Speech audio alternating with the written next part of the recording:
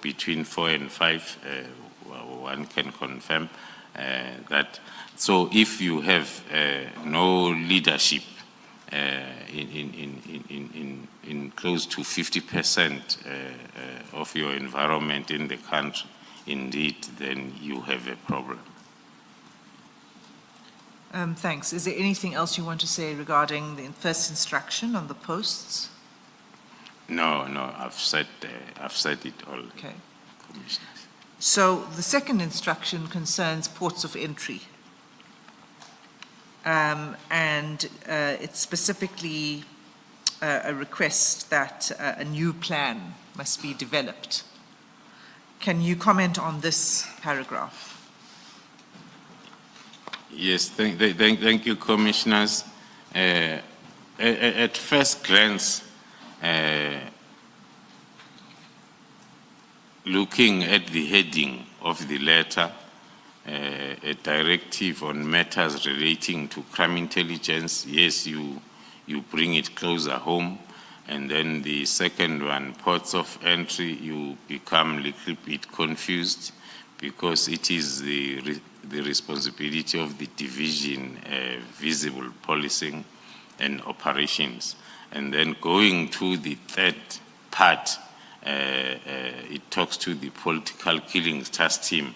So reading the heading was then confusing a bit, because one will expect that when you draft a letter, the heading helps you to understand the content of the letter and the logic, so as then you are able to understand.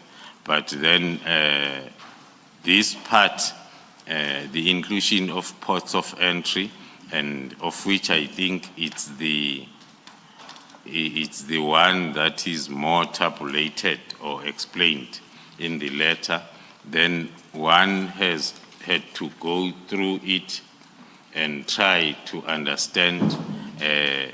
The directive is clear that it talks to the review as well as the review of the deployments in that particular environment, as well as the operational plans to deal with the threats that are being addressed at the point of entry.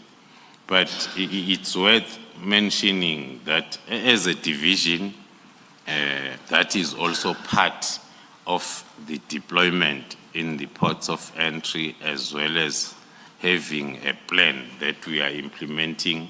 One can safely indicate that we are happy with our current setup and also the plan itself.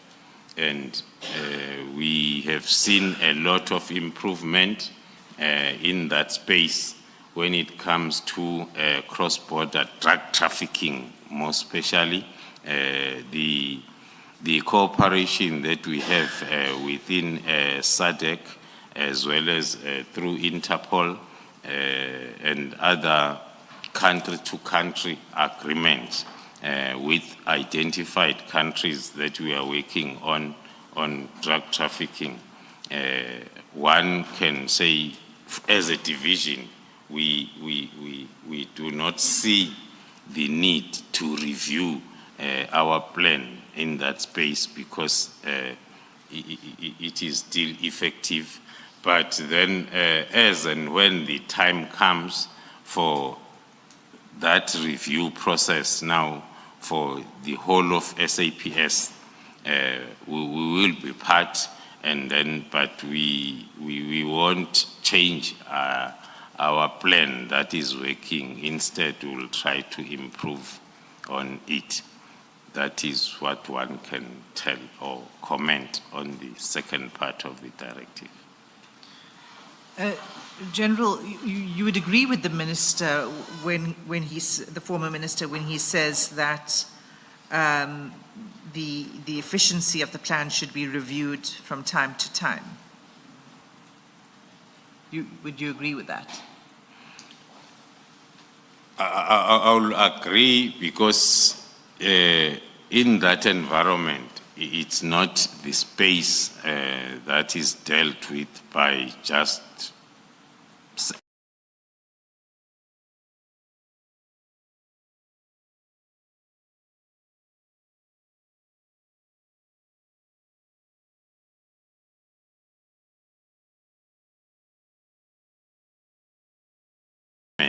in the space of a port of entry. So I'll agree on that reason.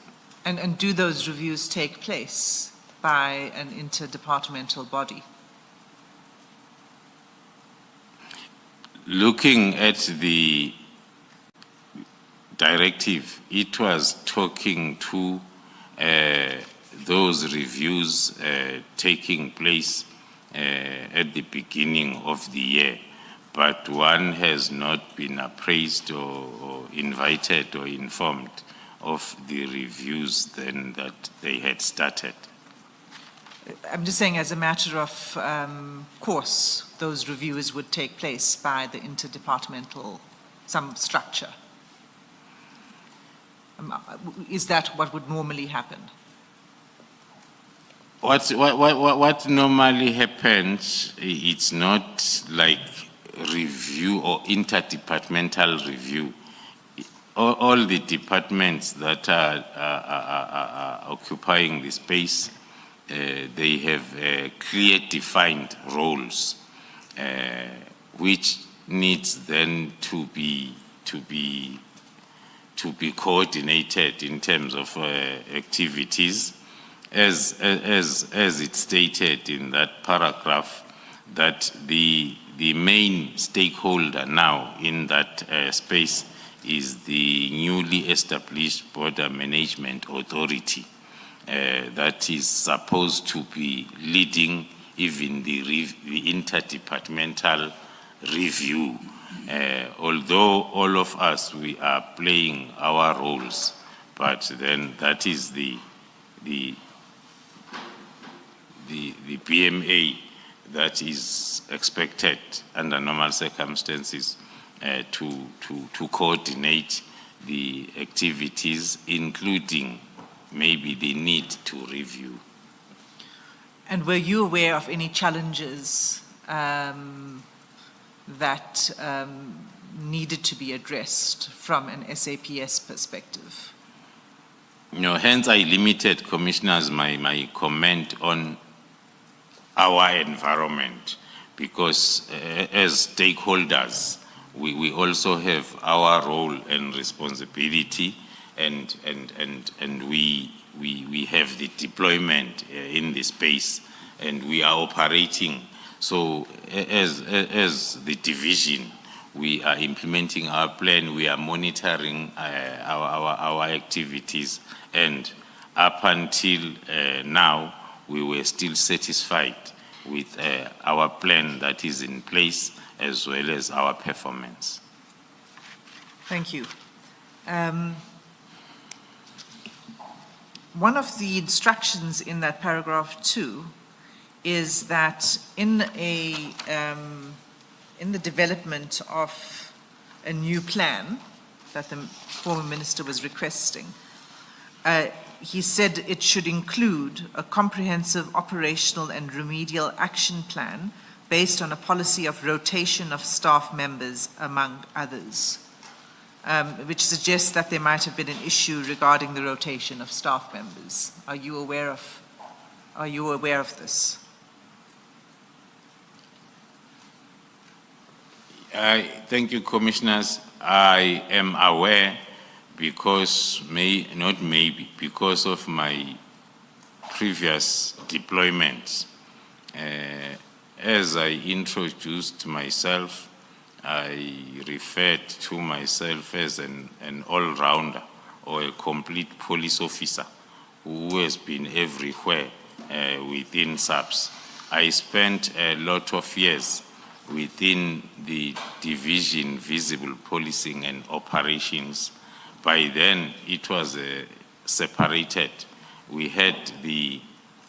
I was within the Operational Response Services, where I was coordinating operations, and the deployment in the ports of entry was a part of our responsibility as a division.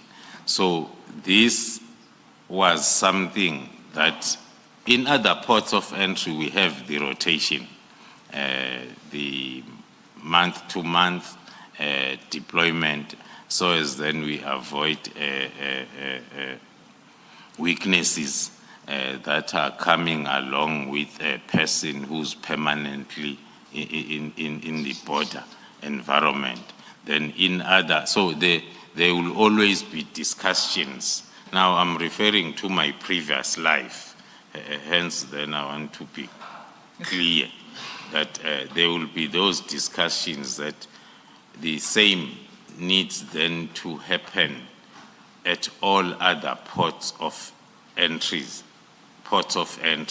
so as then we avoid the challenges that are related to integrity issues when you have a permanent deployment. Okay. But as you understood it as at 31st December 2024, you weren't aware of challenges in this regard? No, I'm not aware. You weren't informed of any of these challenges? No, Commissioners. Okay. So anything else you wish to say on paragraph 2?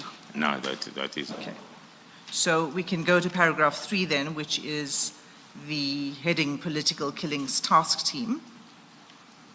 And I want to first confirm that you have been involved with the PKTT from its inception. Is that correct? That is correct, Commissioner. And when was that from? From July 2018. From July 2018. Yes. And in this letter, the former minister refers to the formation of an interministerial task force.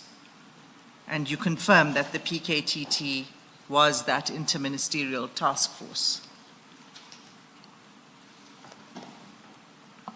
As I indicated, Commissioners, that the terms and choice of words sometimes used in the letter, they are confusing, and sometimes they talk to maybe not from a well-informed part, because we do not have a task force. We don't use that language in whatever processes and activities with regard to PKTT. But we do have the interministerial committee that we have referred to it in most of the time, even during this commission. General, there are witnesses who have referred to the National Task Team, referring to the PKTT. Yeah. Would that characterization be correct?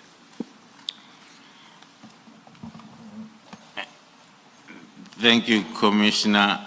The choice of adding N at the beginning again will be maybe an individual choice. Why I say so, because from us that started the whole thing, our understanding is within SAPS there are lots of task teams within SAPS. A district commissioner might decide to establish his district task team for a specific purpose, the same as the provincial commissioner, the same as the national commissioner. That is then the task team. And then the political killings task team was established by the national commissioner, the political killings task team. Now, the choice of using N might come when then we talk of an interdepartmental, because on my previous testimony, I tried my best to explain the route that we took to get to where we are. To say when when we moved from SAPS only task team to interdepartmental, that's when then the national departments came in. So the choice of using N, of adding N, might come if then you want to understand that interdepartmental part of the PKTT. So, thank you, Commissioner. It was a national task team in the sense that it was set up at by the national executive. Would that be right, to describe it in that way? Yes, it can be right. And okay, so it was established by the national executive, and it was funded from the national budget, not from the provincial budget. Is that right? Yes, it was established by the National Commissioner. There is an N there of National Commissioner. It's funded from the national budget. There is an N there. Then the part that I was explaining was the one that talks to it now being guided and overseen at national level, starting with the interministerial to the directors general of the national departments. So hence then I say the choice of adding N, unless if it's meant to confuse, but if it is meant to explain, one can explain it like that. Thank you. So national task team is not descriptive enough, especially if you say there are several task teams at various levels. So national task team could be any national task team. So that's not descriptive enough, whereas PKTT is descriptive. Yeah, as we speak now, according to my limited information, we have 2 more national task teams that are running in the northern part of KZN, as well as one in the Western Cape. Thank you, General. Thank you, Chair. So then to go back to what you were just saying, the Interministerial Committee that you say had this overall view on the work of the task team, is that right? That's correct, Commissioner. Chair, we've been able to obtain the minutes of the Interministerial Committee and to have them declassified. May I ask leave to submit them formally for the record as an exhibit bundle? And the exhibits number from CJC 8 all the way to CJC 17. File 1. File 1 exhibits bundle.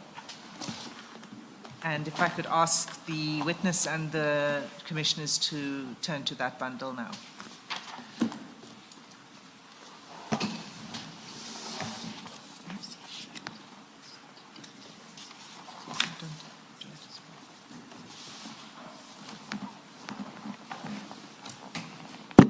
CJC 8, commissioners, is the confirmation of receipt of the request for the declassification. And CJC 9 is the letter from the authority that was required to declassify the minutes, which is the presidency, confirming the declassification and attaching the minutes. So if we could please turn to CJC 10. That's where the minutes begin, and it's at page 4 of that bundle.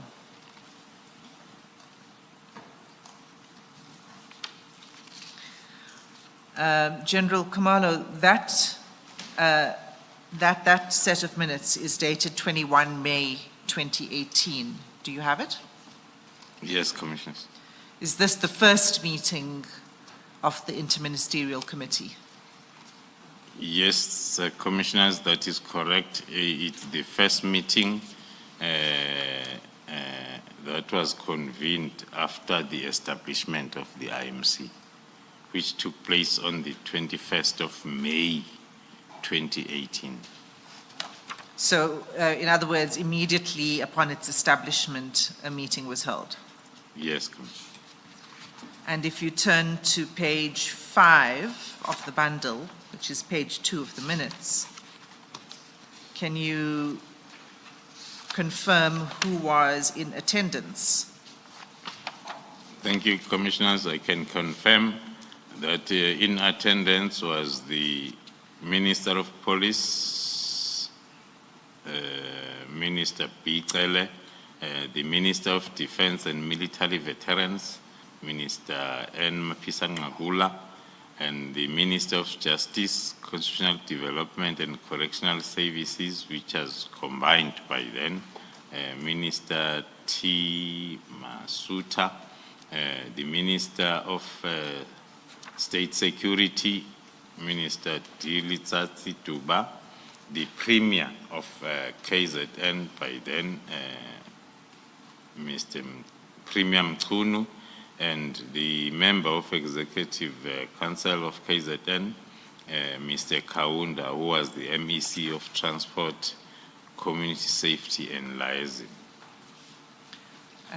Just for clarification, do you confirm that the Premier at this time, Premier Mchunu, is not, it's not, and we don't want to confuse this person with Premier, with former Minister Mchunu?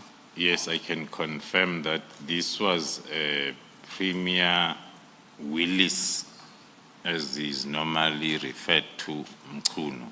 Thank you. Not the current Minister of Police. Ms. Hassan, maybe for correctness, there is the mistake that is repeated of referring to Minister Mchunu as the former minister. He's not former minister, at least not yet.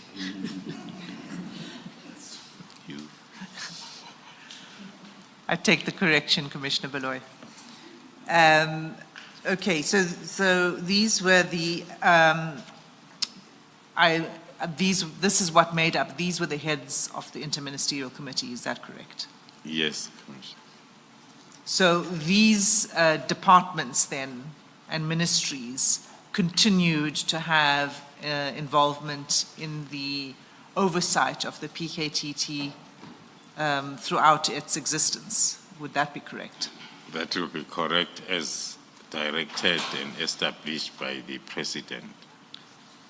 Thank you. So we don't need to go to it in exhaustive detail, but just so that we can get the main aspects of these minutes. The first serious presentation was a political presentation by the Premier. Is that right? And that's on page 6 of this bundle. That is correct, Commissioners. And in that presentation, if we look at the second bullet, the minutes state that a task team was established in 2011 to find the causes of the political killings. What task team was that? Although one was not part of the meet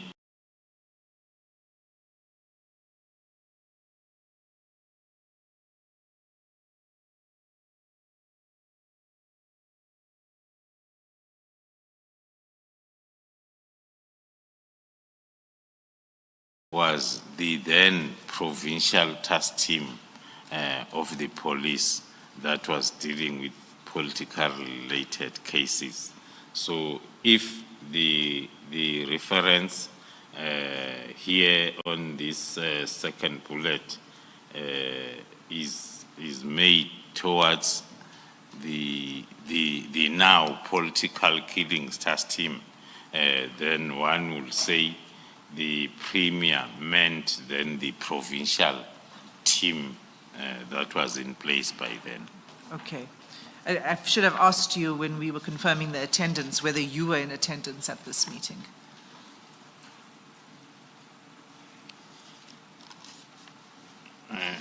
Although there is no, I don't see the attendance list, but I was still not part of the now PKTT in May. I only became part around June when we were then brought in to start compiling the new strategy and the plan that was going to be implemented from July onwards. But why then I say, commissioners, that one would have to rely on the attendance register? It's because it was during the period, one is not having the dates.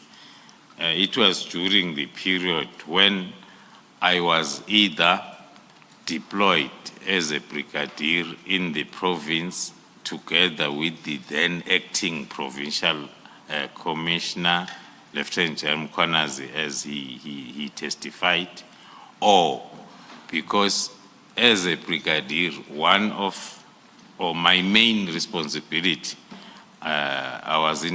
was on national intervention operations.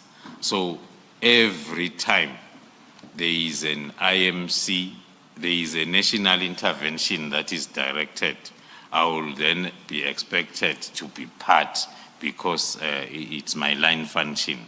Hence, then confirming that I might have been part of this meeting either because I was deployed in KZN or because of my line function at national level.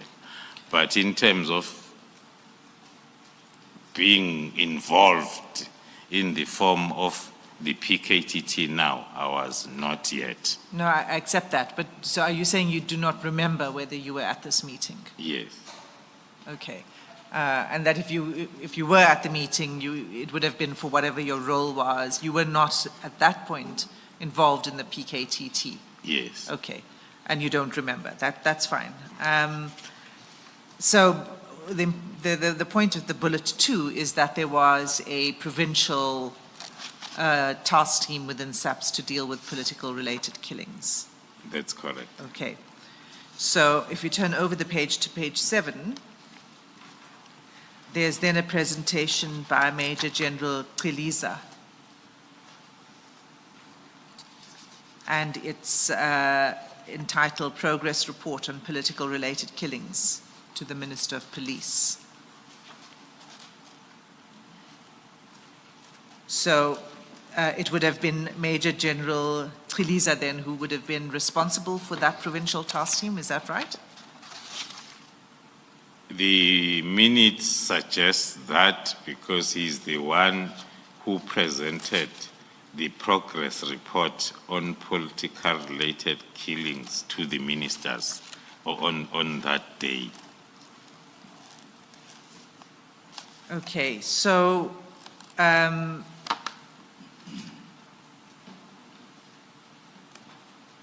if we go then to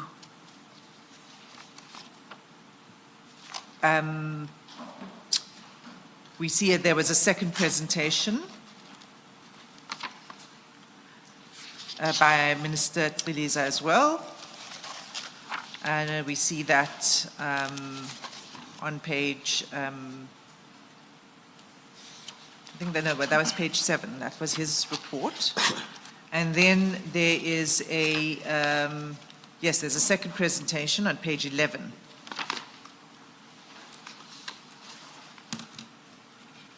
At item 2.3.1, do you see that? Yes, Commissioners.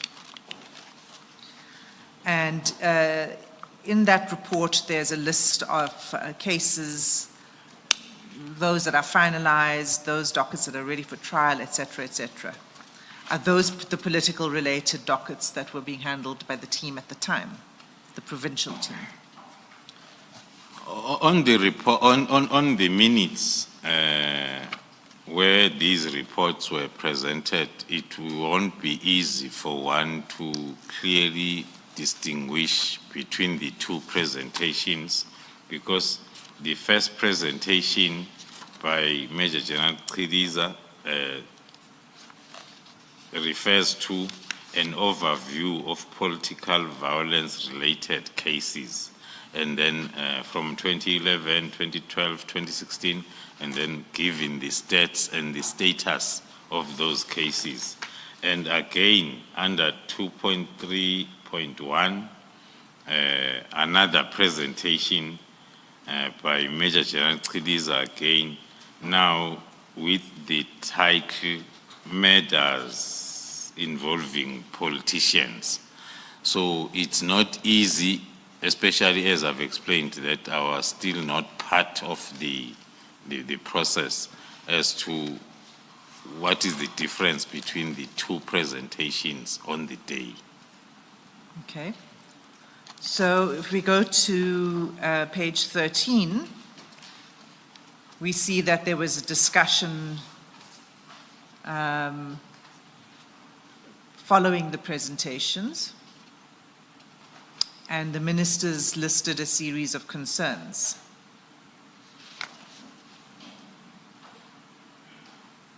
I'm not going to read through all of these concerns, but would it be correct to say that one of the concerns raised by the ministers was that the political killings in the province was escalating? That is correct, Commissioners. And could you just read out the first 2 bullet points of the decisions on page 14? On page 14, under the heading Decisions, the meeting resolved that the task team coordinate its work and minimize working in isolation to each other. Then bullet 2, the task team should have purpose, objectives, role and responsibilities, as well as the frequency of meetings, in brackets, terms of reference. And the third bullet? On page 15. On page 15? The first bullet on page 15. The first bullet on page 15, the task team should develop an investigation and prosecuting strategy that will mitigate all the risk factors associated with the investigation and prosecution, such as... Pause there, and then there's a list. Yeah. Now, this investigation and prosecution strategy, is that the strategy that you began to develop when you became involved in June? That is correct, Commissioners. It's one of the recommendations that we had to attend to as we came in June. Okay, thank you. And then if you turn over to page 16, there is a presentation made by the NPA, Advocate S. Abrahams. Do you see that? Yes, Commissioner. And then there is a further set of discussion and decisions by the IMC, which is recorded at page 17. Can you just read out for the record the 2 bullets that contain the discussion and decisions. The second discussions and decisions on page 17 of the minutes, the first one, ministers expressed similar concerns that NPA is providing statistics which are conflicting the statistics which were presented by SAPS Detectives team. And this is attributed to the fact that the task team members are working in isolation, in brackets, no coordination. The second decision, a dedicated team of prosecutors should be part of the task team to guide the investigation team in order to improve the quality of cases put on trial and improve the conviction rate. Do you have any comment on those decisions? Thank you, Commissioners. Indeed, the decisions were pointing towards real challenges that was facing this task team, this provincial task team, the lack of coordination was demonstrated by the fact that within one meeting, there are 3 different task team reports that are presented, which shows that there is no coordination of both activities and accountability, which then one will say the interministerial committee were not wrong in their findings, as well as recommendations as to what needs to be corrected. Thank you. So then if we go to the next set of minutes, which is CJC 11,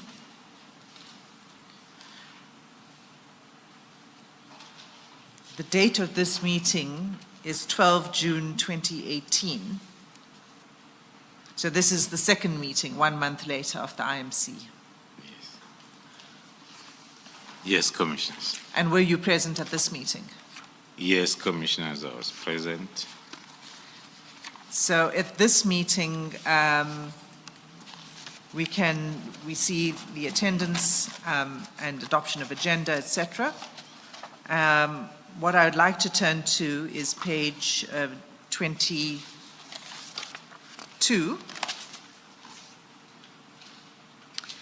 And there we see a briefing by the acting KZN Provincial Commissioner.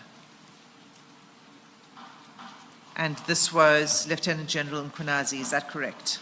That is correct, Commissioners. And what was the gist of his presentation or his briefing? It's a lengthy briefing, so I don't want you to go into the detail. But if you recall the gist of it, can you explain to the Commissioners? Thank you, Commissioners. The gist of the presentation by the acting Provincial Commissioner by then was first the fact that they were the new team was not the new team. The plan to establish the new team had started.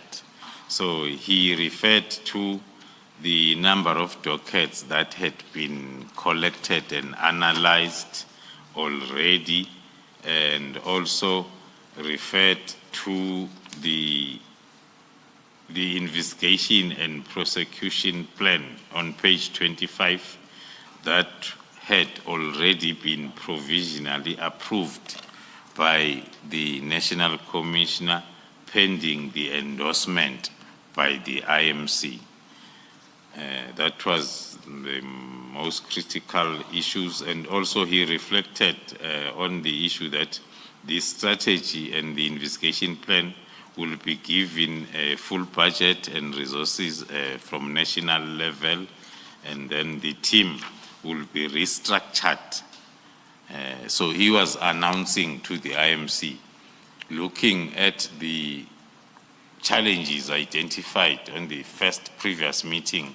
So he was attending to most of them with the plan that was in place as to how all those weaknesses were going to be attended to. And the conclusion then was the proposal that was made by the National Commissioner at the time, and that's on page 25. So it was the restructuring and a development of this strategy or investigation action plan. If we turn over the page,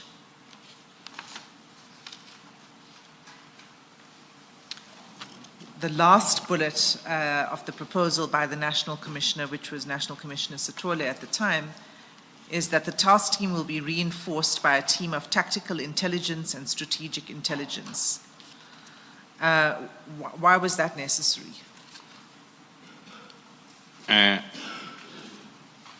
The National Commissioner was proposing his structure at national level that was going to oversee, because if we start from the previous page, he is talking of the last bullet on page 25, when the National Commissioner said, as part of monitoring and overseeing the task team, Lieutenant General Libya and Lieutenant General Tsumane, who was the Deputy National Commissioner Crime Detection by then, will be responsible for that task of overseeing the team. So he was briefing the IMC that the oversight will be at national level.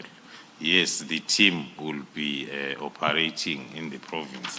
Hence, then on the next page 26, the point there, he was stressing, because intelligence capability is a national competency. They are not the responsibility of a district, a provincial, or a provincial commissioner. So the National Commissioner was bringing in the then Divisional Commissioner of Crime Intelligence to be part of the overseeing team at national level. Thank you. So we can then conclude these minutes with reference to the resolutions that were adopted on page 27.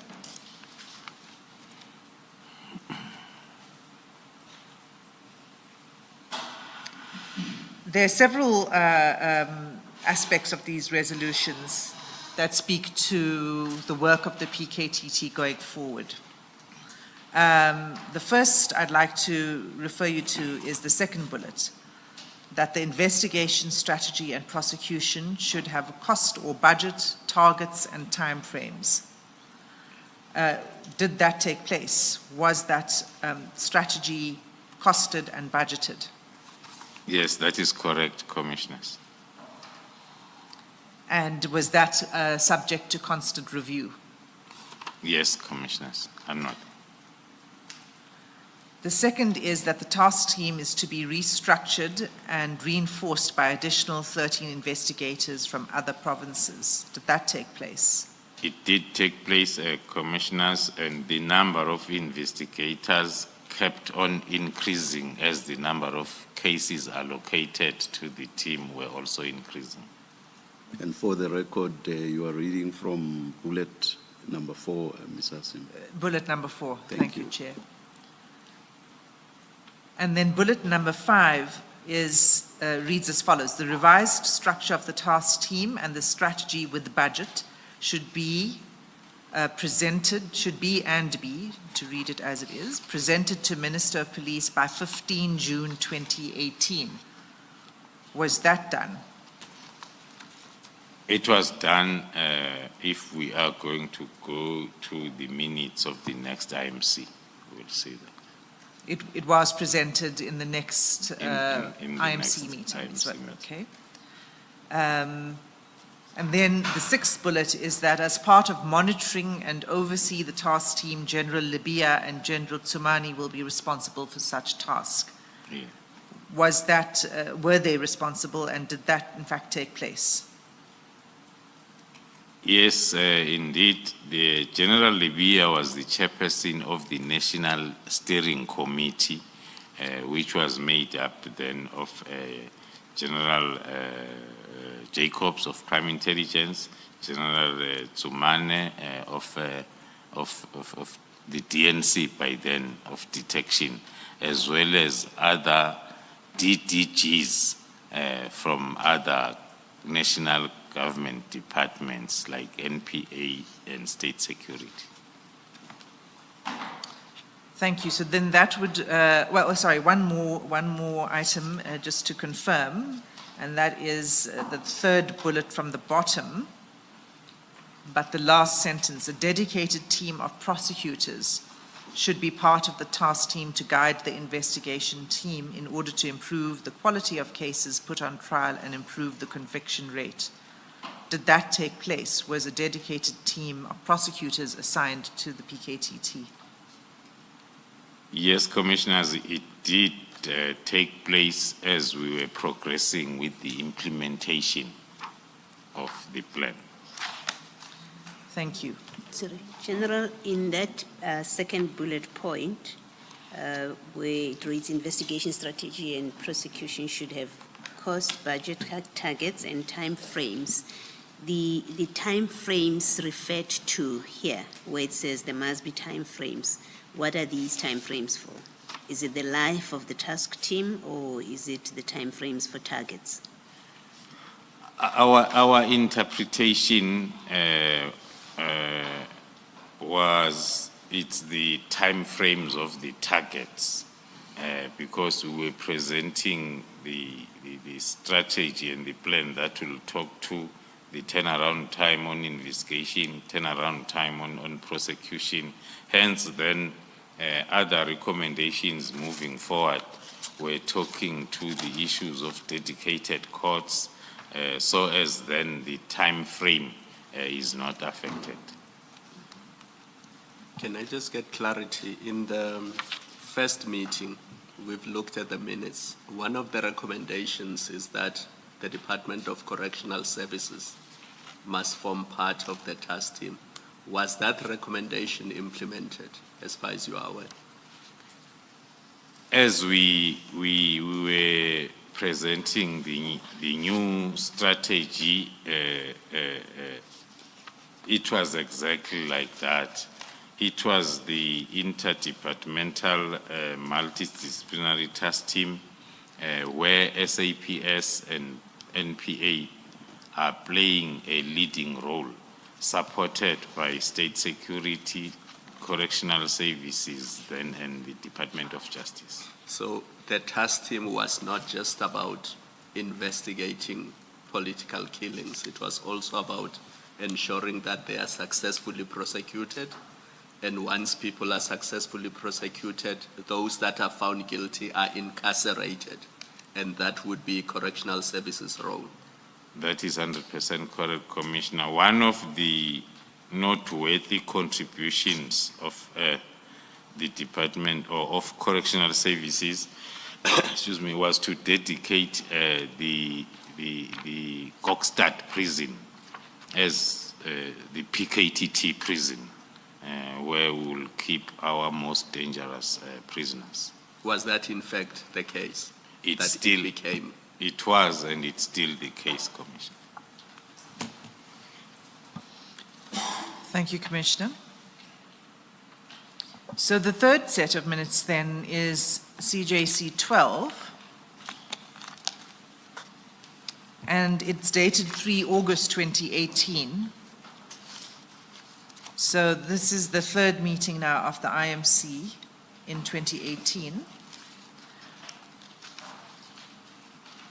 Are you there? Yes, Commissioners. Were you present at this meeting? Yes, I was present. And it was chaired again by Minister Cele at the time. Yes, that's correct.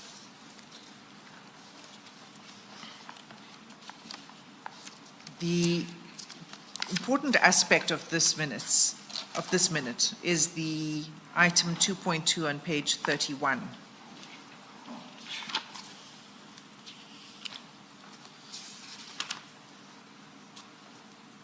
If we can begin there, it begins at that point.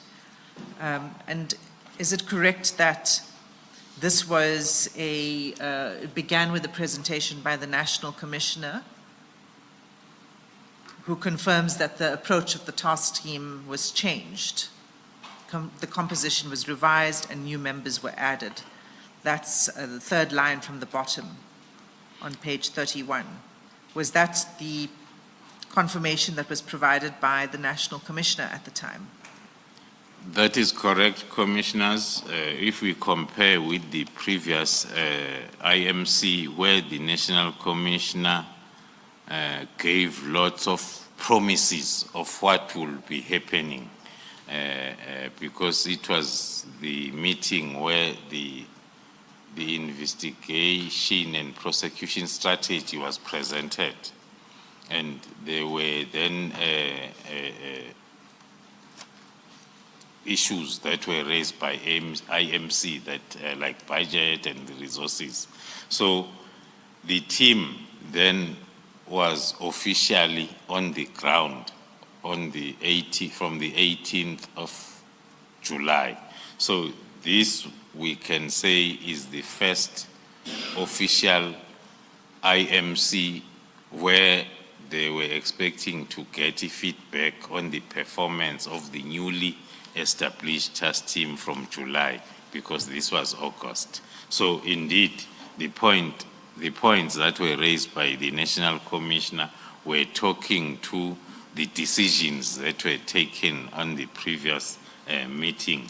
Hence, the first one, he's confirming that the task team was changed, reconfigured, and the composition was revised with additional members added on the team. Thank you. Chair, it's 11 o'clock. Let us adjourn and resume at 11:15.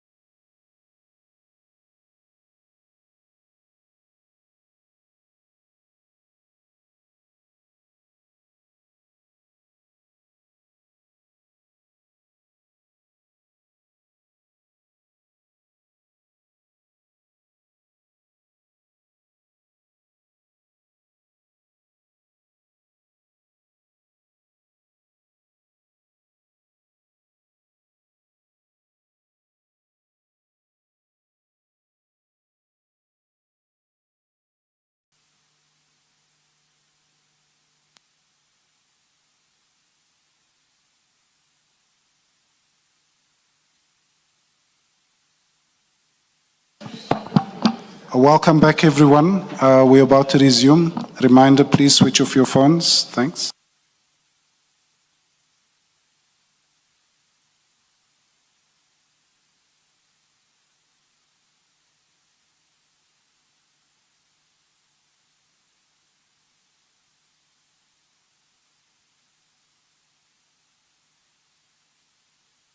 Thank you, Commissioners.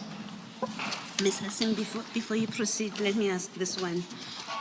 General, at that page 31, paragraph 2.1, in the third line, in fact, this is where the chairperson indicates the history of this team after the president visited the province. And then in the third line, it says to urgently attend and solve all high-profile cases and the ongoing political killings. Where it refers to all high-profile cases, what was contemplated there?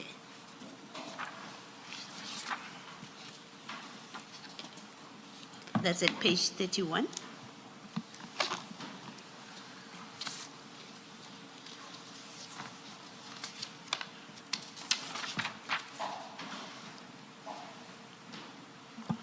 Thank you, Commissioners. According to our interpretation, the high-profile cases will refer to, because the criteria of allocating a political-related case will have a list of categories, with the last category being a political activist, a member of the political party. And then the high profiles, according to us, are those political figures that are office bearers and those that are also serving in local government especially. That was our understanding of high profile.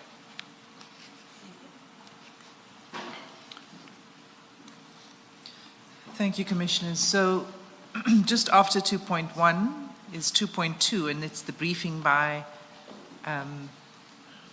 the National Commissioner, the first one which we just dealt with, about the approach of the task team. And then if you turn over the page, there is a presentation that is made by the Acting Provincial Commissioner. And it begins with the introduction. And then the first heading is operational coordination, and it speaks about the joint operational centers. Is it correct to say that the description here under this heading is what you've presented to the Commission when you testified when you were here before? Commissioners, can I be reminded on the CJC number? It's page 31, and it's CJC, I've forgotten. 12. Page 31.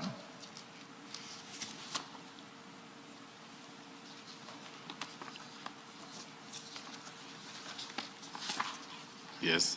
Okay, so 31 was where we had ended off. And then, 32 is now the presentation by the Acting Provincial Commissioner. The second heading is operational coordination. And I just wanted to confirm with you whether what is presented here is the same as what you presented to the Commission when you testified earlier. That is correct, Commissioners. I can confirm these were accountability levels and structures that were set up and were then part of the briefing of the IMC, starting with the tactical joint operational centers that I referred to as 4 of them that were established that were meeting and accounting on daily basis to the mission area right up to the National Steering Committee. Thank you. That then is described fully, and then the next thing I'd like you to turn to is page 34, where the acting provincial commissioner at the time described the composition of the team. Is this now in terms of the revised structure? Yes, commissioners, that was in terms of the revised structure and the command and control as was presented previously, looking at the mission area joint operational center, the first box on the left, the task team leader referred to as Major General Ramatswele, as we have presented before, and the project manager referred to as the then Brigadier Kumalo, which is myself, and then other tactical commanders for different disciplines, and those four operational teams below that were implemented. Thanks. And then page 36, which deals with the table of case dockets. Is this presentation an analysis of the dockets that were within the control of the task team at the time? That is correct, commissioners. At the initial stages of the task team, we had to indicate the cases that were presented during the previous IM. We can show the additional cases in that page or slide. We were reflecting that on the previous report, the cases allocated to the team were 98, but then during this meeting, there were now 126. Thank you. And then if we go to the end of these minutes, it's page 41.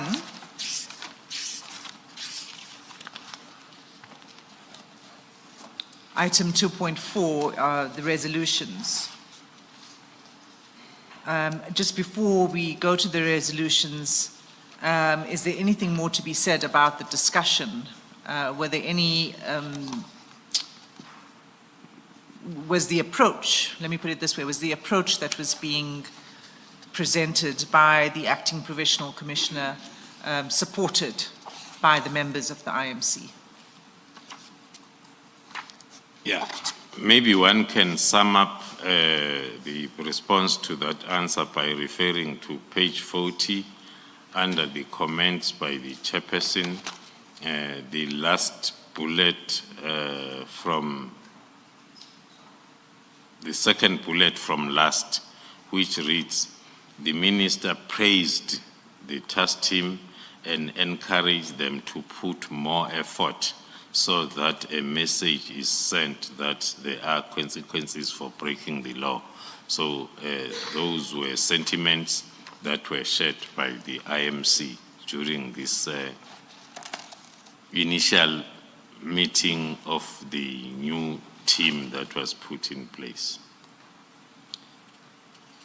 Thank you. And then finally, the resolutions. The first bullet point is for the task team to provide a progress report. Did the task team do so on that 126 cases? Yes, those are 126 cases that were reflected during this meeting. So the resolution was on the next meeting.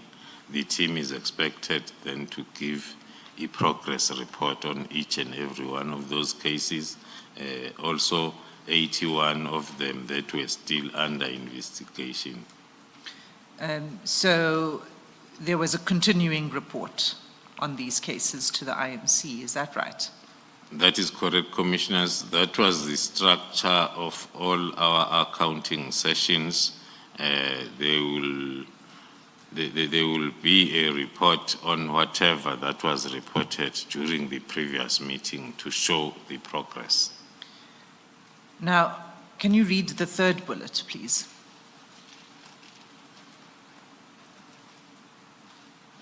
The third bullet under resolutions. Under resolutions. The task team in the next meeting will provide progress report on the progress made on the following priority cases: Mr. Mkunu, the killing of Mr. Mkunu, Mr. Stole, and Mr.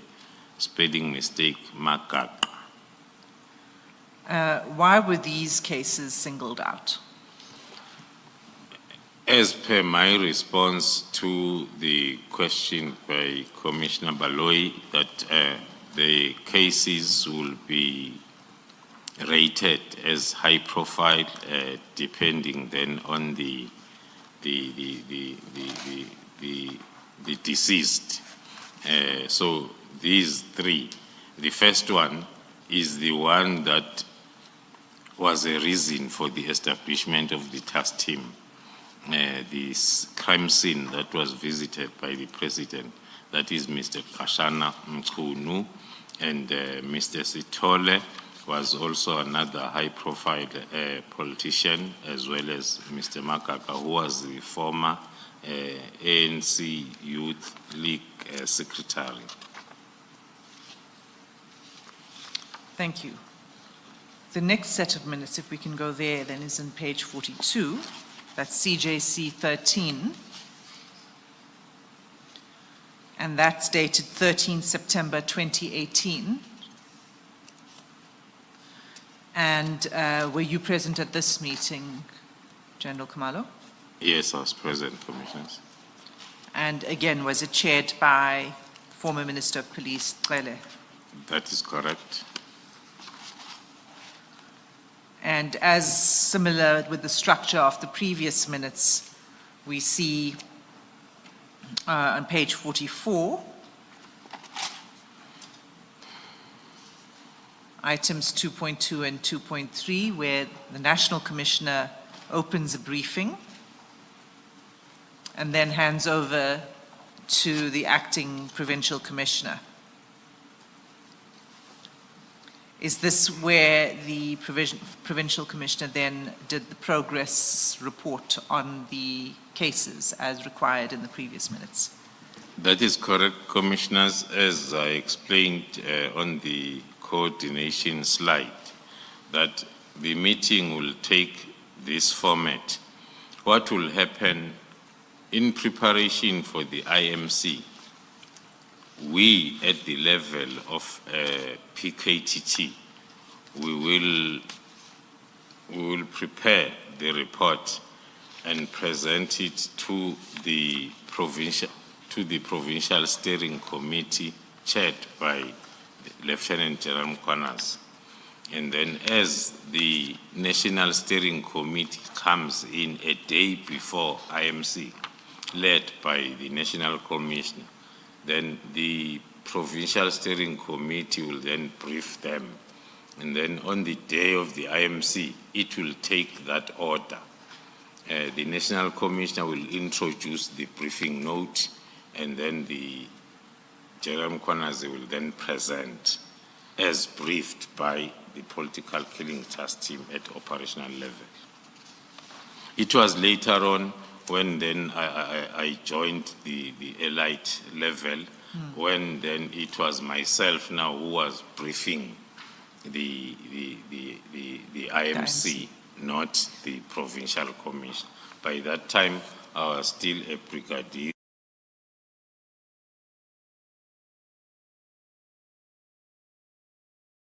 And brief but then after I became a Major General, that's when then they allocated the responsibility to me to brief all the levels, the National Steering Committee as well as the IMC. So this briefing is extremely detailed, and it goes all the way to page 56, in fact. And we don't need to go through the details, but I just want to confirm that this was a presentation that was made by the Provincial Commissioner with your assistance. That is correct, Commissioners. So if we turn to page 55 of the bundle,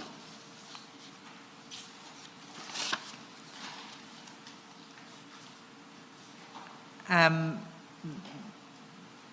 the middle of the page, it says the need of fast-tracking ballistic and biology analysis, that paragraph, and then the following bullet points. Is it correct to say that at this point in time, so this meeting is now, September 2018, is this when the need was identified for expert analysts to be included in the team? That is very correct, Commissioners. From our initial plan, we had planned the task team to have these expertise. But because it was a new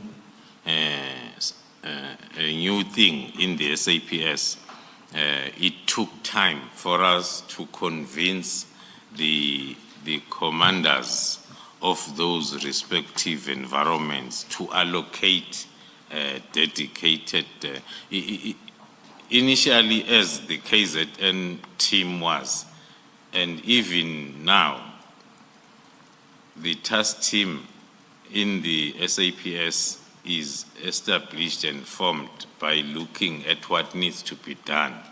If it's an investigative task team, only detectives will be assigned to the team. So we were implementing our plan step by step by first indicating the challenge that we have, and then we'll put a request that if we can have this dedicated capacity. I have an example that I can cite on call data analyst, because we were utilizing DPCI call data analysts that are in Pretoria, and we are in KZN. They did come, and we celebrated that at last we have. Then they said, no, we are here to pick up the discs and go back to Pretoria. They disappeared with those discs up to date. So it was not working for us to have analysts or experts that are not part of the team. So with these recommendations, we were trying to implement, to influence that our plan is properly implemented, including the ballistic experts. All these experts were not yet part of the team. But I think from 2020 onwards, that's when then we had the full capacity. Thanks. And so that meeting followed, so it was a detailed report, and it concluded with resolutions, and that's on page 57. And again, as per the previous minutes, the request was for continuing reports on the progress of cases. Yes, that is correct. And for a specific report on the high-profile cases as well. Yes. Sorry. General, in that page 57 under resolutions, can you just explain that first bullet point, which requires a progress report on 22 case dockets not related to the task team mandate? Why that was being included for discussion in the work of the task team?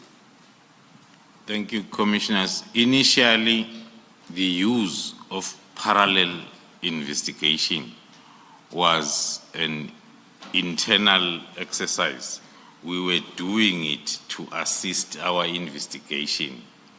But then the time came when, because if we have a main case that is linking ballistically with another case that is not politically related, we were only reporting on the politically related main case. So the resolution was, let us also report on those parallel ones because they talk to the performance of the task team. It was a performance issue, really. It was a performance issue. Yes.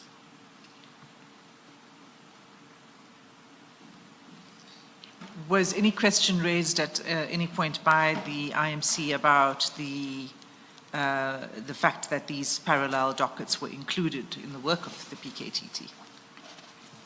There were mainly comments that were coming from, because our report was structured such that we all the activities of the team. So when we get to the ballistic analysis, that's where we will show the linkages that the firearms that we have confiscated, they were linked with other cases that we had then requested from the stations to investigate them parallel to the main case.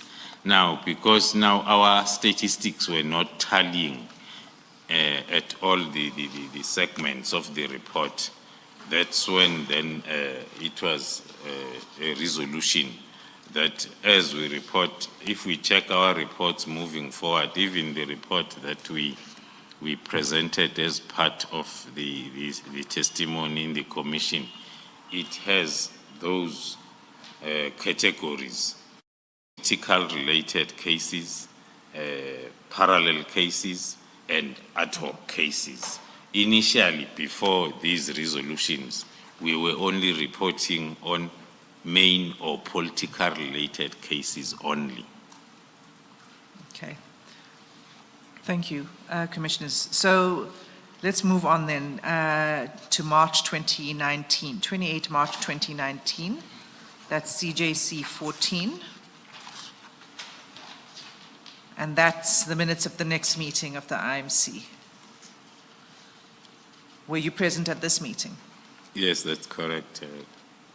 And again, it's a very lengthy briefing, am I correct, that was provided by the acting PC? Yes, Commissioners. And the update, which is very detailed, is an update on all of the cases under investigation and in court. That is correct, Commissioners. Maybe then to draw the attention of the Commissioners on page 64, where we were complying with the recommendation of the previous meeting, where we started then reflecting on parallel case dockets that were not part of the previous reports. And on page 65, you report on ad hoc cases. Yes, as I explained, Commissioners. And those related to the unlicensed firearms. Yes. And that meeting. Sorry, can I just ask? Mm-hmm. Is it then correct, would it be correct then to characterize the position this way, that although the team was set up and its mandate is to investigate political killings, these parallel and ad hoc investigations means that at least operationally, the mandate sort of expanded, because with the parallel cases, you're not necessarily looking at political related matters. I think somewhere earlier on, there was a report, for example, of a reckless driving case, and there are robberies here. So in practice, the mandate sort of expanded. Would that be an accurate characterization, General? That will be very correct, Commissioners, because it was an operational decision not needing the extension of the mandate. I'm trying to separate the two, because we are investigating political related cases, and then there is a case that is linked with the other case that is not political related. Maybe it's because it's the same suspects, maybe it's because it's the same firearm used. Now, for us to strengthen our main case, there is a lot of evidence that we can get from this other case, and then we will then investigate it parallel to this other case. Same applies to the firearm-related cases, because we will have operations where we are looking for specific firearms. Now, when we register a possession of unlicensed firearm for that particular firearm, that case will be investigated by the team because it is linked sometimes with a parallel docket that is linked with the main political related case, because this firearm was used in both these cases. So initially, it was an operational decision which was part of our methodology. Hence then, when we were reporting on the mandated group. But then as we were explaining how we are so successful, then it was then requested that we bring also those cases in our report. Thank you. And am I correct to say that in all of these reports, you began to then report in terms of those categories? So you separated out the categories in your reports? That is what we did throughout up until the last 27-page report of January 2025. Yes. Okay, so I'm going to just move on to the next. The resolutions here, just for the sake of completeness, to wrap it up, are similar to the previous resolutions, which is to continue your reporting on the cases and to intensify efforts on certain cases. Correct?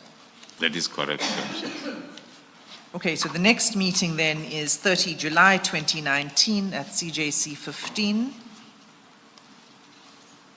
page 73. Were you present at this meeting? That is correct, Commissioners. And can you tell me whether this meeting followed the same format as the previous meetings, meaning a very detailed report by the Acting Provincial Commissioner? Yes, indeed, it followed the same format where the National Commission on paragraph 2.2, page 73 will introduce, and then and General Corners will take the IMC through the prepared presentation, starting with the introduction as well as the cases allocated, and giving the status report on each and every one of those cases. Thank you. If we can then, again, a very detailed record of the presentation that is included in the minutes. But let's go to page 82.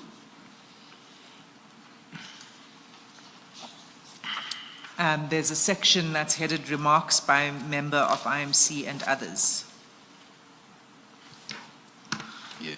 Okay, so the first bullet point, it says the meeting noted the incorporation of 78 cases which are not related to political killings. Can you just explain that bullet, please? It is referring to the explanation that I've been giving, that these cases, because they were increasing, and then as they are reflected on each report, then the IMC was also starting to take note of them, then, because that will influence even the resources and the budget for the task team. And it notes that the meeting indicated the team should pursue those cases. Yes, as I explained, that if the meeting indicated that the team should pursue these cases as if they indirectly have relation to their mandate. So it started as an operational decision, but then during this meeting, it was then accepted as an indirect mandate, although it's not talking to the mandate of political killings dockets. Can you comment on the second remark by the IMC?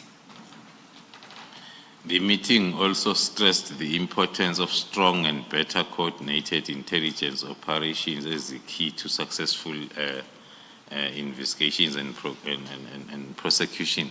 That was the time when we had the team that was at least 98% capacitated, sufficient, and we were then able to deliver in line with the plan in terms of activities and the timelines, because we had better coordination from within the expertise. And there was also, by that time now, an understanding, as I explained yesterday, that when we call people up, they come in with their understanding of how things are done. So indeed, it took time for the team to gel and understand that the methodology here is in a process format. Hence, then there was this comment. Okay. And the third bullet? Can you comment on the third bullet? The involvement of private security firms or is concerning, and the meeting indicated that the team should work with private security industry regulation authority to do the inspections on compliance. The team had adopted a concept of compliance inspections, because we had since realized that the firearms that are normally used are belonging to the private security companies as well as municipalities. That is why we were struggling then to get the firearm that will link with a political killing case. Then we started the compliance inspection. The criteria will be, when we identify the hit orderer, then we will profile the hit orderer until we get to I must choose the word now, an associate who is having a private security company owning firearms. That is when then we will go for compliance inspections. And in most of the compliance inspections that we conducted, we will find that the caliber, because you will first profile the security company to identify and understand the firearms that the company is owning. Then when you go for compliance inspection, your focus is on a caliber that is fitting the one firearm that you are looking for. So when you get there, in most cases, the firearm that you are looking for is reported stolen 2 weeks ago. So that was an indication then for us to say we need to widen the scope, and we have another example in the municipalities. One of the municipality, we were looking for the firearm that was used in killing the councillor. On records, that firearm then was found to have been booked to a particular security who's employed, security guard who's employed by the municipality. We did find that firearm from that security guard but we found it was sliced like a bread, so as then it cannot be used for ballistic purposes. But we did find the firearm. So this was during the time when we were realizing that the struggle for us to find the firearms that are used, it's because there are most of them within the private sector companies and municipalities. Nevertheless, the meeting noted the progress made on recovering firearms, and if you could just read the fourth bullet. More especially the increase of the firearms, the number to 181, it was mainly because of that compliance inspection, because we will find a lot of unlicensed firearms within private security companies and municipalities. So it was 181 firearms, ammunition, and magazines recovered. Yes. And that was since, it says the re-establishment Yes, of the task team, not the establishment. So, since July 2018. so that's July 2018. Okay, and then again, request for more progress reports. And what we see after this is that there are no minutes for the years 2020 and 2021. Can you explain that? Yes, Commissioners, as we are all aware, those years were years when we had a problem of COVID. So the meeting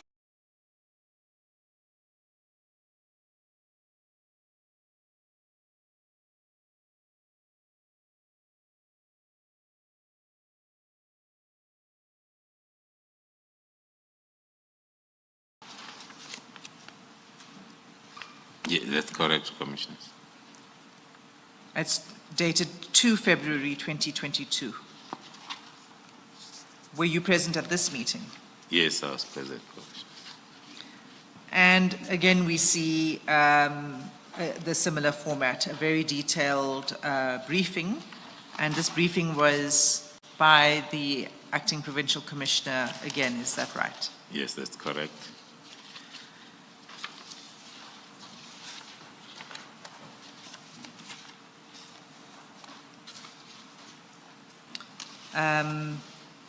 If we can just go then to the resolutions, which is on page 96.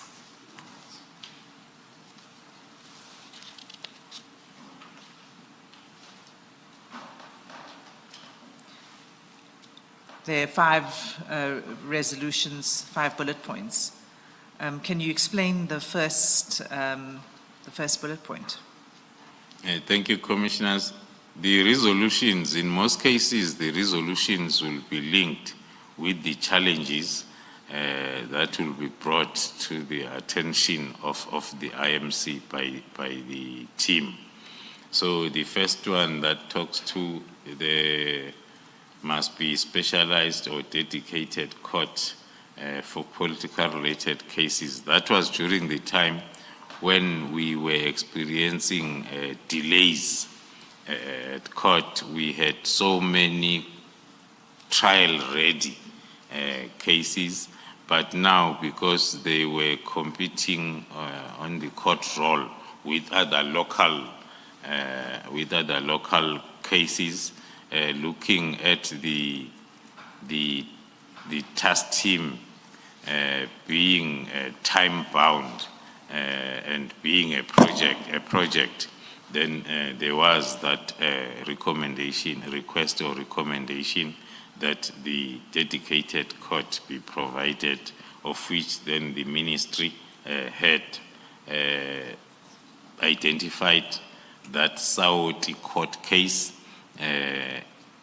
that after threat and risk assessment and other processes, mainly because of the conditions of the cells in that court, then the interdepartmental, especially the provincial steering committee, decided against the use of the court. Then the next one talks to the dedicated prosecution team at lower courts to deal with firearm-related cases. The main problem there was, as the team will register a case of possession of unlicensed firearm, and the dedicated team of prosecutors are dealing with politically related, more especially if the firearm is not linked with the case. Now, those cases were also suffering a lot, and then the team thought that maybe they must also put up that request for their cases that are at lower courts to have the dedicated prosecution team. And did that happen? Unfortunately, it did not happen, Commissioners. Okay, if you can just then finish with reference to the third bullet point on these minutes. The Department of Correctional Services should improve on security, especially unlawful access to cell phones by inmates, and report in the next meeting. This has been an ongoing problem up to date, but it was something that was also brought up by the task team for the IMC to assist on. There were lots of proposals that were put on, but were not implemented. That is why we still have the same problem. And it's one of the reasons why the request that was approved and the recommendation to use Kokstad prison, because communication within that prison is impossible. So that concludes those minutes. The next set of minutes is CJC 17, and that meeting took place on 5 September 2023. Were you present at this meeting, General Khumalo? Yes, Commissioners. Now, this meeting, again, followed the similar format to the previous meetings, except that the report of the work of the PKTT was presented by you and not the Provincial Commissioner. Is that correct? Page 100. Yes, that is correct. And again, as with the previous reports, it's a very detailed briefing, and it goes on for quite a number of pages. I don't know if there's anything specific you want to highlight in relation to this meeting. If not, we'll just go to the end of the minutes. There is nothing more other than to flag that on this report we had included a threat and risk assessment, because it was built up to the upcoming local government elections. So can we then go to page 123? And you'll see this is the section dealing with remarks by other members present in the meeting. Yes. There are a number of comments here. Are there any, there's some that are notable. Some of the issues that are addressed here are issues that seem to recur. The importance of dedicated courts, for example. But we also see that the Deputy Minister indicated that he agrees with the recommendations of the task team and that the team should be enhanced.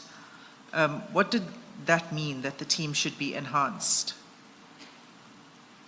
It was referring to the increasing workload and also in preparation for the upcoming local government elections. Hence, then, after the TRA was presented, that formed part of the remarks and resolutions by the IMC. Okay, so it was linked to the threat and risk assessment and then the upcoming elections, Yes. the need for enhancement. So then there's a bullet that says some members have been taken back to their original station. Why is that? It was one of the challenges that we were starting to experience, where some environments will then want their members then to return for various reasons, which was then identified as one, it was affecting our capacity, looking at the work that we had on hand, but also it was affecting our turnaround time, because now as you receive a new person who's not familiar with the methodology, it will take some time for that person to gel in. But that was basically what we're experiencing. Maybe to add, there is a point above that talks to the minister indicating that the task team is also now involved in the investigation of Fort Hare University cases. That was after the extension of the mandate. Now, that also affected our capacity because we had to move then other members of the team to relocate to the Eastern Cape. That was one of the reasons why then the capacity was a problem. Thank you. I note that two bullets from the bottom that the Minister Lamola commended the work of the task team. And then on the next page, page 124, we have the resolutions. And can you read out the last two bullet points?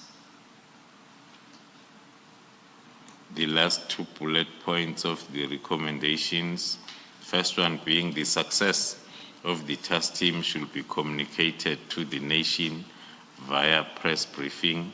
The second one, the task team cannot be dissolved, it must continue. And that is the end of the minutes of the meeting for September 2023. Was there any other IMC meeting after that? Maybe we don't have minutes. There were no other IMCs because this one was the last IMC towards elections. Hence, then it had also a recommendation or a threat and risk assessment and a recommendation of enhancing it, and also the decision not to dissolve it. I should think that maybe in line with the change of administration, this is the last decision taken by this IMC that it should not be dissolved. So as the next IMC, when it comes in, it continues this good work that this current IMC have seen. So I have a question about that, because if the meeting takes this resolution that it must not be dissolved, is it because there were discussions before that contemplating that the PKTT should be disbanded? Not as far as I understand it. It can only be that in our reports, we will also look at the timeline.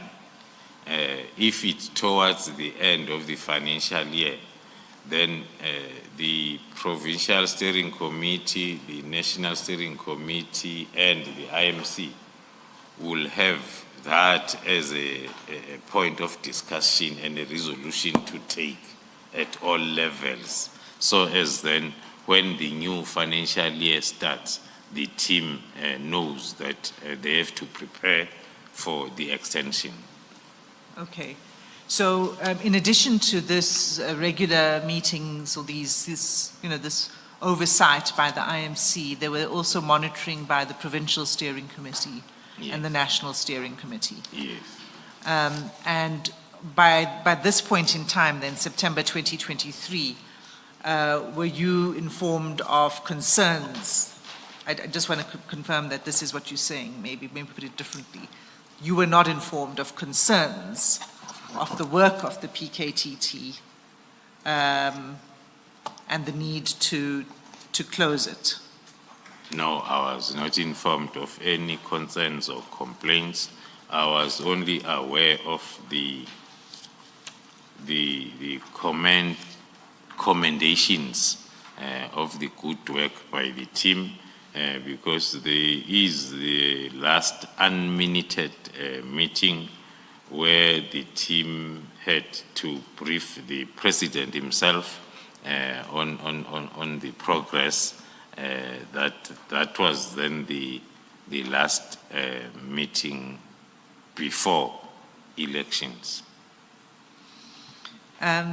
So, as far as you were aware, the task team was conducting itself in a manner that,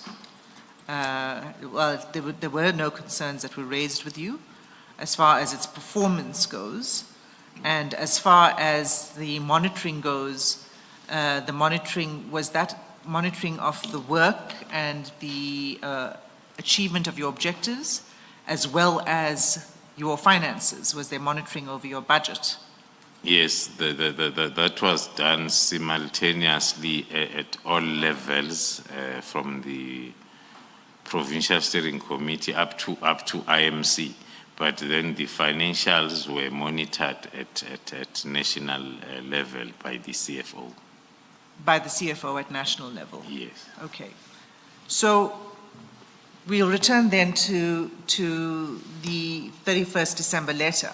Before you do that, General, you have a meeting, the last meeting is in 2023, September. And the meeting before that is in February 2022.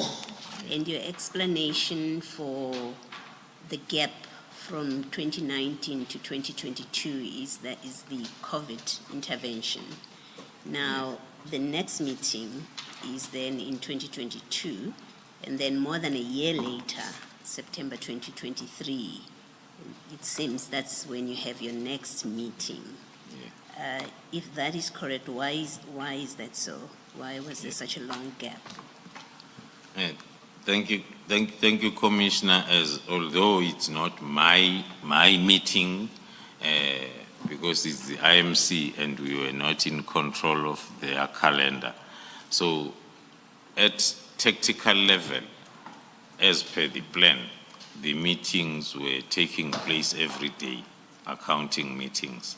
And then same applies to Major level, Provincial Steering Committee.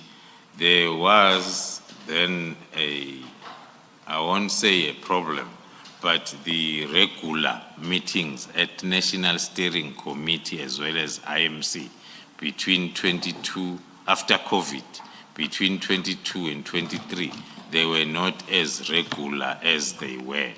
One then can maybe, because their main role was to monitor and evaluate and assess that the team is performing. One will say maybe they did not see the need to meet as regular as before, because they had since assessed the situation and confirmed that indeed the performance is as they are expecting.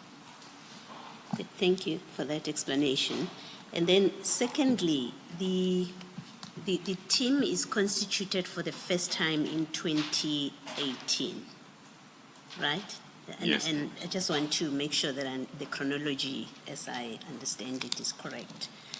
And then in 2018, where you started, you've given a list of the different ministers who were involved in their department. So, for example, and maybe let's just start there. I won't take you through each one of them.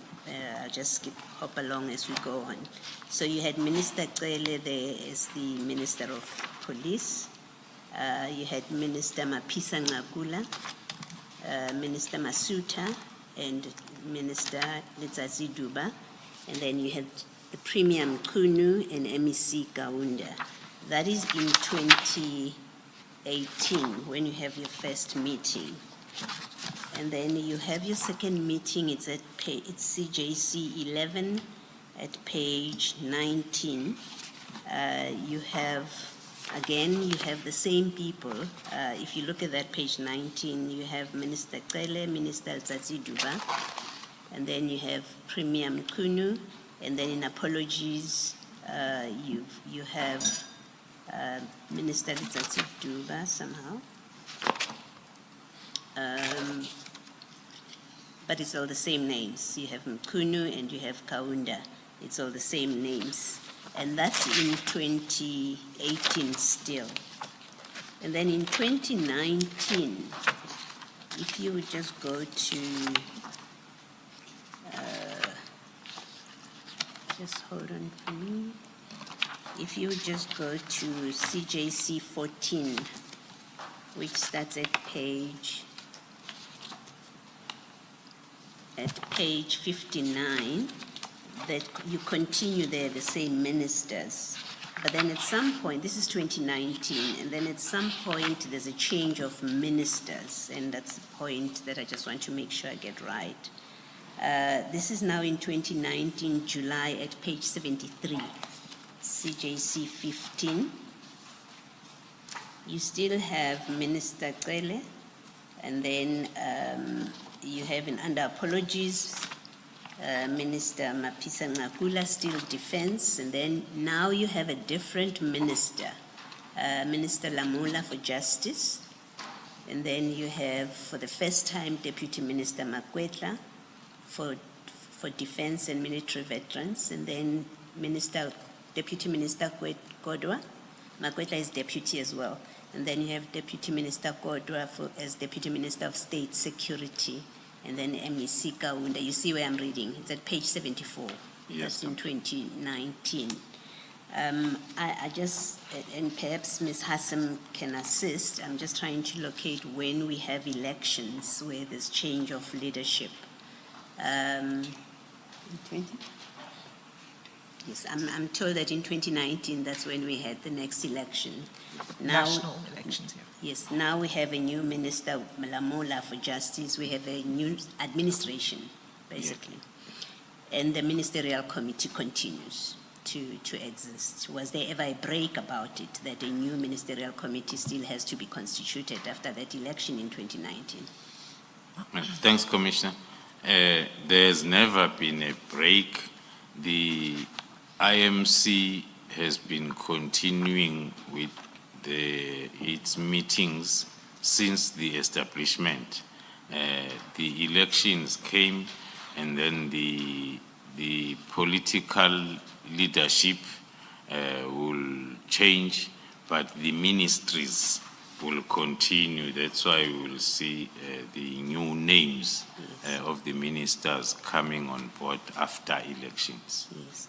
And you see that in 2022 as well, at page 84, this is your February meeting, and then if you turn to 85, you now have Premier Zikalala as a premier, and then you have Deputy Minister Matale, and under apologies, you now have Minister of Defense Modise and Lamola. So the departments continue and ministries continue to be represented, even though there was a change of administration and ministers.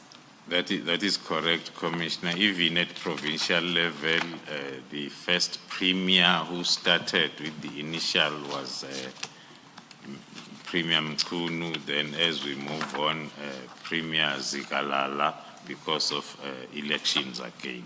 So the political figures will change, but the ministries Yes. will remain within the IMC. Thank you. Thank you, General. Thanks, Ms. Hassan. Thank you, Commissioners.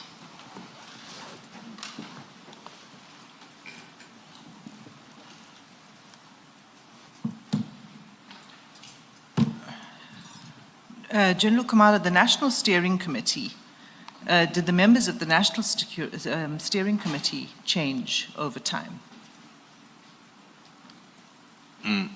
Yes, Commissioners, as it was the case with IMC, also within the steering committees, there will be those changes. If we recall, at the beginning of the task team reconfigured 2018, the Deputy National Commissioner was General Zumane, who retired after some few years, and then Lieutenant General Msigidi was appointed the Deputy National Commissioner Crime Detection, and then she continued serving in the steering committee, National Steering Committee. So it was the case at all levels. Thank you. We were dealing with Part C, so of your statement, and Part C of your statement deals with the disestablishment of the task team. And we began with the letter of 31 December.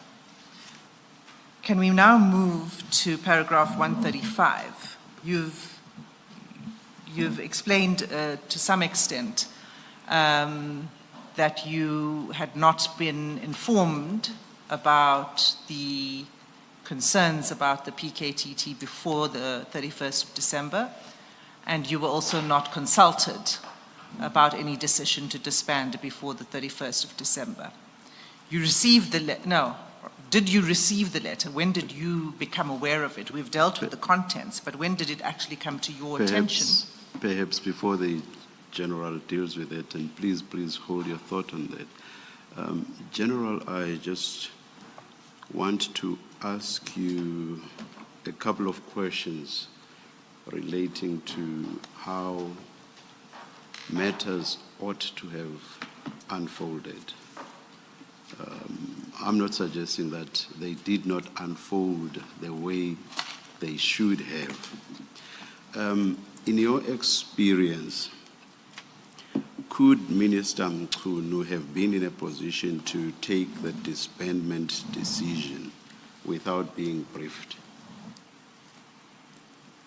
Thank you, Commissioner. Based on my experience since 2018 as to how the processes and the project itself has been managed, as I explained, how it came about in 2018, and then also the impact or the effect of either or especially of elections. One will say, because after the last IMC of 2023 that took a decision that the task team should not be disbanded, it was also meaning that the IMC will continue overseeing even after elections. So my response will be, according to my view, it was not supposed to be like that. And again, in your experience, who ought to have briefed Minister Mchunu? There was a standing procedure of chairperson of briefing the principals.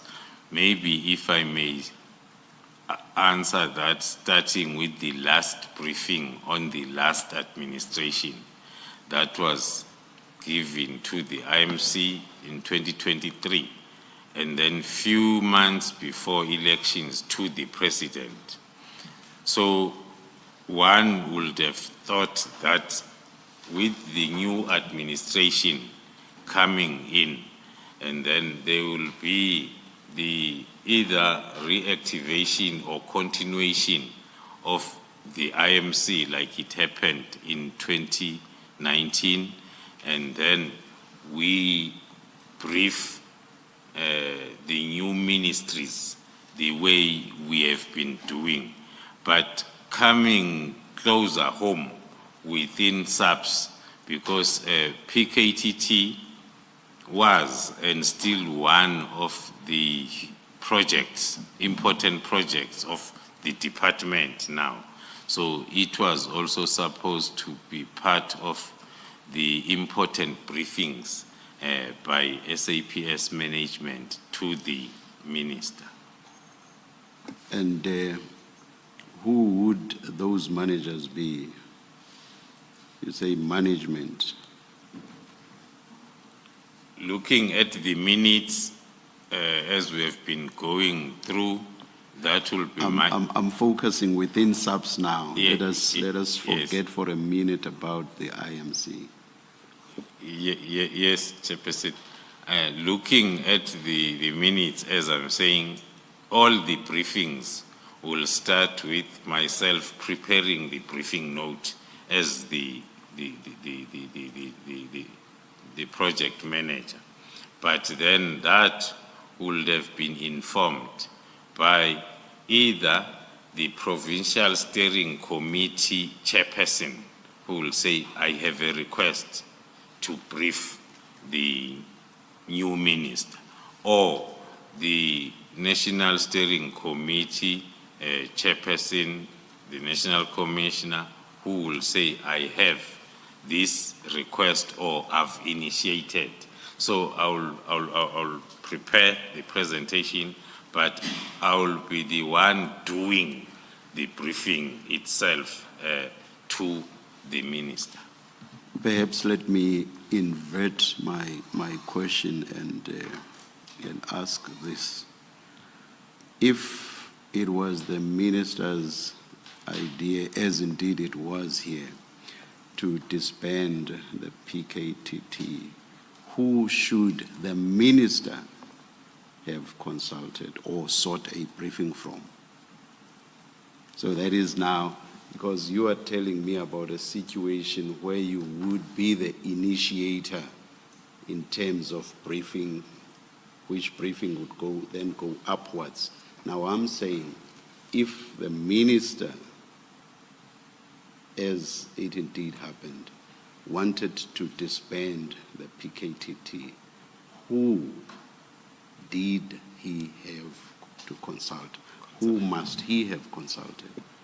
Thank you, Commissioner. According to my understanding and my view, it first needed the minister to have the understanding of the background, which will then automatically say, let me go to the ministries that have been busy with this up until 2023, before elections, and then now we are new political figures in these ministries. Then, according to me, that was supposed to be the first stop in terms of consultation.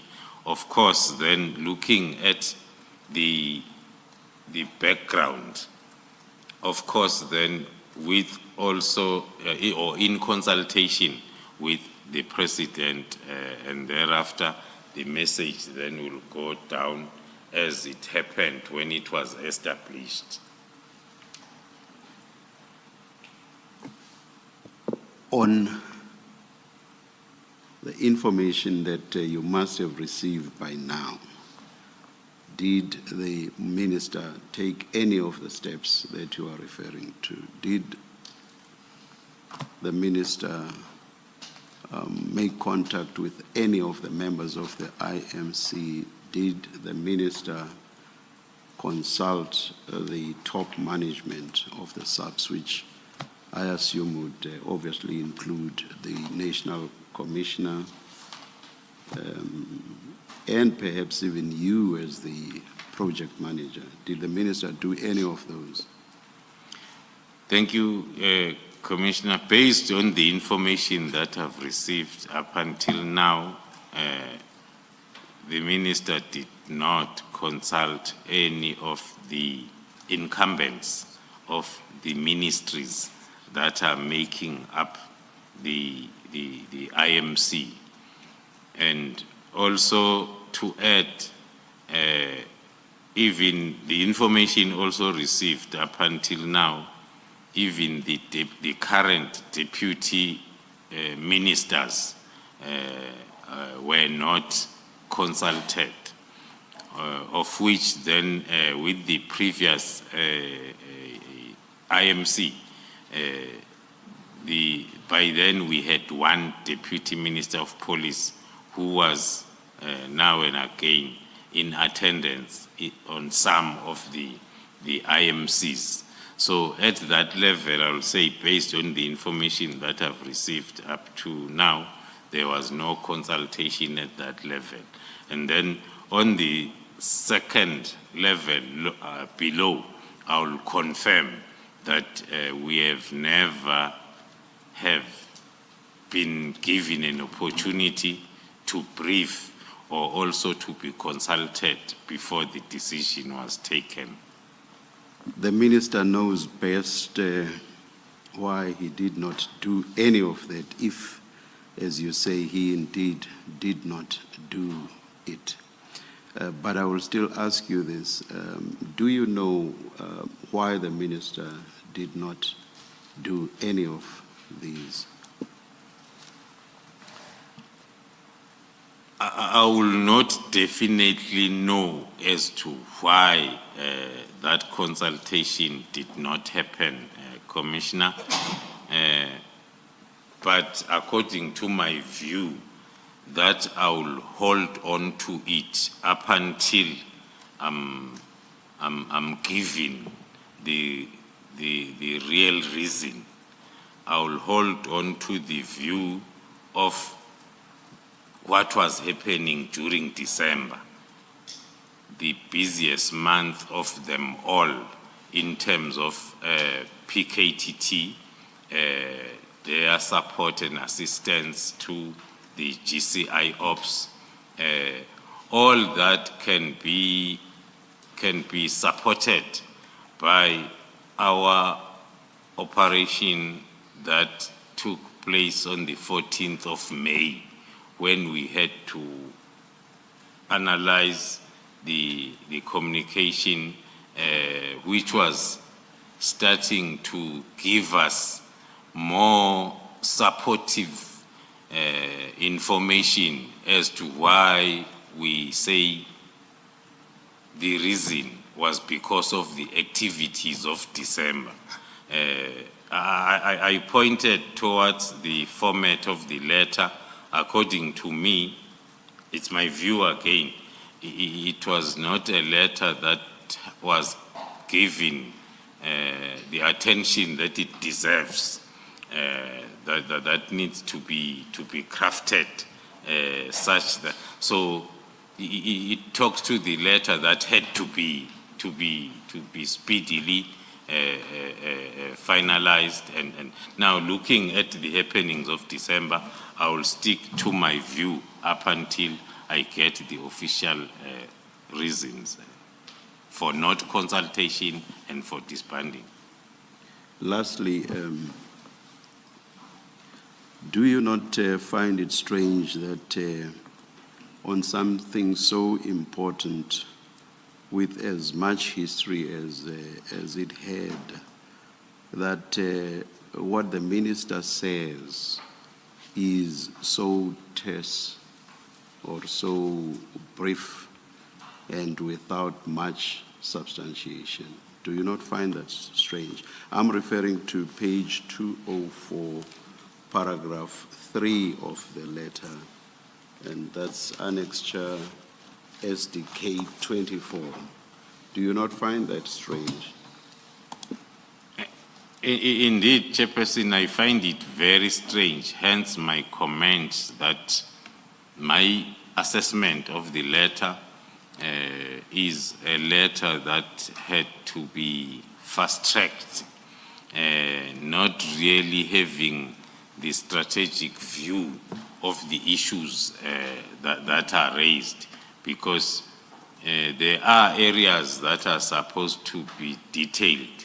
And excuse me. So those details will only be informed by the briefings that are received prior to the crafting of the letter.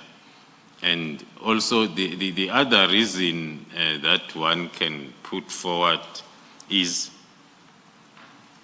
it's something that we are still going to touch on my further evidence.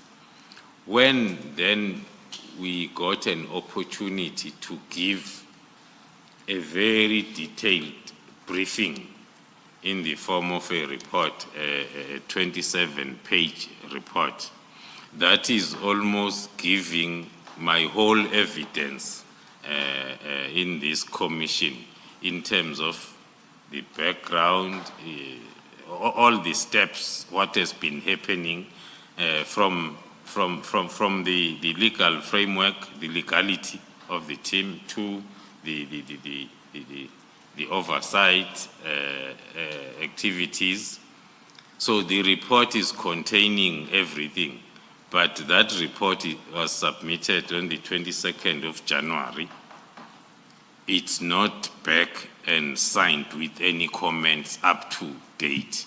So that I can use it as another reason why one will hold the view that the mission was to disband in December before I'm briefed. Even if I'm briefed afterwards, I don't show any interest. That is my interpretation.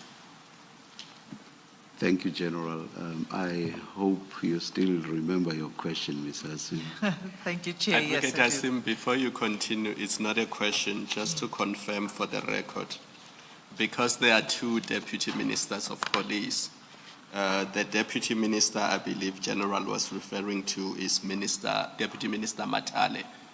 And we see that in the IMC minutes of 2 February 2022, CJ 16, he was in attendance. And the last IMC of 5 September 2023, CJC 17, he was in attendance. Just so that there's no confusion when we read the transcript later. That is correct, Commissioner. Thank you. Ms. Hassim, if I may, it's a follow-up on the chairperson's discussion with the General. General, we looked at that minute of September 2023, and you read into the record under resolutions that last bullet point at page 124, and I'll read it to you. It says the task team cannot be dissolved. It cannot be dissolved. It must continue. You read that as one of the resolutions. Why would such a resolution have been passed? And specifically, my question is, was there, before this resolution was passed or in that meeting, was there ever discussion about the task team being dissolved? Thank you, Commissioner. The reports, especially at the end of the financial year of government, will have a TRA and a recommendation from operational level, and then which will then be endorsed by the Provincial Steering Committee as well as the National Steering Committee. So at IMC, it will go as a resolution that has been taken at operational level, because the operational level is at directors general level, those that are financing and resourcing the team. So my understanding, the resolution was informed by the end of the term of the current IMC representatives, that it was the last one before the elections. So that is my understanding, but I can only talk to at the lower level, which is the process that was happening annually, so as then it can inform their decisions as directors generals. Thank you for that. If you go back one page, and I must apologize, Ms. Hasim, I had meant to get clarification on this, and I realize now. If you go back one page, 123 to 123, and then the fourth bullet point from the bottom. 123, and then the fourth bullet point, it says from the bottom, sorry. It says some members have been taken back to their original station. Can you see what I'm reading? Page 123. And the heading is remarks by other members present in the meeting. Yes, Commissioner. You see that? And then if you start from the top, it's bullet point 6. If you start from the top. Yes, Commissioner. And it says some members have been taken back to their original stations. Can you just explain what was going on there? Because on the face of it, it may feed into the idea that the team already was being dismantled at this point. Yes, Commissioner. There was a period where we had a problem where different environments or units wanted their members back for various reasons. So we raised it as a concern as we were reporting at all levels that is affecting the performance of the team. Sometimes the unit commander will say, I need this member back, I'll replace this member with this one, which was then, as I've said, what was taking us backwards, because now you have to start a 2-year training on a new person that is new. But sometimes also it was not with replacements. But the issue of it being clear was the extension of the mandate that was like affecting the capacity, as I've made an example of the Fort Hare deployment, where we had to take about 15 to 16 members now to be on that side. Lastly, General, between the September 23 resolution and this letter in the busy month of December, the 31st of December letter, in that intervening period, was there ever discussion within the SAPS management or between the SAPS management and the previous minister, Cele, about dissolving the PKTT? Was there ever such formal discussions? No, there has never been any discussion during the time of the former minister, Cele, between that period. Thank you. Thank you, General. Thanks, Ms. Hasim. Thank you, Commissioner Beloya. If I can just follow up on your trend of questions with one more, to confirm this. While there was not that discussion on dissolving, is it correct understanding that every year there was a discussion on whether to extend the life of the team? So it's another way the flip side of the question is, while there wasn't a discussion on dissolution, every year there was a discussion on extension. Is that correct? That is correct, Commissioners, but that discussion will be at a national commissioners level, or I will say at national steering committee level. I've said the reason is, as the financial year is coming to an end, the Directors General must plan for the new year. So it will be, because each and every department that is part of this interdepartmental was and is carrying the cost by itself. So that's why there will be that discussion. They will mainly request for the threat and risk assessment, the progress made, and then a detailed report, so as then they are able to take that informed decision at their level. Okay, thank you. But so it wasn't a discussion with the ministerial level? No. In fact, in bullet point 4 on the same page, the recommendation was the enhancement rather than the winding down of the task team, as I understand it, on page 123. And that was supported by Deputy Minister Matale. Bullet point 4? Yes, I'm there, Commissioner. That is correct. So hence, in my response from the chairperson's question, I had said, if the process that led to the disbandment letter had followed the normal process, it was not supposed to be that difficult, because the Deputy Minister of Police, who is still the second Deputy Minister of Police, was in the last IMC present and these resolutions taken.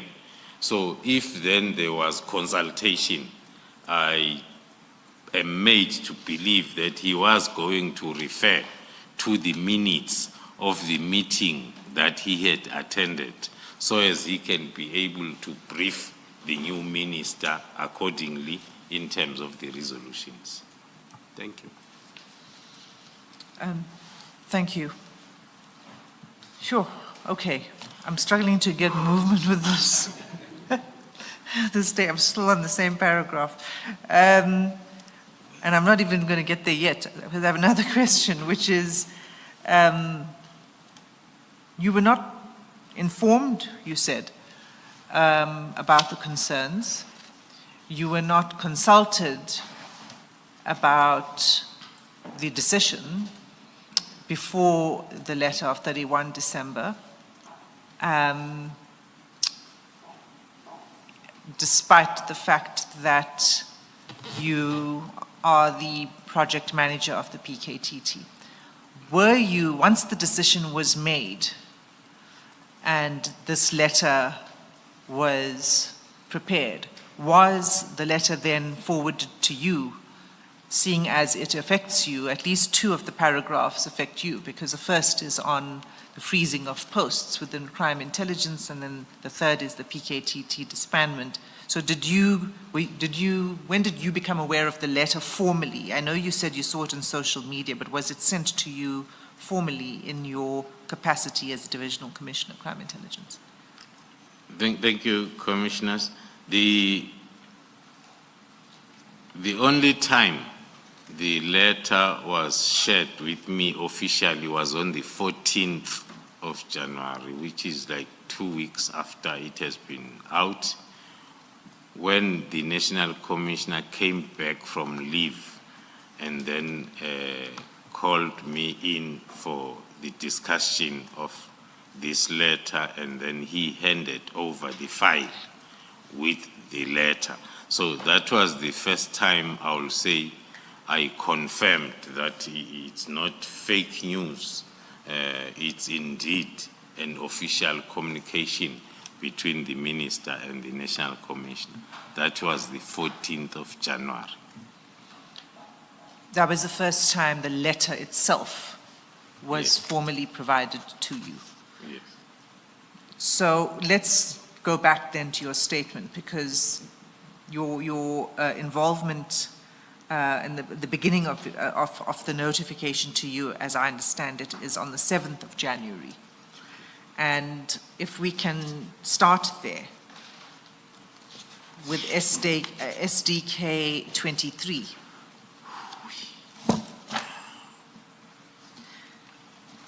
And this is an email that's sent to you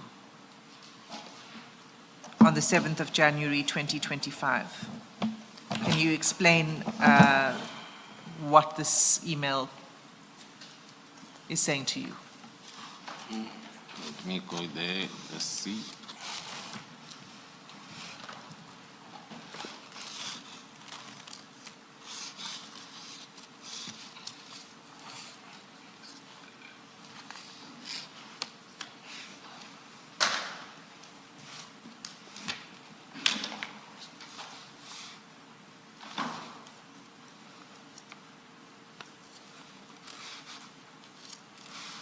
It's page 201.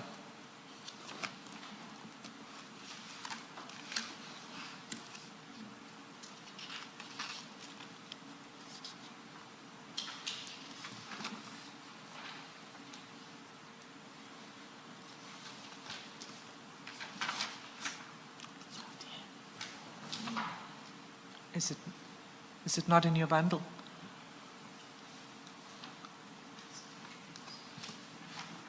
It's an empty page. Missing page. Okay, we have two options. One is you could look at the screen, if you're able to see the screen, and while we locate a replacement for you, because it's just one page that we need to provide you with.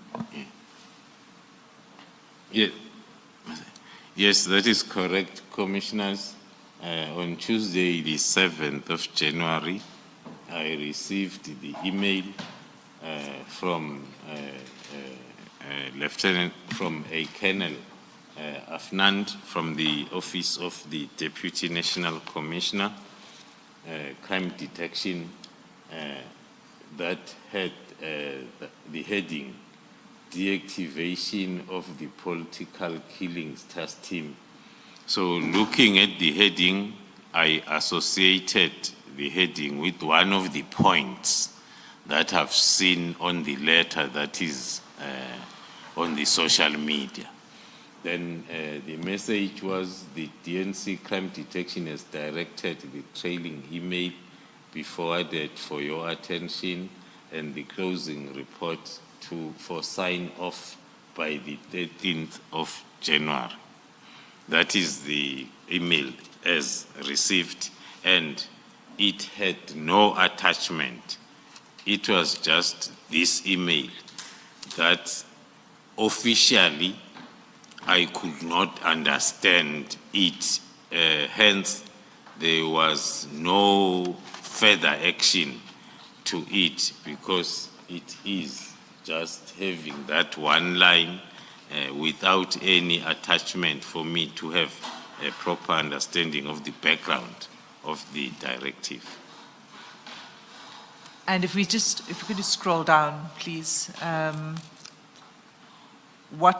Right. So what was being forwarded to you was an email that was sent to the Deputy National Commissioner, Crime Detection. Yes. Is that right? That is correct. And can you just read the last paragraph of that email? Your office, which is the office now of the Deputy National Commissioner, is further requested to submit a close-up report to be submitted on the 14th of January 2025 for NATCOM's, which is the short word of National Commissioner's consideration and sign off to the minister. Okay, so this email was forwarded to you, and the request was for you to prepare a closing report for sign-off by 13 January. That is correct. And did you have any communication at this point in time with the National Commissioner about a closing report? Yes, in fact, I did have the communication even before the 7th, as I've indicated that from the 1st, when this letter was trending, I was receiving lots of questions and calls from the team members, from the stakeholders and PA, from correctional services, from everybody. And I could not answer them. Hence, then I had made a call to the National Commissioner whilst he was on leave to help me with the information so as I'm able to respond. Then I got the response that he is also in the dark. The best thing is just wait until I come back. That is exactly what I did. I disowned the letter from the 1st when it started trending up until the 14th when I received it officially, and we had an opportunity now to discuss and try to understand it with the National Commission. And did you raise your concerns with the National Commissioner at that point in time? Indeed. My first call was a complaint to say, I'm receiving lots of calls and I do not know what to tell people from the task team members to the stakeholders. Now, help me, what must I say? And the advice was, tell them as I'm telling you that we do not know what's happening. We are still going to try and clarify the issues, and then we'll come back to them. So when you get this email from General Sibia's office saying that you need to prepare a closing report by 13 January, what did you do? Did you begin to prepare the report, or did you do nothing? I did not do anything, Commissioners, because as I've indicated, there was no attachment. I did not want to legitimize and think that the letter that is trending, this email is referring to it. For one main reason, the heading of the email is talking to one subject matter amongst the 3 subject matters that are in the letter that is trending. That was the first reading, the first reason. But secondly, without the attachment itself, it was not easy to understand the directive from the Deputy National Commissioner because it's one line. Then for me to be able to understand this one line, there must be this attachment that I must go through and understand. So hence then my decision not to do anything, instead to wait for the National Commissioner to come back from leave as per our agreement. So then if we go to 138, paragraph 138 of your statement. Before you do that, General, this at 2:01, these emails, the bottom email of the 3rd of January from Brigadier Letoko. Now we know from the National Commissioner's evidence that on the 3rd of January he was on leave, and you have confirmed that. That's correct. That's correct, Commissioner. Right. Who was the acting national commissioner at this point? The appointed acting national commissioner was Lieutenant General Musigidi. It wasn't General Sibia. No, it was not General Sibia. Okay, and then in that email of the 3rd, it's addressed to, and you do mention in your statement at paragraph 135, the email is addressed to Captain Keketsi Sibongile and Mabula TR, and then copied to General Sibia and General Sibula. Where in terms of office does Captain Keketsi sit? In whose office? Captain Keketsi is in the office of the Deputy National Commissioner at Crime Detection, Lieutenant General CB. And Mabula TR, do you know? I won't know, Commissioners. And then Sibula FM? General Sibula? Sibula FM is in the office of the National Commissioner. She is the executive manager. Yes. And then in the email to you, which is the email of the 7th of January, it is addressed to you, and then is addressed to you and to Captain Sibongile. And it doesn't appear that anyone from the Office of the National Commissioner is copied on that email. Am I correct? That's correct, Commissioner. Thank you. Thank you. Thank you, Commissioner Balois. So, let's go to the 14th of January. This is when the National Commissioner returns from leave. And can you just tell the Commission about the discussion you had with the National Commissioner on that day? Thank you, Commissioners. I'm not going to repeat what I had explained, because the understanding and the confusion that one had when the letter was still unofficially trending continued even during this meeting, because both of us, we could not really understand the letter itself as to what might be informing these directives.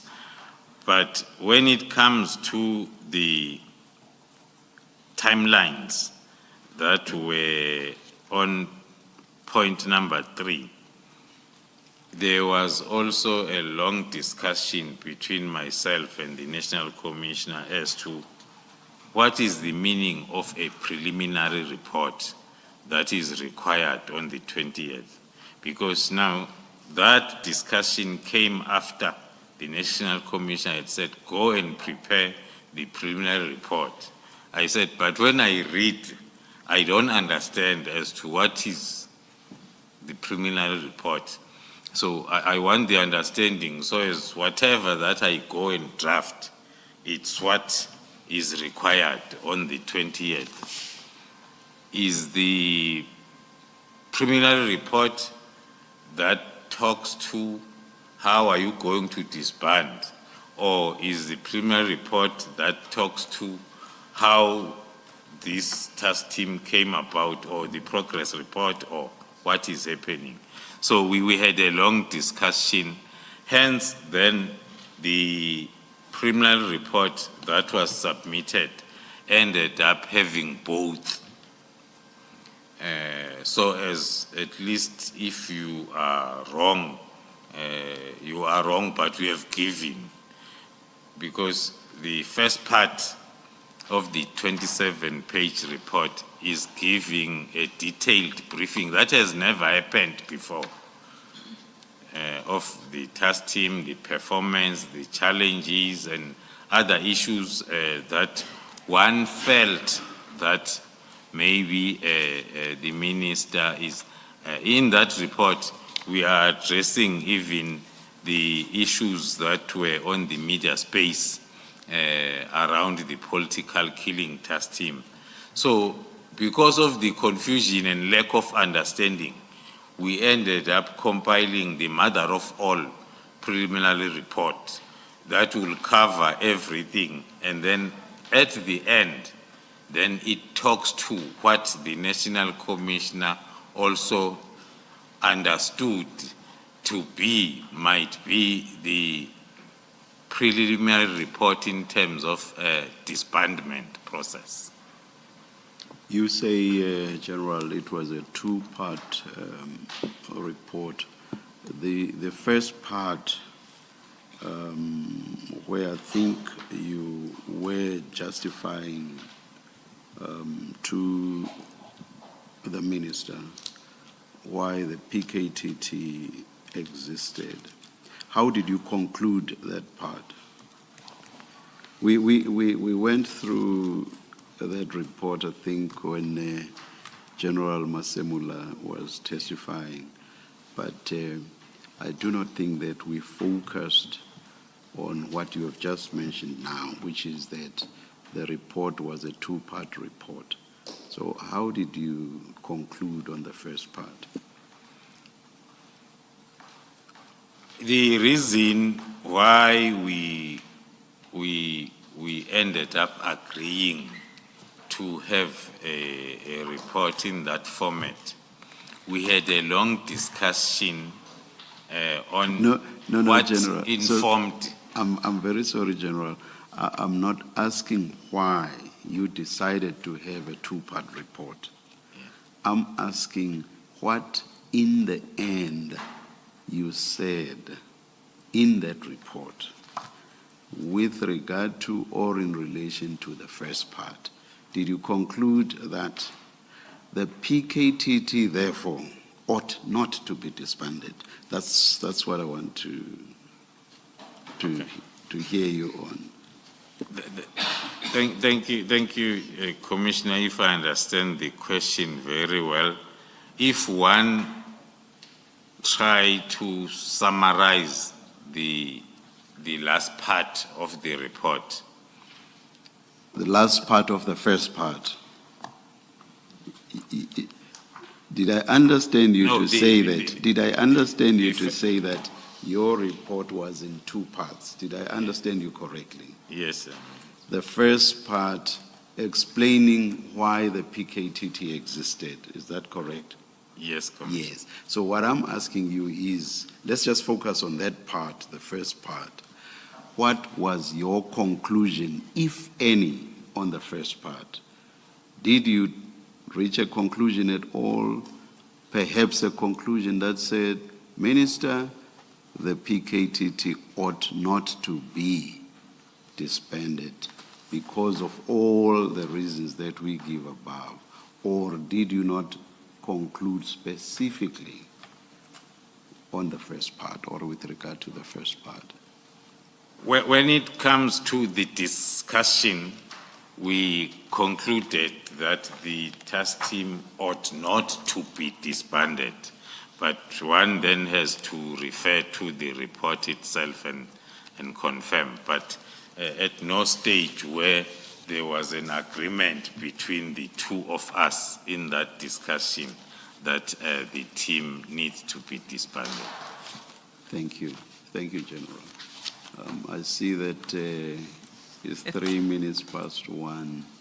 Let us adjourn and resume at 2. Let's adjourn. Thank you, Chair.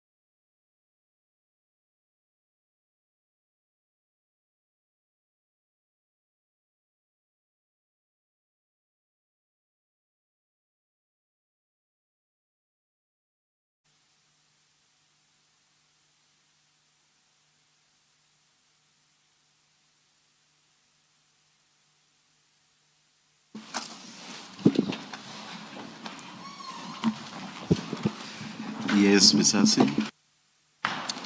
Thank you, Chair.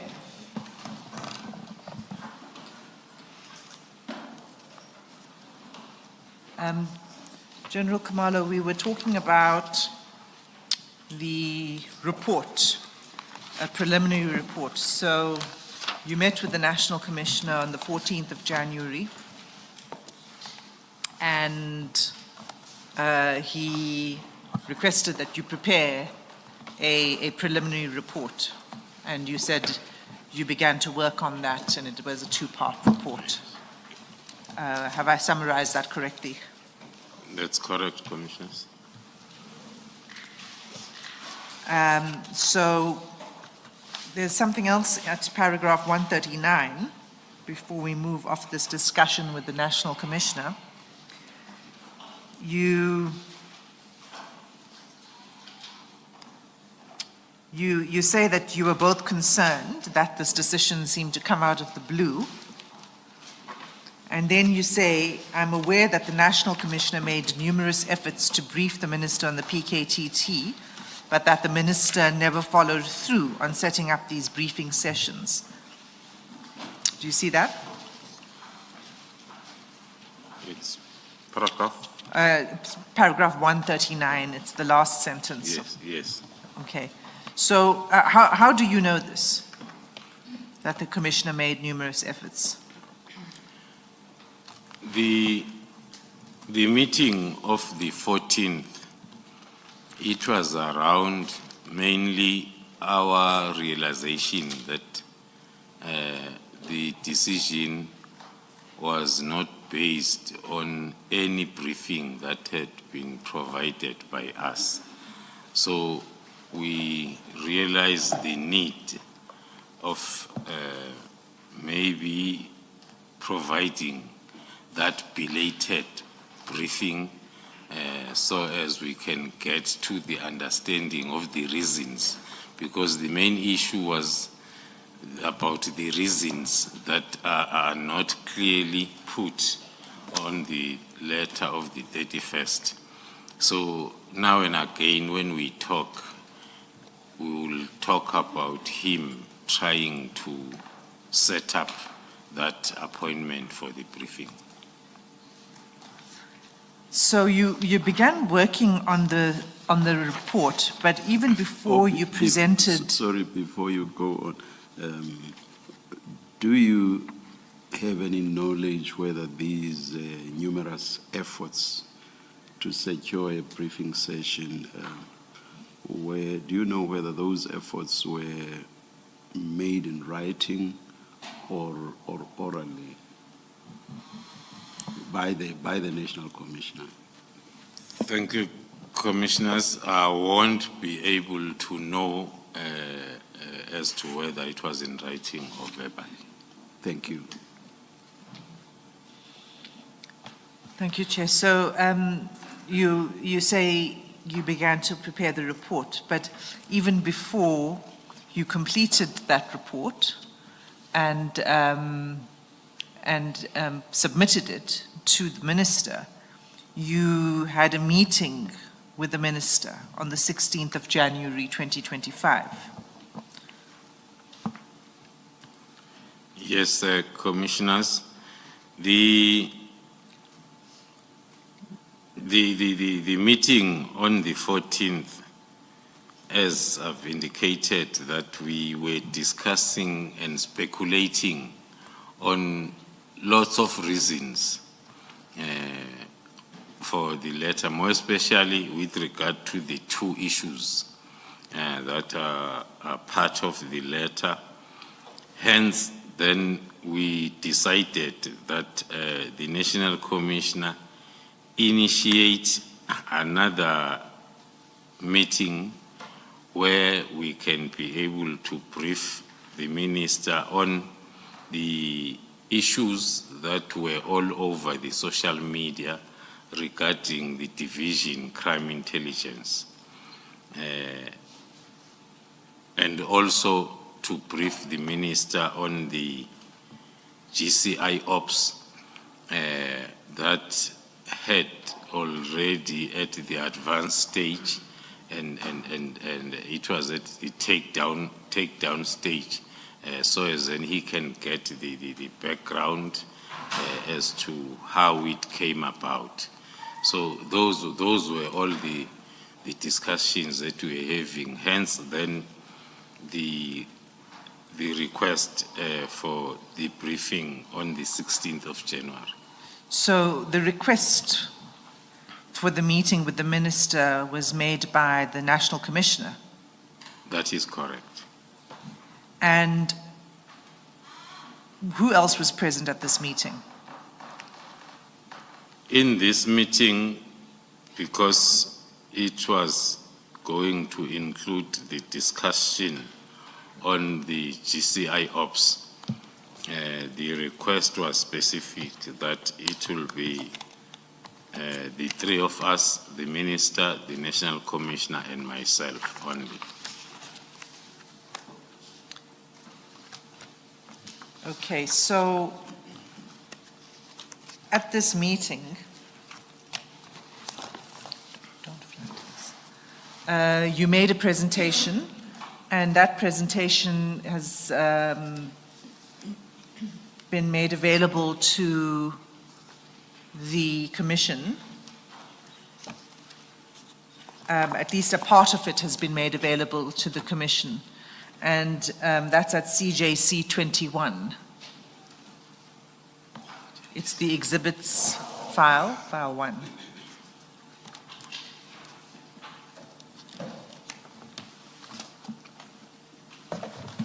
Sorry, Mr. Simi said CJC 21. CJC 21. Is that?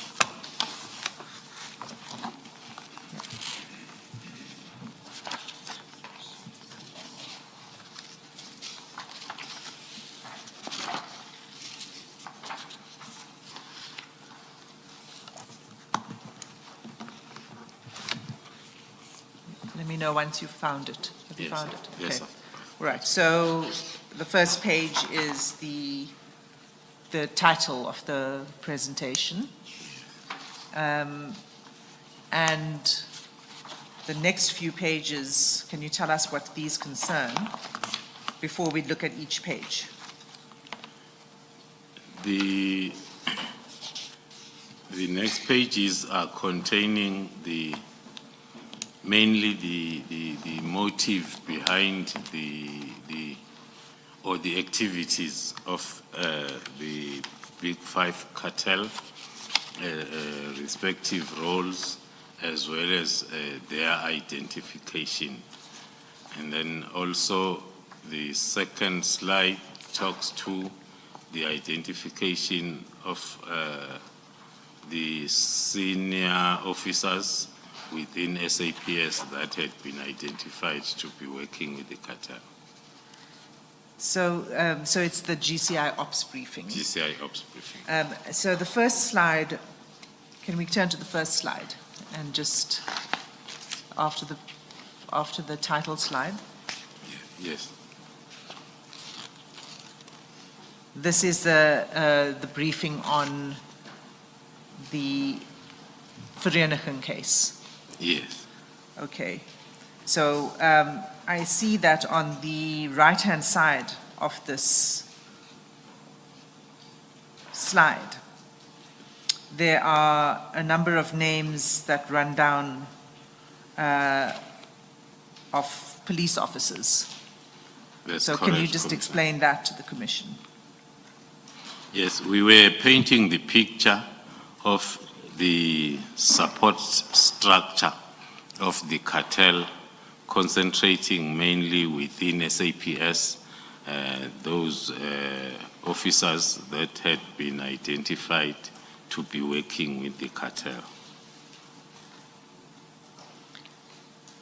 So would you like to name them?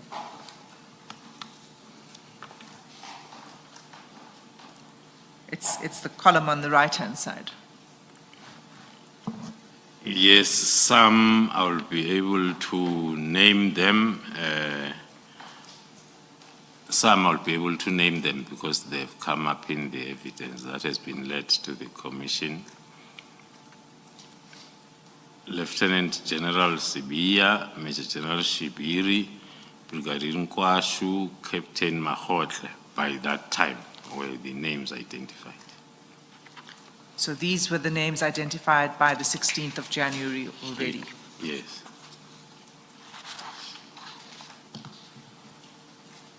The fourth name that you are not naming, what is the reason for that?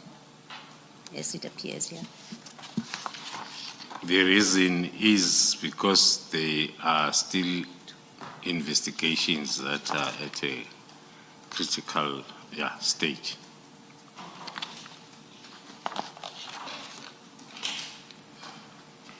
And then if you turn over this page to the next slide, what is this, what's the purpose of this presentation? The next slide, it's going into details on the same, but talking to the structure of the SAPS officers identified to be working with the cartel, but on a standalone. So so I'm assuming when you're briefing the minister on this, you're providing the minister with details as to why you have these members of the SAPS as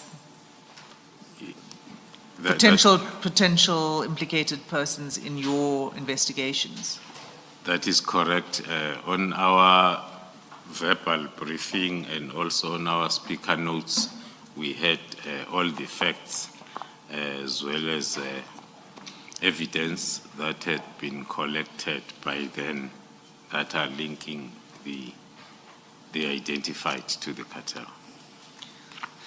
And what was the response of the minister to this presentation? I would imagine this must have been quite shocking for the minister.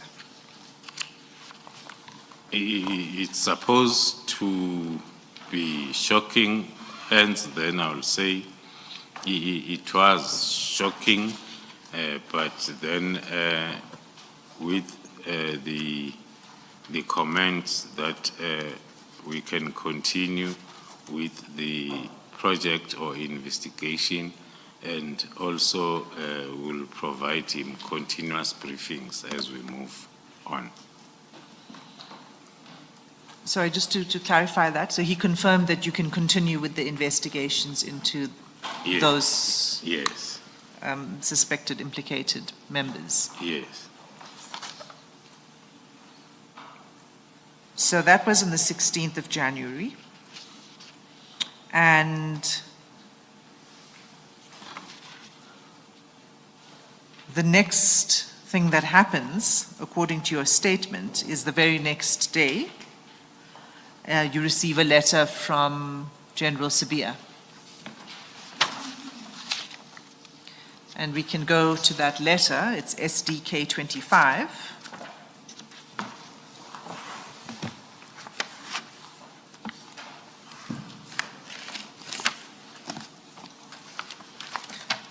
Now, this letter is dated 17 January. Had you had any communication with General Sibiya between the first email you received on the 7th of January from his office for the close-up report? So between the 7th of January and this letter, did you have any communication with General Sibiya? After I received the email on the 7th, there were a few calls that I received from him trying to find out as to how far. Then those questions will be met from my side with the same explanation that I've given, that I do not understand what is it that I need to do, because you just forwarded to me an email without an attachment so as then I can understand what is it that I need to do. So our discussions were around that, and then there was also somewhere during the discussions when then I indicated that I'll rather wait for the National Commissioner to whom then the letter that was trending was addressed to, so as then I can officially understand what is it that must happen. So it was those discussions, and then as I've indicated, on the 14th, when the National Commissioner came back, then we had those discussions and way forward, followed by the briefing on the 16th, and then preparing for the report for the 20th of January, as per the letter. But then after the briefing on the 16th, then on the 17th, I then received the letter as per Annexure 25. Okay. So the communications you had with General Sibiya when he was calling you to ask about the progress of writing the report before 17 Jan, did you discuss the decision of the minister at all, and what informed the decision? With General Sibiya, no, Yes. we did not get to that discussion. It was a matter of, because even when he made those calls, he will ask as to how far with the report. Am I going to get the report? Then my response will be the same, that I'm nowhere. I've not started because I do not know what to compile in terms of this report because of this one-line email that is without an attachment. And for me to understand, as I've indicated, even when the National Commissioner came back, it was still a problem to understand. Now, if I could not understand without the attachment, if I could not understand when there was an attachment, it was worse than when we were discussing the issue of the report when I had not received an official attachment that, again, would have needed us to discuss, so as we are on a common understanding. So that's why our discussions before the 14th, the National Commissioner came back, were not taking us anywhere. And General Sibiya didn't offer you any information as to why the minister made the decision? No. We did not get even to that part of the discussion. It was a matter of, as the email is saying, that one line, the report, the preliminary or the closing report, if I'm not mistaken, the closing report, because that is the other issue, that even if I wanted to use the unofficial letter that I had seen, the unofficial letter was talking of a preliminary report before or on the 20th. Then towards the end or somewhere of January, then the closing report. But I think during our discussion, I even raised that as one of the reasons why I'm stuck, because the email says provide the closing report, if I'm not mistaken.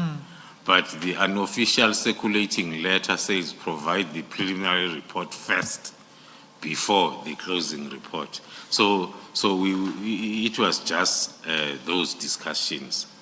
So General Sibiya was asking you for the closing report, and was he putting you under pressure? I mean, was there a sense that it had to be done immediately? Yes.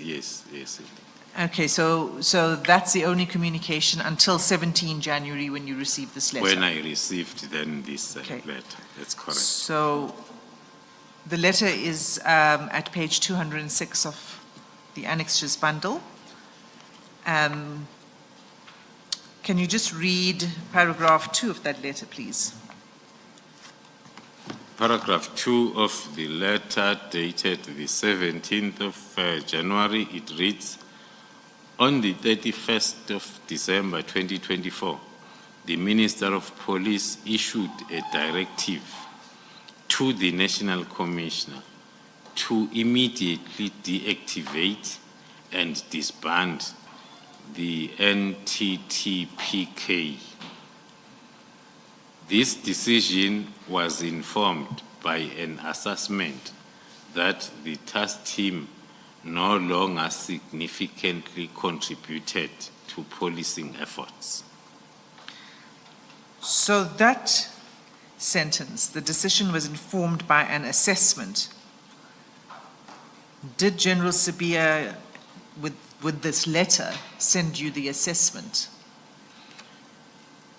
I've never received any assessment that was informing this sentence. So you don't know what the assessment is that is being referred to?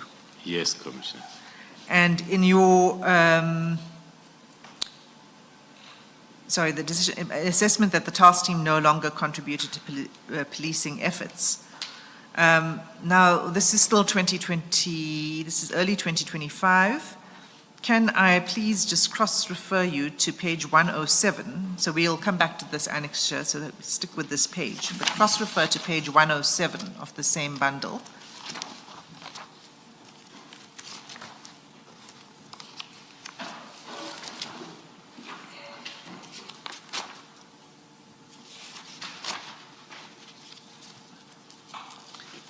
Yes, There. I'm there. Can you just describe for the Commission what this document is? The annexure is about the information note that was compiled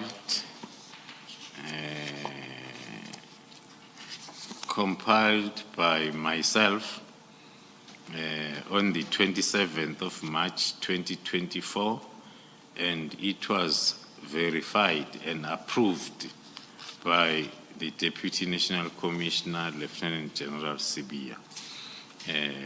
It was a request for a financial authority for the financial year 2024-2025 of the National Task Team investigating political related cases in KZN, which is PKTT.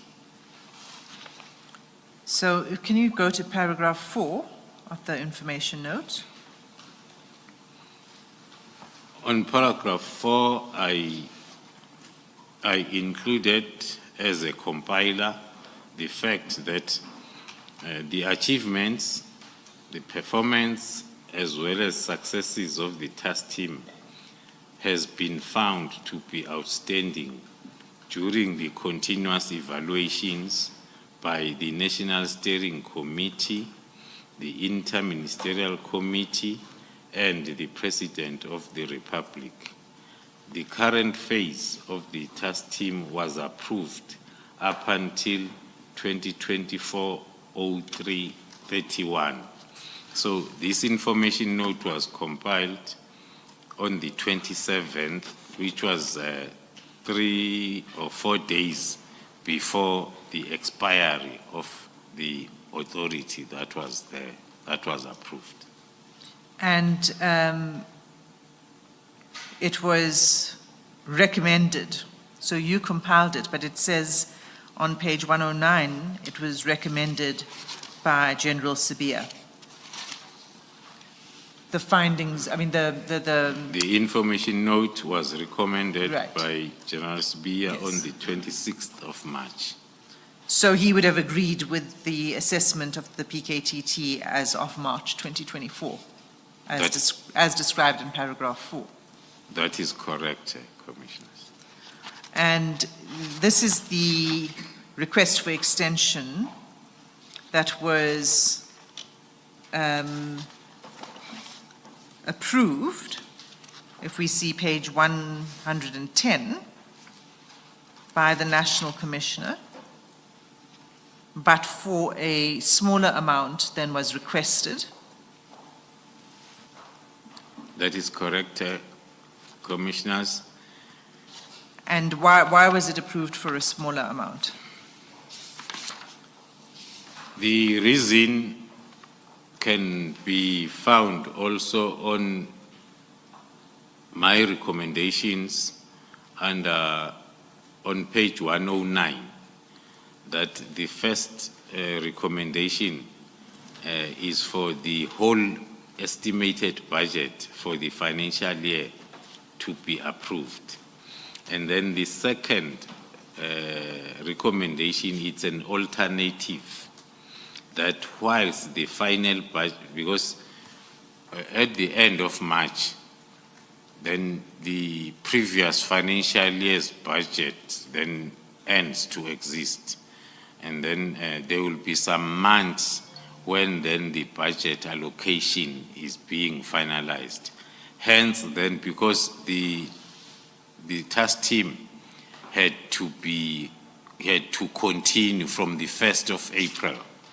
So hence then that alternative to say, whilst the final budget allocation is being considered for the whole financial year, for that 94 million, a 2-month portion of the above estimated budget to be approved in order for the extension of the task team to be effected from the 1st of April 2024. So the approval of 20 million by the National Commissioner was talking to the second alternative recommendation of the approval of 15 million. So, and what was the response of the Chief Financial Officer before we get to the National Commissioner?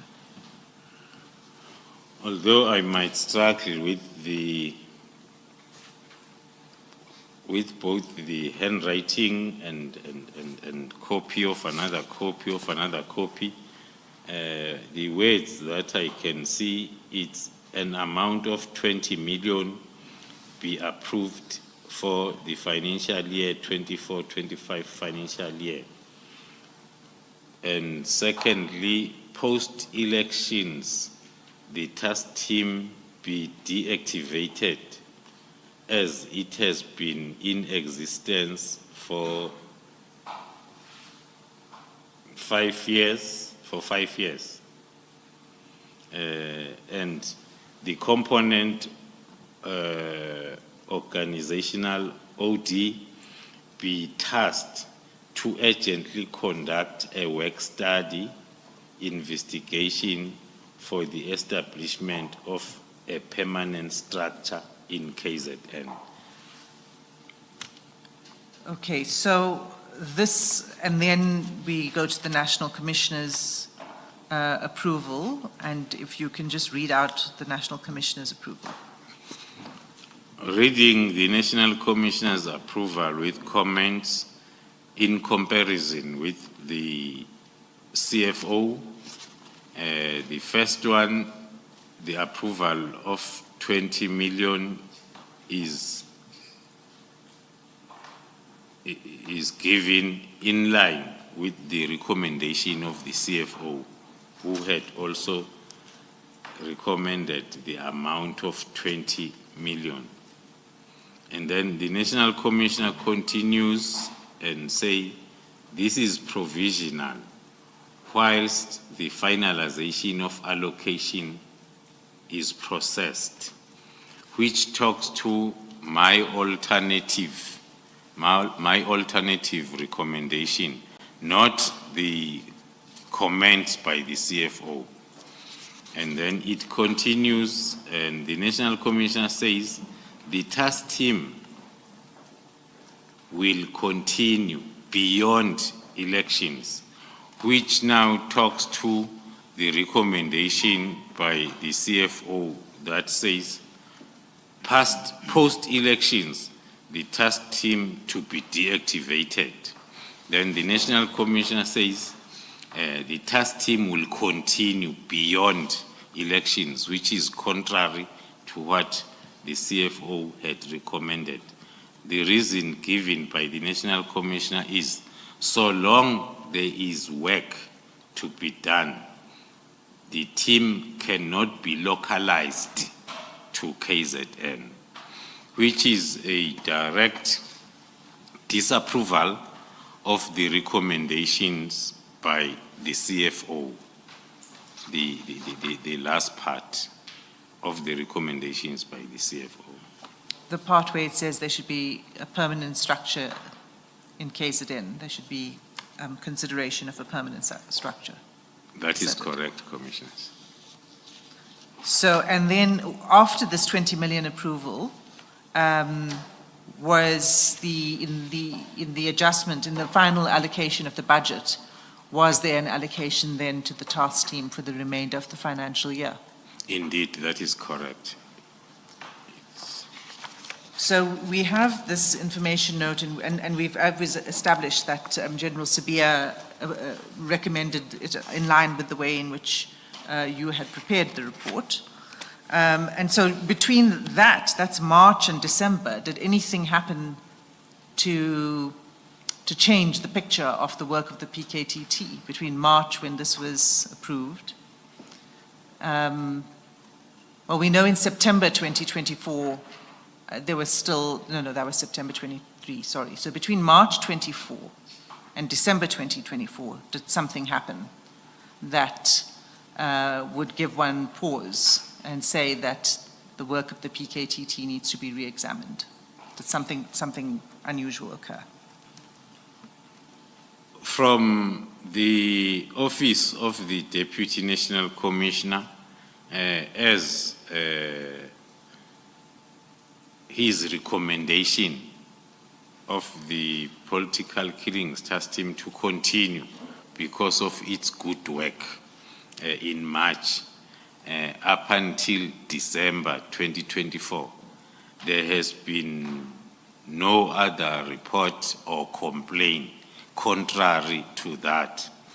Instead, although it's not part of my statement, there was a time when there were killings in the Eastern Cape, and the Deputy National Commissioner was on his way to attend to that, and he sent me a message to say, it looks like you'll have to prepare your PKTT, some of them to, that was before December, but it was between March 2024 and December, just to prove that the performance of the PKTT, that he was aware of the performance of the PKTT, because he had requested to extend the mandate of the PKTT then to that other investigation in the Eastern Cape.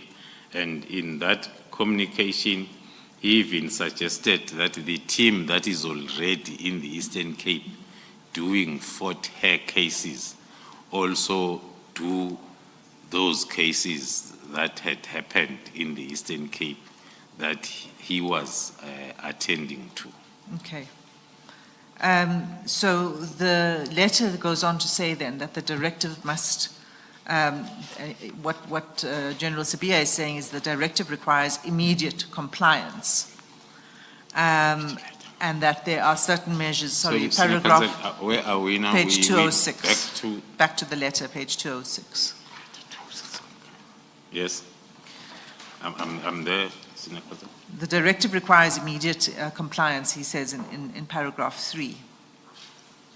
Yeah. And he asks you to undertake appropriate measures to ensure the effective disbandment of the team. And then he says the following: these measures must ensure that ongoing investigations are not disrupted or compromised.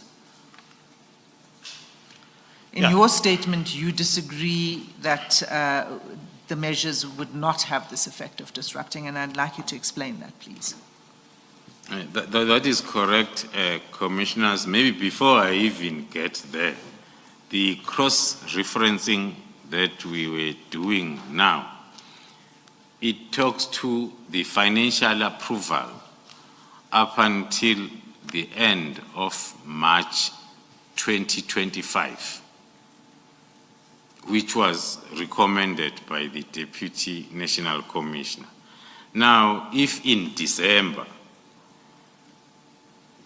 you don't even maybe raise that issue to say, but the minister's directive of immediate disbandment is also affecting the financial authority that is still on.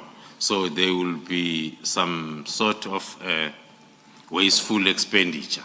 I'm citing that because of the cross-referencing that we were just talking to say, even from the office of the DNC, to write the immediate disbandment together with the financial year authority without raising that matter, especially with me, who wrote the information note that he recommended.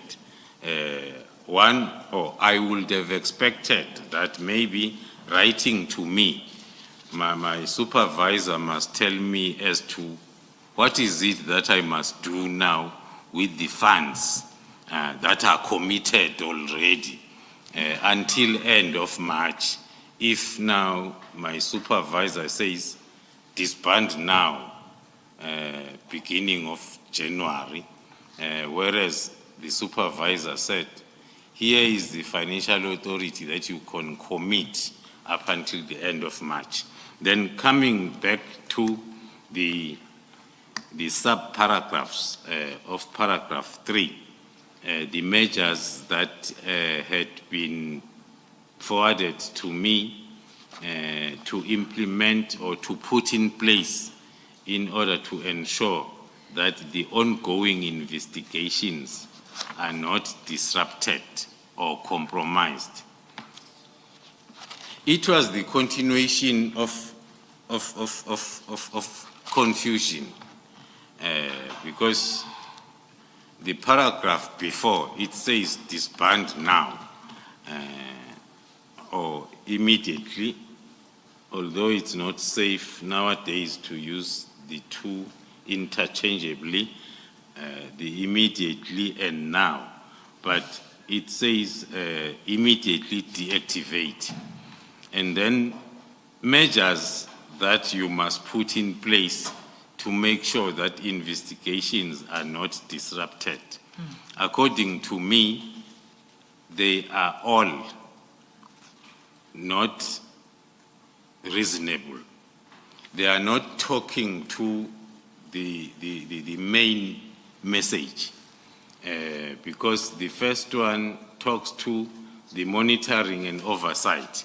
Now, if you disband all the structures, who is going to do this monitoring and oversight? Because you started by disbanding. So that was not going to be possible to happen. That measure, number one. Same applies to accountability. Accountability moves together with an official allocation of a task to someone. Now, after we have disbanded and removed all the responsibilities from everybody, then it was going to be a problem in terms of accounting. The other issue that one can flag that is appearing almost throughout the measures is the accountability, oversight, and everything that needs to happen. It's directed to the Divisional Commissioner for Detectives and Forensic Services. So from us that were responsible in accounting, that will mean with immediate effect, we cut, and we are no longer responsible or accountable. It's someone else now that must be accountable with effect from that day the immediate disbandment is effected. Also, another example that one can use on those measures is the assignment of cases, where, if I may read, it says all dockets must be hand-delivered to a location designated by the Divisional Commissioner, Detectives and Forensic Services, who must establish a secure repository for case files and evidence to ensure continuity and prevent any loss or tampering. These dockets will then be reallocated to appropriate investigative units. So reading that together with measures to be put in place to make sure that ongoing investigations are not disrupted, it's another example that I can quote to say it's contrary to, because if we take all the dockets to the office of the Divisional Commissioner Crime Detection, who must then look for people somewhere that are going to start or continue with this investigation, that on its own amounts to the disruption that on paragraph 3 you are trying to avoid. Put measures in place to avoid disruption, but the measures in place that we are putting, they are promoting disruption. So that is another example that I can cite as to why then this directive was also very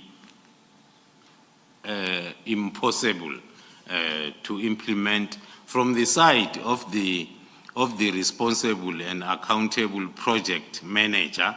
I could not, because by that time I was still a responsible and accountable project manager. Now, to comply with something that is going not to be in line with my responsibilities and accountability was not going to be the right thing to do. And it was also talking... Before we proceed to go further, what specifically stated is that the dockets will be reallocated to appropriate investigative units with the capacity to continue the investigations. Did you know which investigative units this would be? Did you know what he was referring to here? No, all what I knew was what was written in the letter.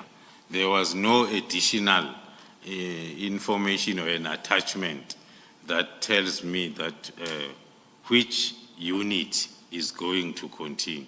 It was just this letter.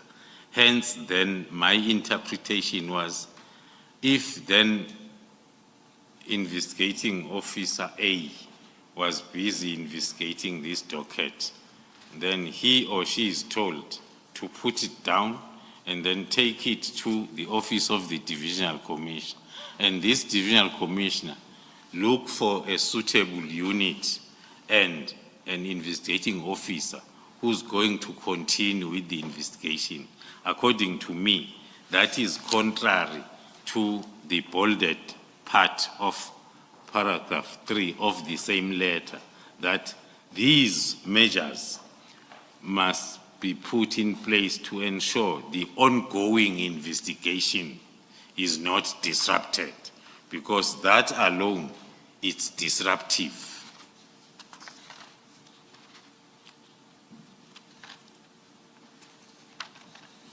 Okay, continue. I think we're dealing with 146 was addressing what you were saying now. Paragraph 147 of your statement, you also speak about the lack of capacity within existing units to deal with these dockets. Are we back to the statement? Sorry, we're back to the statement, yes. We're going between the statement and the letter. So that's paragraph 147. So, On paragraph 147, to still talking to the measure number 3.4, cross-indexing to the letter, it still explains that the initial reasons for the establishment of the PKTT was the failure of the normal units to effectively investigate these cases. Now, there we are saying for that reason that PKTT was formed because of the inability by the existing investigating units and also them being ill-equipped. We were referring that to the methodology applied by the PKTT, that it's totally different from the methodology that will be applied by any unit, investigative units. That commissioners, one maybe can add that the discussion that talks to these dockets, the way they were and are investigated, to be transferred to a normal murder and robbery or whatever name investigation unit will not make sense, because the unit is totally different from a task team.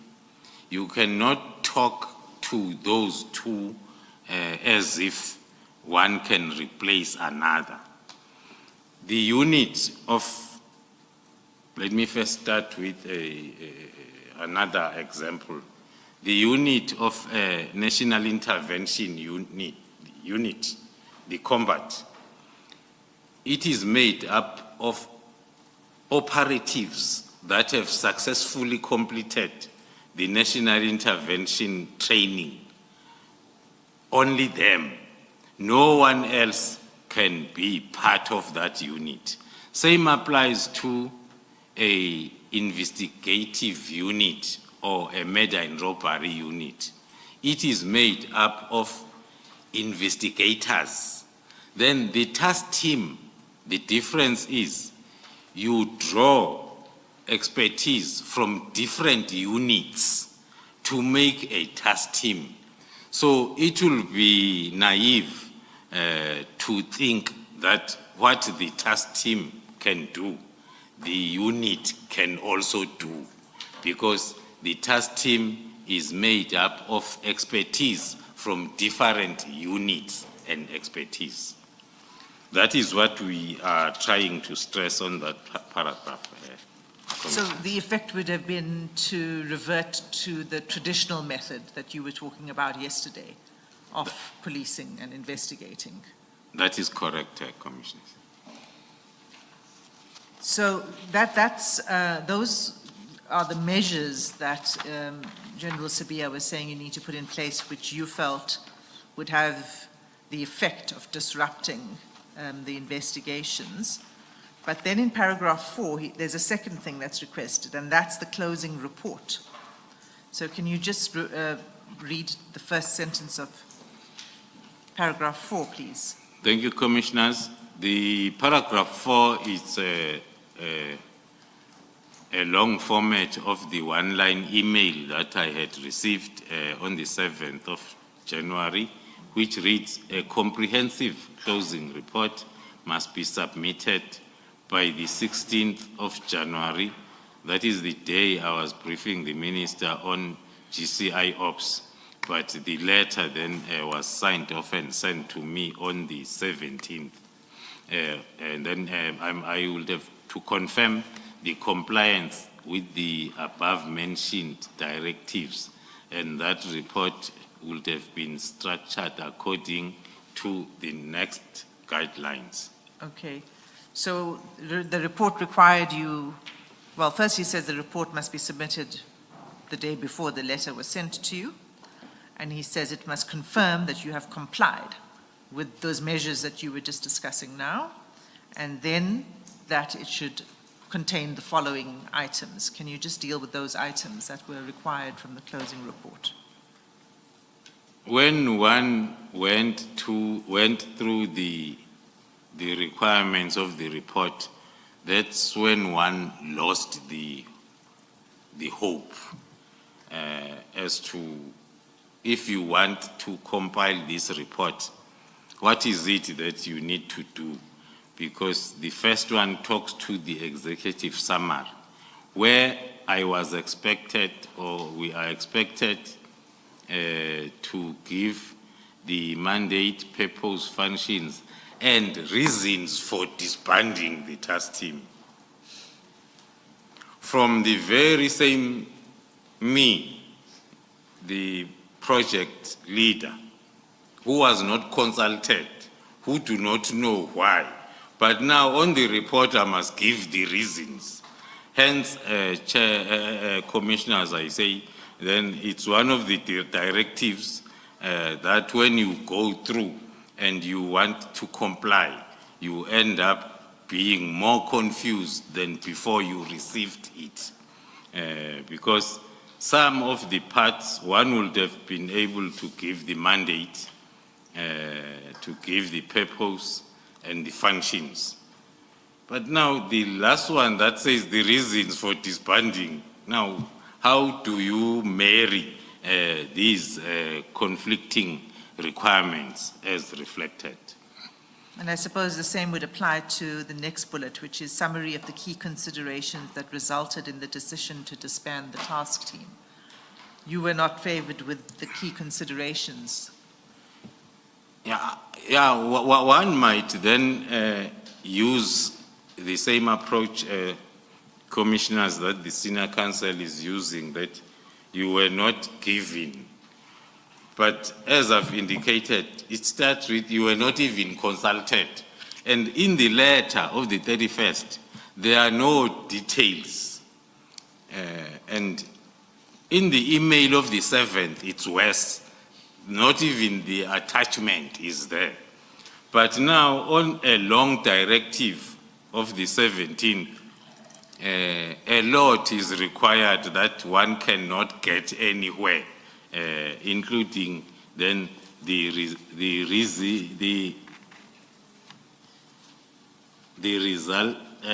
considerations or the reasons that resulted in the decision to disband the task team.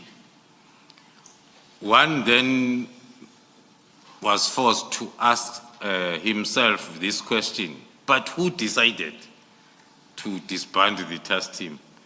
Now, why are you looking for reasons from a person who did not decide?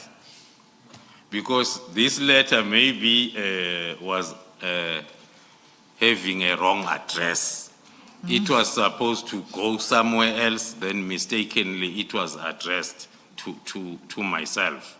So it's one of the issues that will make it very difficult to attend to the issues raised in this directive. So you've given that response in paragraphs 148.1 and 148.2 of your statement. So, but then you give a second criticism in 148.3 of your statement. Can you deal with that?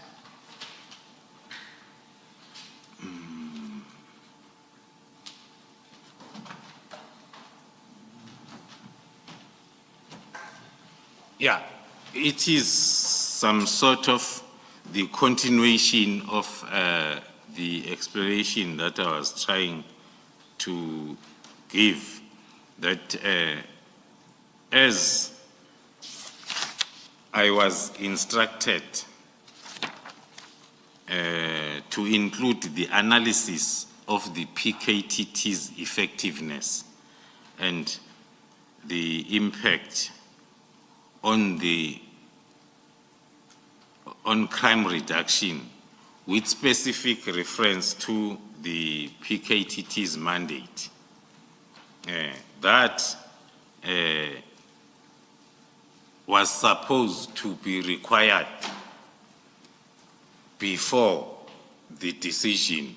Now, if I'm going to include it in the closing report, it is not going to make any sense or the reasons thereof, because the decision, if the decision was taken in good faith, the minister will have presumably have already done this analysis that is required in the closing report.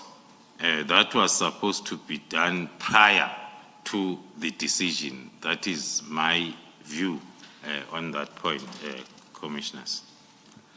And then, thank you. Ms. Hassim, perhaps the witness should read 148.3 and 148.4 into the record. I would actually have loved for him to have read even maybe a couple of other paragraphs before that, but perhaps because we are way past that now, if the General could read 148.3 and 148.4 into the record, please. And even 149, all the way up to 149, please.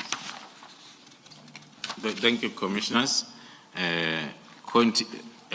Reading on record from paragraph 148.3, in my affidavit, I state that, secondly, I was instructed to include an analysis of the PKTT's effectiveness and impact on crime reduction with specific emphasis on the mandate of the PKTT.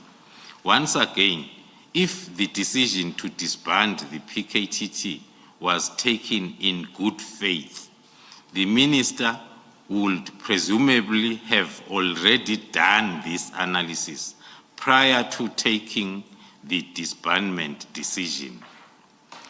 In his directive, the minister expressly stated that his observation was that further existence of this team is no longer required, nor is it adding any value to policing in South Africa.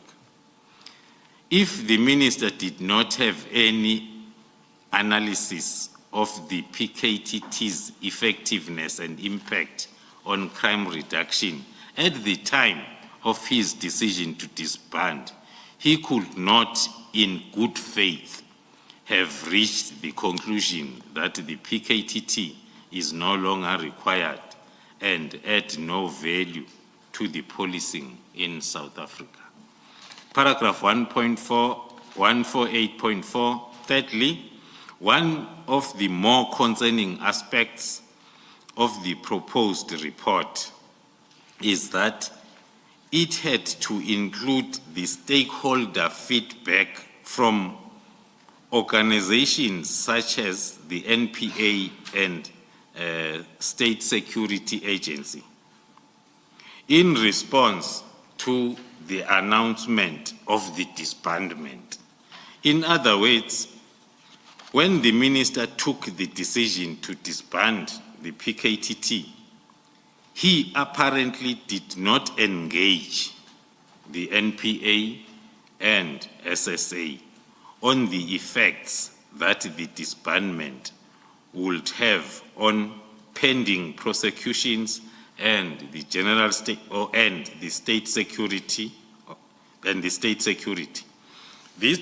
was further confirmation for me that the minister had not done the necessary due diligence before he took the decision, the disbandment decision. Paragraph 149. It appears that the minister did not consult with the individuals he ought to have consulted with for purposes of making a decision regarding the disbandment. From my discussions with the National Commissioner at that time, it was clear that he was not consulted by the minister regarding the disbandment. Thank you, General. If I may, before you move to another paragraph. General, in that letter from General Sibia and the format of the report, what you should include in the report, under the stakeholder feedback, you've referred to key stakeholders, NPA and SSA, but there's also another sentence there where you were required in the report to summarize any public or media reactions when the disbandment was announced. Did you ever get to understand why you had to do this exercise of finding out what the media and public have to say and why it was necessary information? Thank you, Commissioner. Other than to sum up that maybe the purpose of this directive was for me to try and clean up the mess that might have been created from the 31st of December, which was impossible. One, the stakeholders have referred to the difficulty that I had from the 31st to explain to the very same stakeholders as to what's happening with this letter. So it was going to be impossible. Same applies to the reaction from the ground as to how was this decision affecting them. What I know from the ground, I was receiving lots of calls from the families of the deceased whose cases were still under investigation, and the families of the deceased whose cases were finalized, who were very disappointed. But that was what was coming to me just as a known project leader by them, as one of the important stakeholders, the families of the deceased on the cases we were working on. So, General, I take it we can safely assume that you did not comply with this letter of 17 January. That is correct, Commissioners, even if I wanted to, because of misunderstanding of what was required from me, I did not comply. But you were, at that point in time, preparing the report, the briefing for the minister, correct? Very busy, Commissioners, and I was running against time. The letter is coming on the 17th, and I have 2 days now to finalize the report for the 20th. So I was busy with the report. Okay. So that report, we know is, first of all, Commissioners, it's at SDK 26. It's page 212 of the 213 of the annexures bundle. Now, General, this letter, this report is very detailed. It's 27 pages. And it spends quite a lot of time describing the work of the PKTT, as an overview of the dockets, the progress of the dockets, and the rest of it. Now, we don't need to, subject to questions from the commissioners, we don't really need to examine this in great detail because we've been through it before, and the National Commissioner has also been through this letter. But what is significant in the letter, and it's something that you raise in your statement, is that your view was that there should not be a disbandment of the team. Yes. So can I go to paragraph 152 of your statement? So after you explain that the report highlights all of this different aspects of the work of the... Pardon I'm me. very sorry to interrupt you mid-sentence, Ms. Hassim.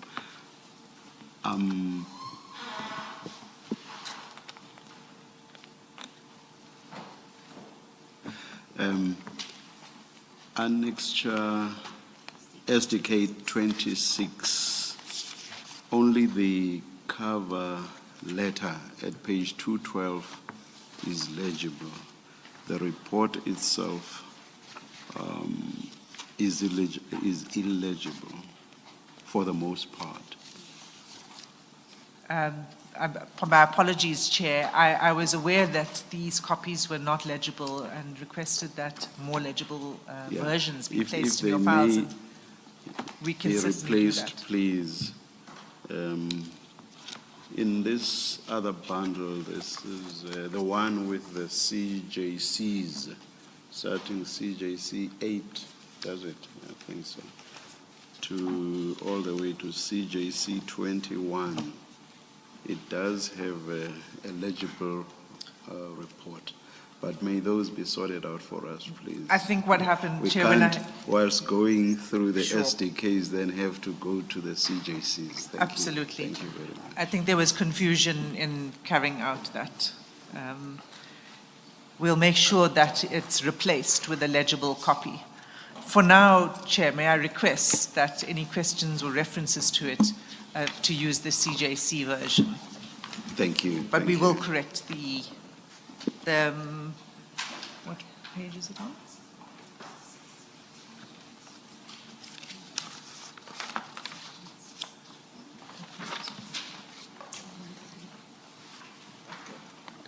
No. Yes, Ms. Hassim.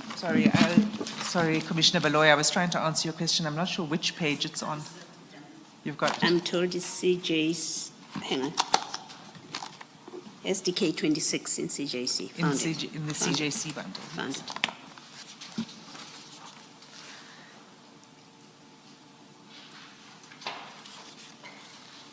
So, sorry, General, is your copy legible of SDK 26? Yes, yes, it is.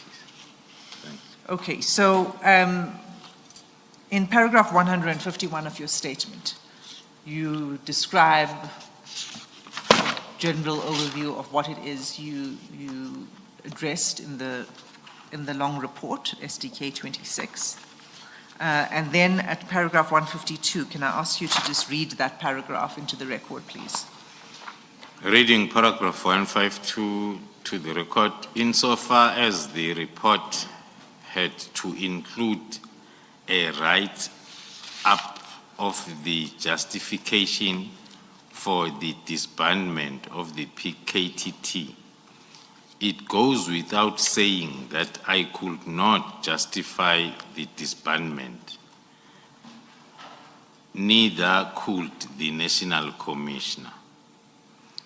The position has always been that the PKTT had to remain. Therefore, in the report to the Minister, the National Commissioner and I simply stated that the directive of the Minister to disband has been noted and that the initial objective and the directive by the President has been achieved with noticeable decrease of political related killings in KwaZulu-Natal as a result of PKTT's intervention and execution of its mandate. In other words, we did not agree with the disbandment, but this was a directive for the Minister and he had directed that this aspect be dealt with in the report. Okay, so let's just look at that with reference to the report. In your bundle, General, it's at page 237. Commissioners, in your bundles, it would be page 25 of 27. In the pagination was probably the same because it was meant to be substituted. So page 237. And it's the bottom of that page, the conclusion. So, General, there in the conclusion, that confirms what you've just said in your statement. Is that correct? That's correct, Commissioners. So maybe you could read the first paragraph of the conclusion. First paragraph of the conclusion on the report of the 22nd, paragraph 3.11. In conclusion, the task team has undeniably achieved and far exceeded the purpose for which it was established. No other task team in South Africa has achieved these successes, nor has been able to investigate and ensure successful prosecution of the perpetrators of politically related matters. And then you continue in the second paragraph, and that's where you say the directive by the minister has been noted. And I just want to understand correctly what happens then in the rest of this report, which is now almost near its end. Yes. I just want to understand what you were saying. You were saying that you continued to make the proposal that now follows, because that was the request of the minister to include that in the report. To include, let me continue. The paragraph starts with the directive by the minister to disband the national task team has been noted. And the initial objective and the directive by the president has been achieved noticeably, as we say in the conclusion, also in my statement. Then the next paragraph says, the South African Police Service remains responsible for the finalization of those dockets in the possession of the task team, as well as finalization of dockets which are currently before court.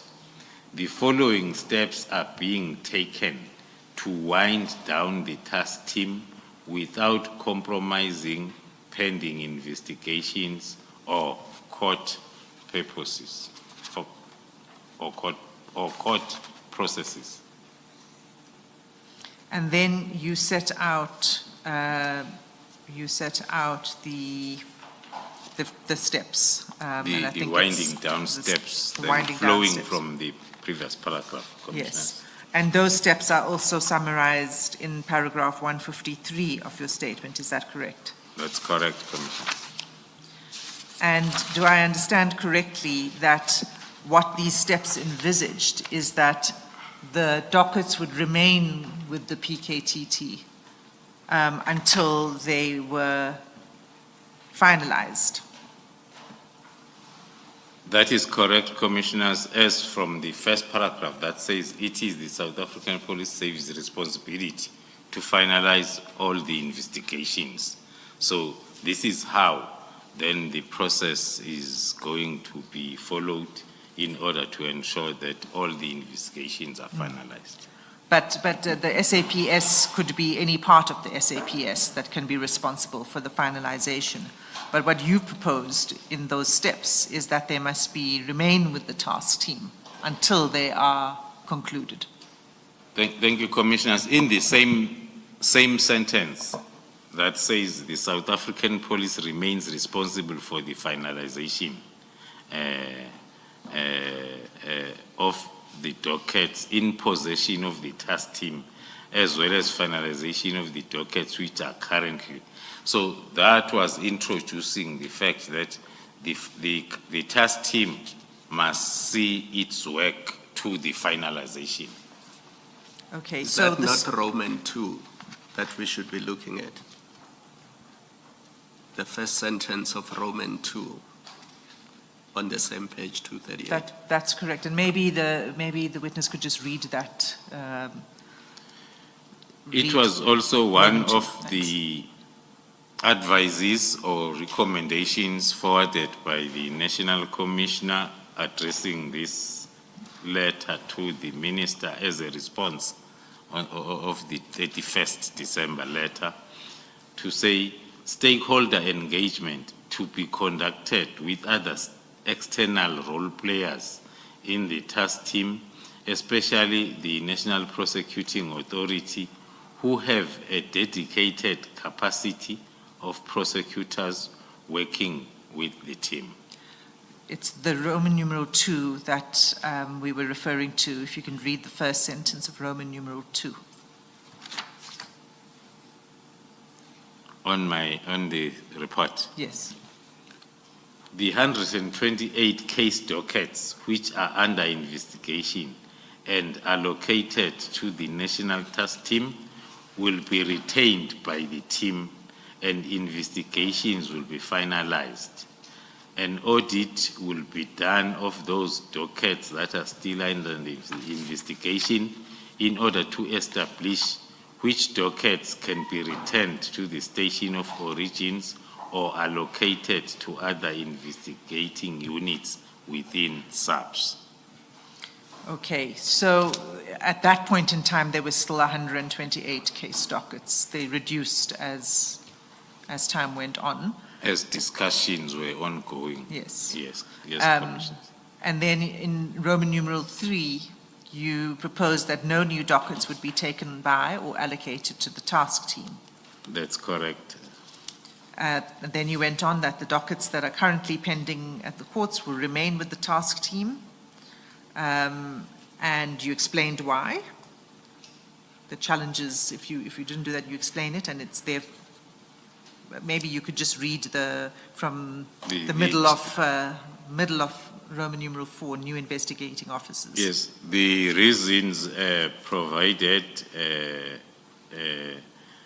under Roman figure 4, talking to the 115 case dockets, will that if they are allocated to the new investigating officers, those new investigating officers that are not familiar with evidence in the docket will make then the investigation to be unsuccessful. And also witnesses will not be willing to cooperate and testify due to lack of trust to the new investigators.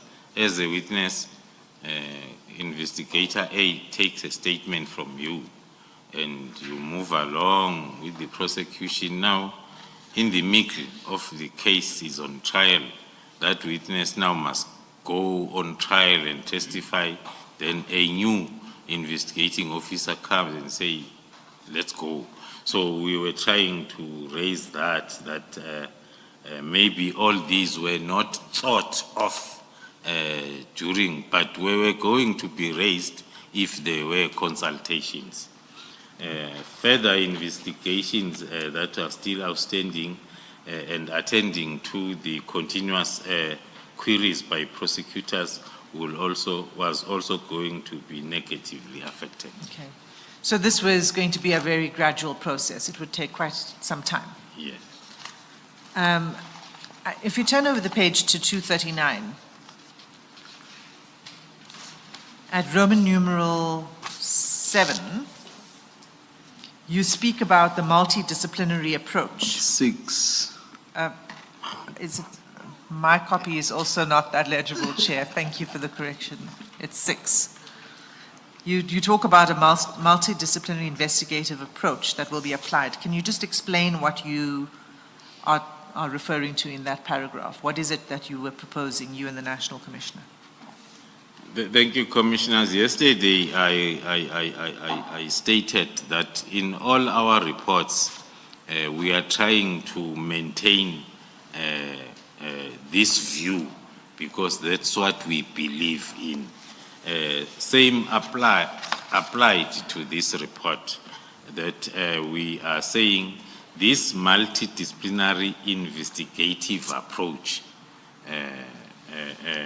which we in short refer to it as analysis-led, more analysts than investigators, and prosecutor-guided investigation that is currently applied by the task team will be adopted. Now, it was the National Commissioner informing the Minister that it will be adopted and used to serve as a benchmark for the realignment of contract killings and organized crime investigations, and further directives will be issued in this regard.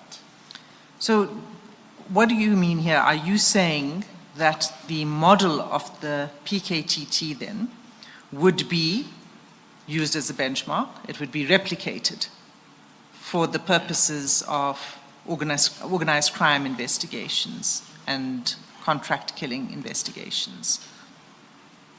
Yes, commissioners, put directly, one will say the direct meaning of this recommendation is let us retain the methodology and we use it as a transitional process from where we are, especially within the organized crime investigations environments of SAPS. Now, this talks to disband or remove the center of excellency, and then you start afresh. So this, in short, that's what it was trying to say let's retain, and then we build up from it. So you'd replicate the model, the method Yes. of the PKTT? Yes. You say, General, this was to be transitional. Looking at 6, Roman numeral 6, it does not sound as if this was meant to be transitional. I read it to have been intended to be permanent, once implemented, to be permanent. Am I incorrect?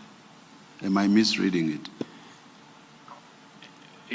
The interpretation, thank you, Commissioners, Chair, the interpretation might be right from the chairperson's point of view, but if read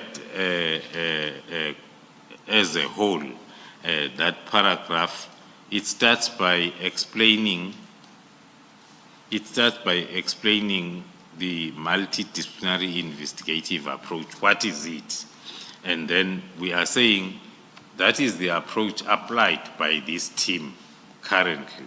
And national commissioners say this approach will be adopted instead of using transition, will be adopted and used to serve as a benchmark to standardize the investigation of all contract killings as well as violent organized crime. Thank you, General. Thank you, Chair. So that report, we come to the end, it's got the signature of the National Commissioner and the date. And then there is a space below it for comments and for signature by the Minister, but there is no signature. I take it that means it was never approved, adopted, or signed by the Minister. If I may go back to the pressure between the 18th and the 19th, 2 days to come up with a 27-page report that up to now it has not been approved. It's still empty. So that will mean the hard work put during those 28 hours came to nothing because the report is not approved or not signed, or it's. So what was the response of the Minister to this? Was there any response from the Minister to this letter? Was there a verbal response? Was there some other written response from the Minister? Thank you, Commissioners. From the compiler's point of view, there was no response. Even after inquiring from the writer, who is the National Commissioner, I got feedback that there was no response up to date. So the next thing that happened then, according to your statement, is can you tell us what happened then on the 4th of February? Before you do that, General, let's just finish off on these two documents. Can you explain what appears to be an anomaly? We earlier looked at the email from Brigadier Letoko, where she says to the Deputy National Commissioner, your office is further, this is the email we looked at earlier, on the email of the 7th, I think it is. It says, your office is further requested to submit a close-up report to be submitted on 14 January for NETCOM consideration and sign-off to the minister. So there's that direction from someone who's sitting in the office of the National Commissioner. And then on the 17th, which is later than the 14th, on the 17th, you then have that document that you were looking at from General Sibia, which tells you what he requires, the information that you're supposed to report on. And then that's on the 17th of January. And then on the 22nd of January, you and the National Commissioner are submitting or completing this report that you were discussing now, which is completely different in content from what the Deputy National Commissioner Sibia required of you in his letter of the 17th. Now, the Letoko email suggests there's an instruction from the National Commissioner. Well, on its terms, it says there's an instruction, but it suggests that it comes from the National Commissioner because it comes from that office, at least on the face of it. Yes. And then General Sibia appears to act in accordance, I say appears, on the face of it, by writing to you on the 17th with all of those directions and instructions. But then the National Commissioner works with you to prepare a completely different report. How does one explain this anomaly? Or how do you explain it? What is your understanding of what happened that see us having this letter from General Sibia, and then you have a completely different report from the National Commissioner, as if they were not talking to each other? Thank you, Commissioners. Attempting to explain this anomaly, one will summarize maybe the chain of events as I had given in details, that the email that I received on the 7th, that is talking to the due date of the 13th, I did not do anything because I could not understand. So that is the first part of anomaly from my side, that I receive an email with one line and there is no attachment. I have lots of questions that I'm asking myself, and when I ask those questions from the Deputy National Commissioner, I don't get clear answers as to what must happen. That's anomaly number one. Hence, then I took a decision after making a call to the National Commissioner who was on leave. I took a decision to wait until the 14th when he came back. Indeed, he came back. We had the discussion that I've explained in details, which came up with two resolutions to prepare for the briefing of the minister on the 16th on the issues that I've highlighted on. Then the other anomaly now comes with this directive or letter dated the 17th to me, because the last due date that I was given and it was not met was the 13th on the email. Then it died natural death, that is anomaly, that 13th. Then on the 17th, when I receive this, it gives the previous day as a due date, other than the fact that as we were going through, other than the fact that it was not easy to understand and not easy to, and also the other factor that one has to put that led to this anomaly.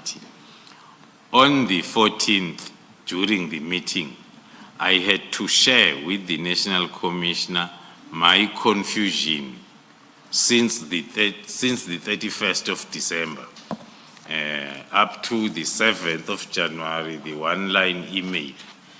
Then that's when then he said, okay, now me and you are going to work on this. So the first thing, let us prepare the briefing of the minister on the 16th on these separate issues. And then let us also prepare the report for the 20th as a due date. I'm asking a more direct question. Maybe it wasn't clear, General, and I apologize for that. What I would like to understand is, does it mean, because you worked with the National Commissioner to produce this report of the 22nd of January, does it mean that the National Commissioner had not authorized General Sibia to send you that directive? That's what I'm trying to understand. And because you had been discussing and talking to the National Commissioner, you would know what the position was. Thank you, Commissioner, for simplifying the question. It's much easier. The response will be exactly that.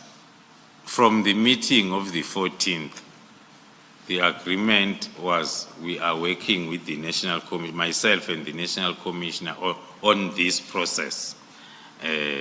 Now, when the letter of the 17th came, confusing and contradicting itself as it is, but I did not consider complying with it because I had this other plan and the arrangement and the instructions from a more senior officer. In short, is it correct, would it be correct to characterize it this way? General Sibia went and did his own thing when he sent you this directive. It didn't have the approval of the National Commissioner. That's correct. Would that be accurate? That's correct. Thank you.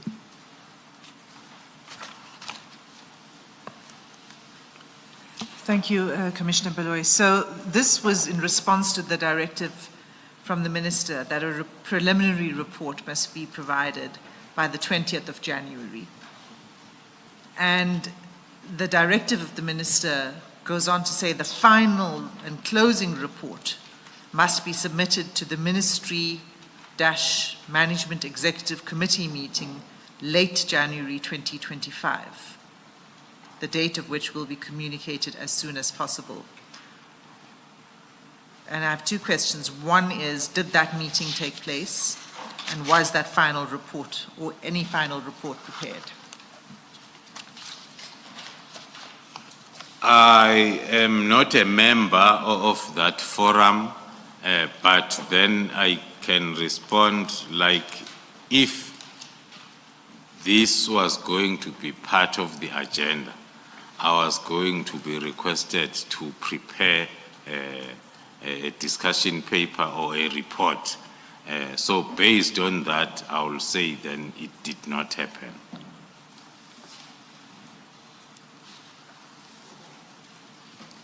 Okay, so that was 22nd. The next thing, General, we were then going to 155 of your statement because the next thing that happens is on the 4th of February. And that was when General Sintumule engaged you. Can you just quickly give us a description of what happened on that date? Then I did not hear anything about this whole process then after the submission of the report to the National Commissioner on the 20th of January. up until the 4th of February 2025, when then I became aware of a letter, now an instruction from Lieutenant General Sibia to Lieutenant General Sintumule regarding the handing over of the dockets. And that's SDK 27 at page 241 of the bundle. And that letter requires that all the cases or projects relevant to the political killings task team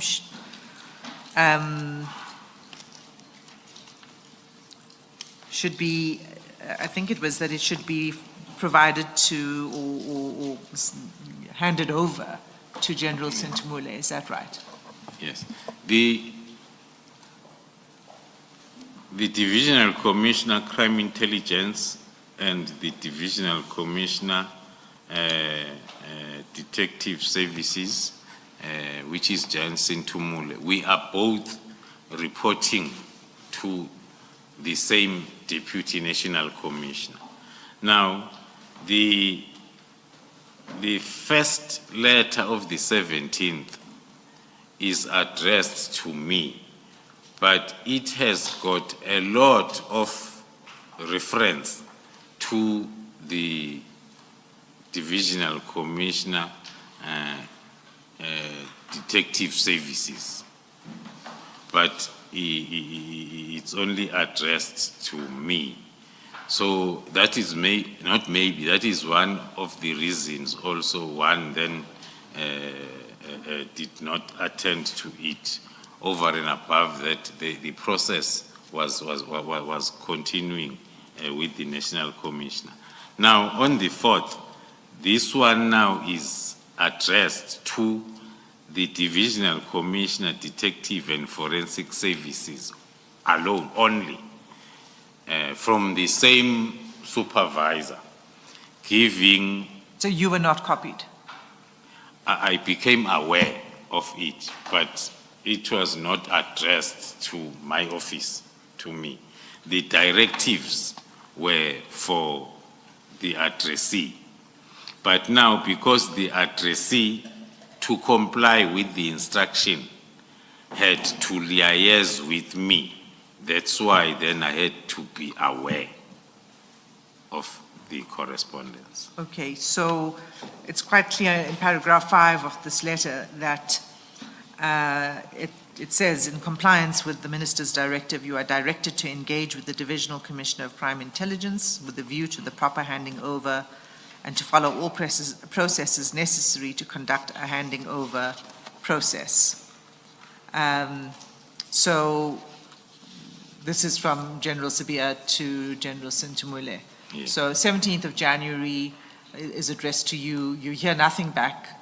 Yeah. And the next thing is this letter, which is that the handover must be done, Yeah. and that General Sintumule must engage with you. And Yeah. then did she?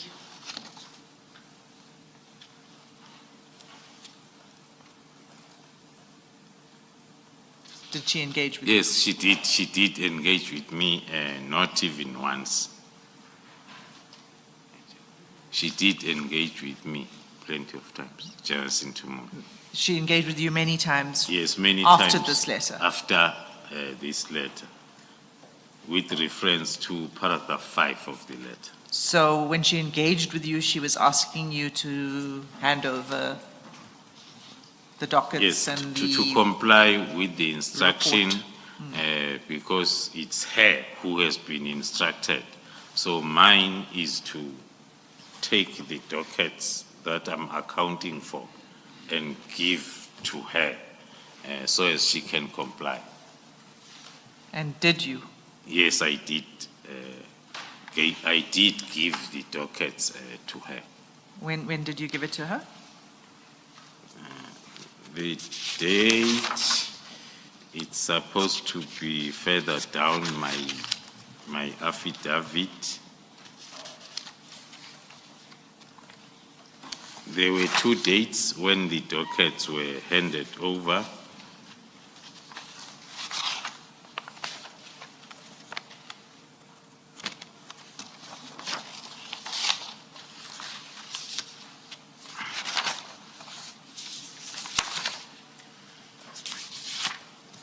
Was it after the meeting with the minister on the 27th of March or before? Around that time. I think the 28th, the first batch of dockets were handed over, and then Okay. the following month, the 3 remaining dockets, then I handed over to her. And what's the explanation for the delay between 4 February to 28 March? Where were we now? Firstly, there were lots of activities that were happening. Between the 4th of February 2025 and the 5th of March 2025, which talks to the whole month. So it was during that period when the Divisional Commissioner, Detectives and Forensic Services then was engaging me on the need of me handing over these dockets to her so as she can comply with the directives. And then on the 5th of March, that is when then on paragraph 156, there was another activity that talks to the political killings task team. Okay, and that was the reference we're looking for is paragraph 171 on page 69.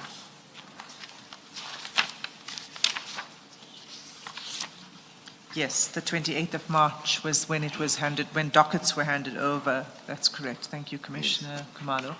And that was after the meeting with the minister on the 27th.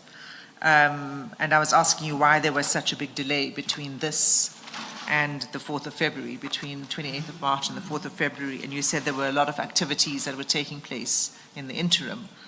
Yes. Right? And one of them is the 5th of March, appearing before the Portfolio Committee, where you made a presentation. That is correct, Commissioner. And that presentation is attached as SDK 29 in the bundle. And, this presentation was prepared for the Portfolio Committee. Did you make the presentation to the Portfolio Committee? Yes, Commissioner, I was in attendance of the Portfolio Committee and I did present the same presentation. And what was the, maybe let's just go to that paragraph. It's paragraph 156. And can you just read paragraph 156? On the 5th of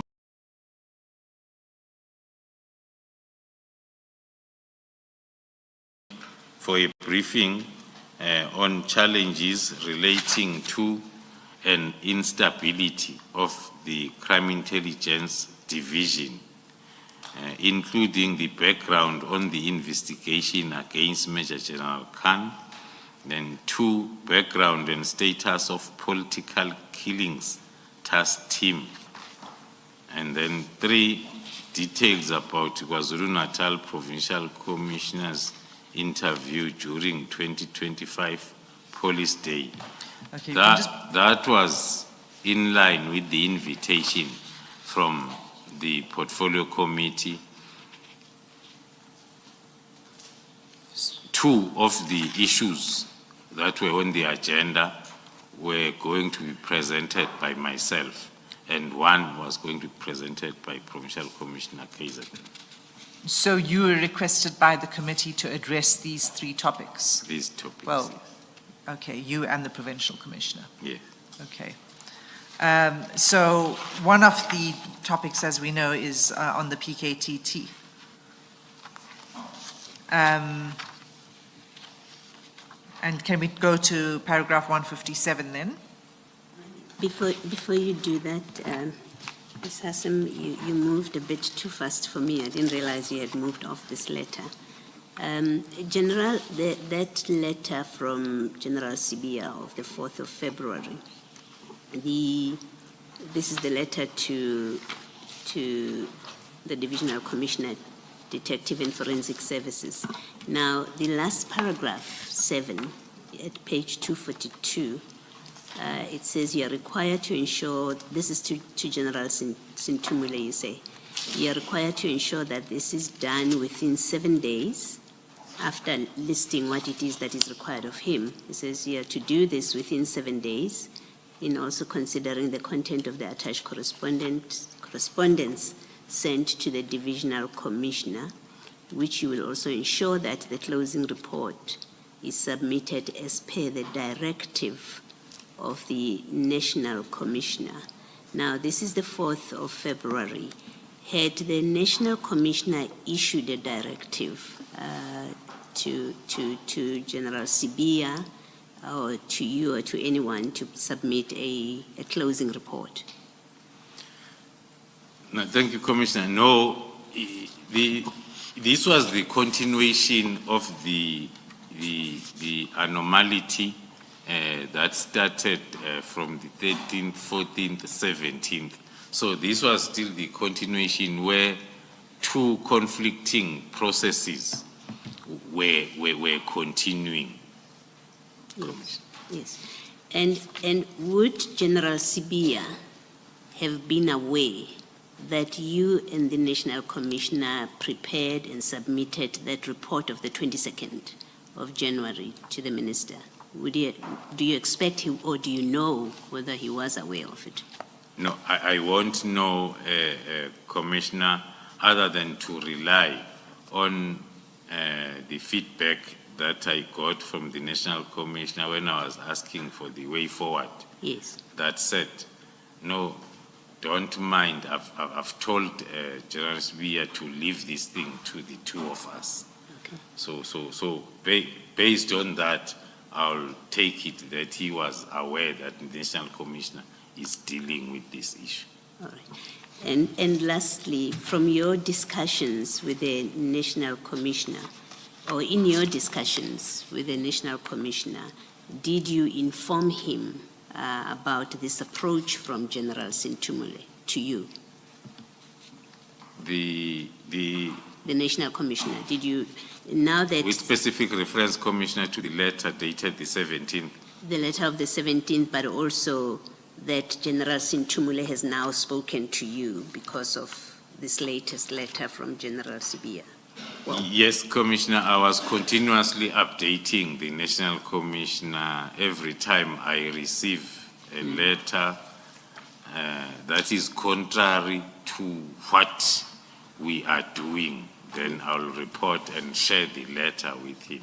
okay. And do you know if he ever spoke to General Sibia about this parallel process? I won't know, Commissioner, if he did speak. Thank you. Thank you, Commissioner. Thank you.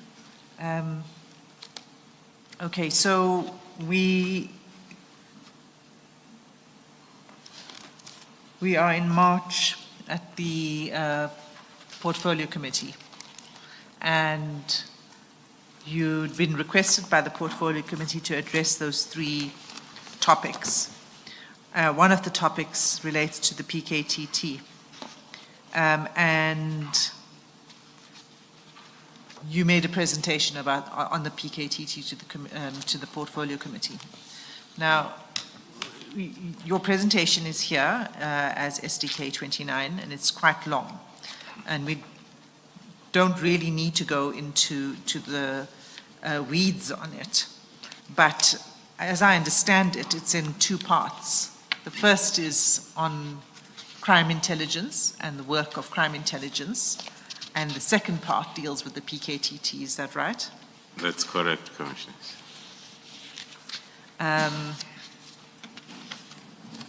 And if I can just turn then to page 273 of that presentation.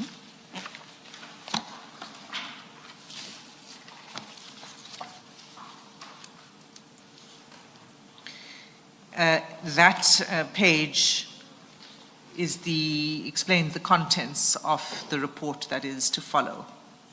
And the headings, if you could just read out what the headings are. The headings that were included in the briefing to the portfolio committee. The first one was the background of the political killings task team, followed by the funding and expenditure since inception. And then the third one, successes achieved. The fourth one, the current status of the political killings task team. Okay. So, in this presentation, apart from the background and the update on the work, much of this has already been presented to the Commission by yourself and by General Mkhwanazi. There is a slide that deals with the budget.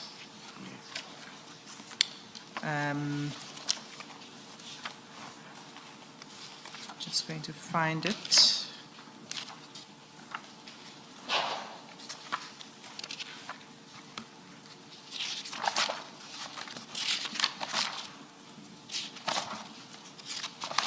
It's page 277.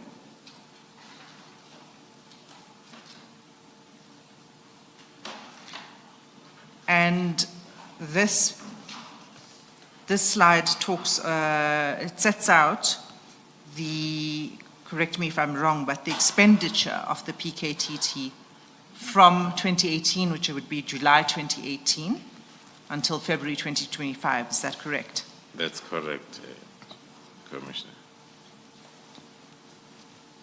And all of these, can you explain to the Commission where this information comes from and whether it was in line with the budget that had been approved for the PKTT?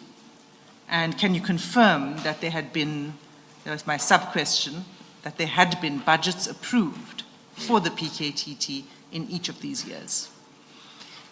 Thank you, Commissioners. As I indicated earlier on, that towards the end of each and every financial year, each department that is involved in this project will then start looking at their financial authorities.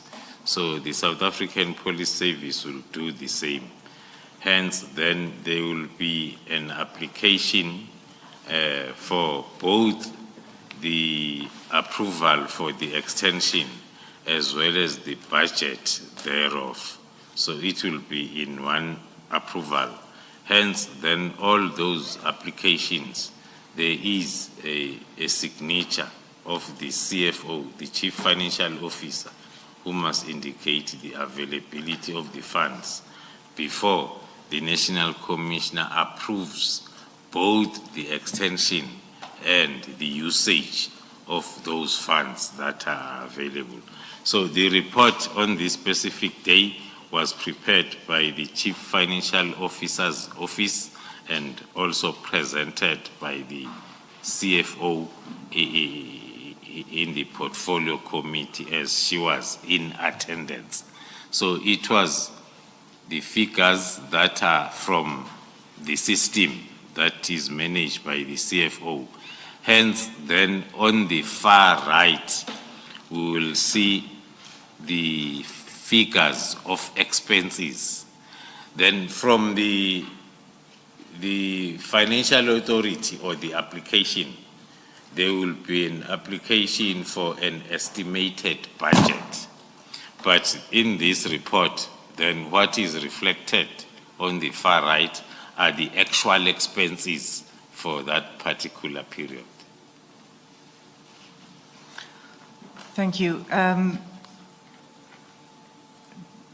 Now, this goes up, General, up until February 2025. And I think from there onwards, what we have is in the exhibits bundle. And if we could look at the bundle, the file 1 of the exhibits.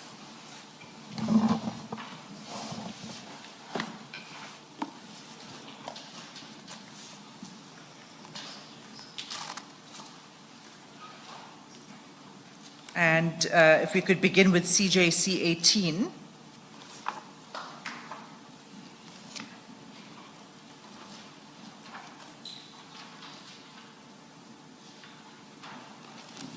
You got it? Yes, Commissioner. Okay, so CJC 18. As I understand it now, this is an information note that's prepared, a request for financial approval for the period 1st April to 30 June 2025.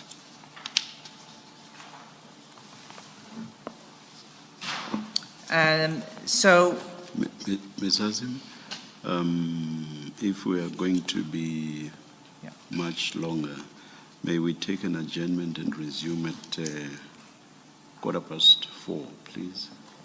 thank you, Chair. Let's adjourn.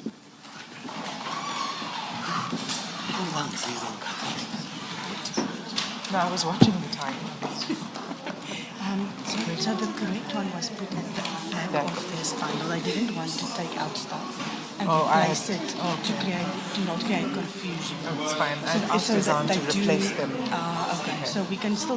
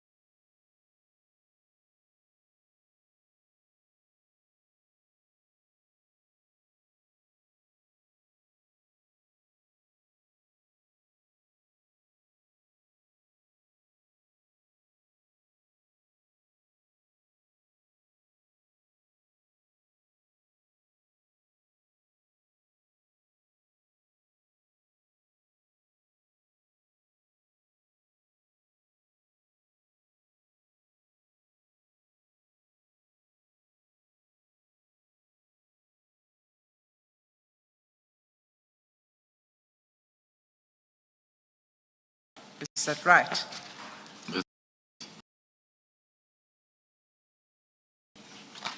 And if we can just go to page 132.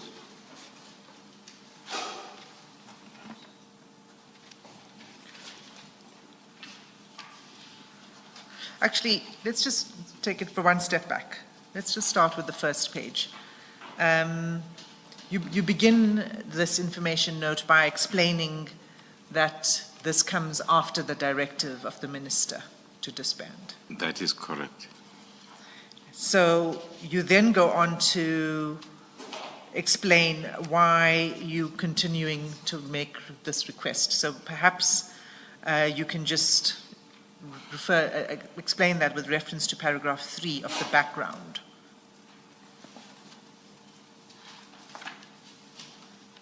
So, yeah. Thank you, Commissioners. On the background, it's more of the events that took place from the 31st of December letter, which then we were using as a background because it was during that period of uncertainty. The financial authority and extension had expired on the 31st of March. Hence, then we prepared this one that was going to kickstart from the 1st of April. And the background now is changing. It is talking to the letter as it came on the 31st of December, various meetings that has taken place, and the winding down plan as approved or suggested by the National Commissioner that this is how he's going to handle the situation during that time. Hence, then we had to prepare the extension as well as the financial authority for a shorter period, which was the financial authority was for the whole financial year as it was prepared, which was going then to allow the winding down plan. That is what is mainly contained in the background. So that explains why at paragraph 4 on page 127, you estimate the expenditure for 68 members. It's for a smaller number. That is correct. The estimation there is for a smaller number that will see the dockets that are at court through. And that estimation, if we look at the table, it says 68 SAPS members per month for 12 months. I understand that to be that's incorrect. It's not supposed to be for 12 months, right? It's for 2 months. More especially, it's a typing error, more especially if we look at the first recommendation on the same page, which reads the approval for extension be granted for the duration of 3 months. 3 months, 1st April to 30 June. Yes. And so the budget that was requested here was about 9.9 million. That's correct, Commissioner. With that correction, General, the heading where it says estimated expenditure for the period, what then would that be for? Because as it stands now, it's for 12 months. What months are we looking at? 3 months. From which period? From 1 April? From 1st of April until 30th of June, Commissioner. So as per the first bullet under recommendations, Commissioner, by the way. So the estimation was about 9.9 million for those 3 months. And then if we turn over Can you just explain then the notes of the CFO? The CFO is indicating that yes, the funds will be available as per discussion with the National Commissioner and per approved call-up instruction signed by the same National Commissioner. An amount for only 1 month is confirmed. The rest of the request for the funding beyond 1 month must be submitted as part of the budget input of the cost center if the project is to continue. So it's the same comment like we had seen in one of the recommendations by the CFO, where at the beginning of the financial year, she will allocate for the first few months, awaiting the final allocation of the budget. But the difference here is the drafter, the compiler, which is myself, was recommending 3 months based on experience that the final allocation of budget takes the maximum of 3 months. Now, the discussion between the CFO and the National Commissioner overruled the 3 months and went to 1 month. So one can be of a view that maybe it was because of the uncertainty around the task team extension. So the approval then was for 1 month, That is correct. and the National Commissioner's signature was on 7 April 2025. That explains then why there's a request, a second request that's made, and that's at page 130, and it's CJC 19. And that's, again, a request for financial approval for the period 1 May 2025 to 31 July. Is that right? That's correct, Commissioners, for another 3 months. And as with the previous request for approval that we just read, you set out the background to the request, and then you set out the amount that you are requesting at page 132. Yes, Commissioners. And here you estimate expenditure for the period 1 May 2025 to 31 July 2025 for this time 56 SAPS members.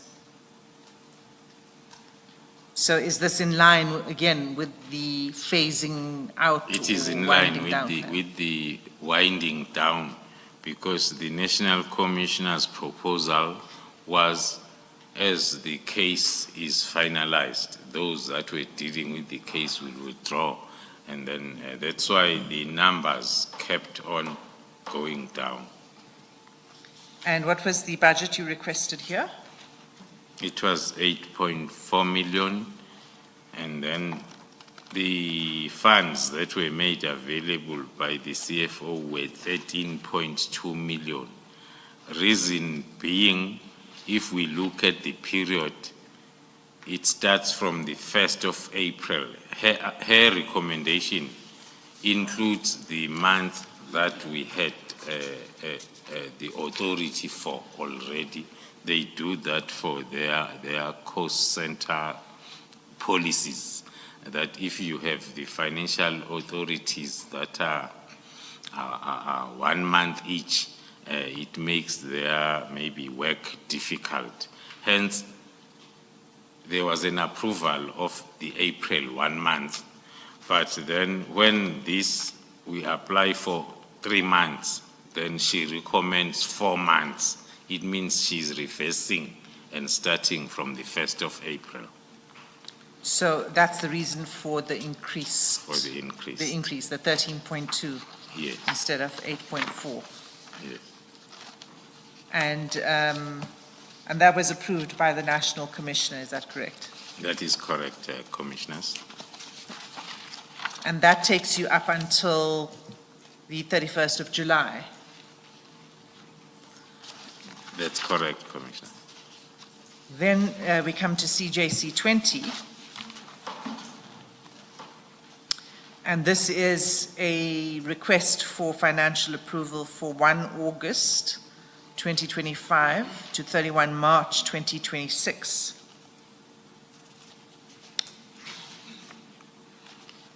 That is correct, Commissioners. Now, this one is for the remainder of the financial year, as the applications have been done in drips and drabs periodically. Now, this one is for the whole financial year.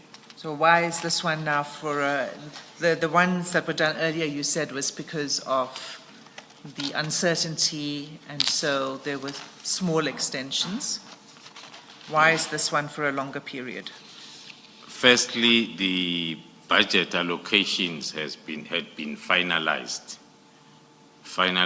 and then secondly, one being part of, as I've said, that this was the period where there were lots of factors affecting the decision making.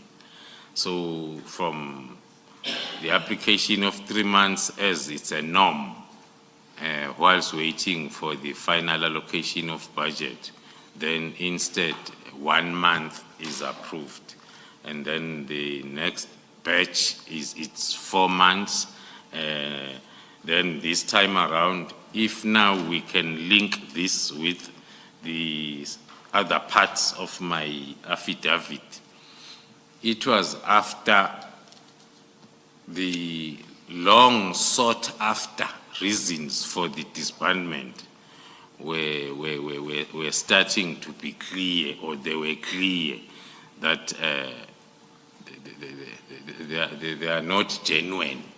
So then the application can be now for the whole month as powers vested on the accounting officer to approve the budget of SAPS.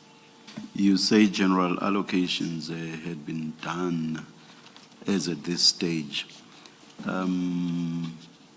Were these allocations done in accordance with the original PKTT numbers, or were they done in accordance with the numbers that were dwindling? They were done in accordance with the last number that was dwindling. Thank you. So at this point in August, you felt emboldened to ask for an financial approval for a longer period? From the compiler's point of view, Which is you? yes, the commissioners, the reason behind that is the understanding of the finalization of the allocation process. Because that's what we have been doing all these years. The first few months, maximum of 3 of the financial year, you are given the provisional approval. Then after that, then there is allocation. Then you will get then the approval for the whole financial year. That is the official reason from my side as a drafter. That's the official reason. Your official reason is then it's about the budget cycle. Yes. Okay.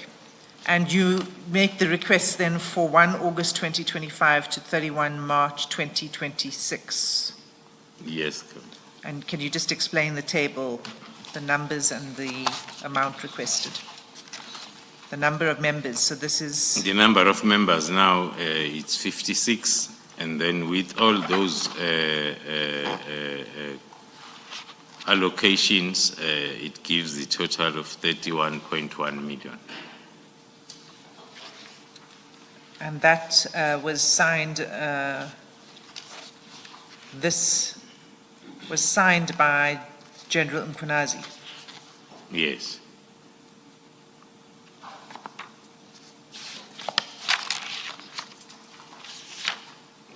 Not by you. The previous ones were signed by you. Yes, the reason being, as the whole world know, that I've been arrested and removed from some of the responsibilities. Now, I could not sign off some of the things that were supposed to be signed by myself. Okay, so that, Hence, maybe to also include, hence then even the cost center as reflected there on page 136, because that will be very specific as to where the budget will be allocated to.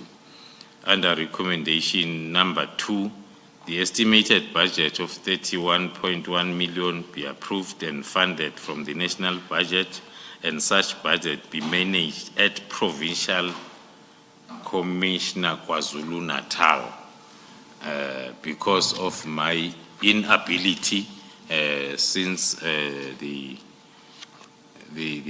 June or July, somewhere there, the arrest up to date. Just to clarify, General, you haven't been suspended. You're not on suspension from work.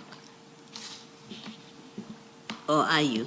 Maybe let me ask, have you been suspended? I am not suspended, but I am not allowed to perform my duties.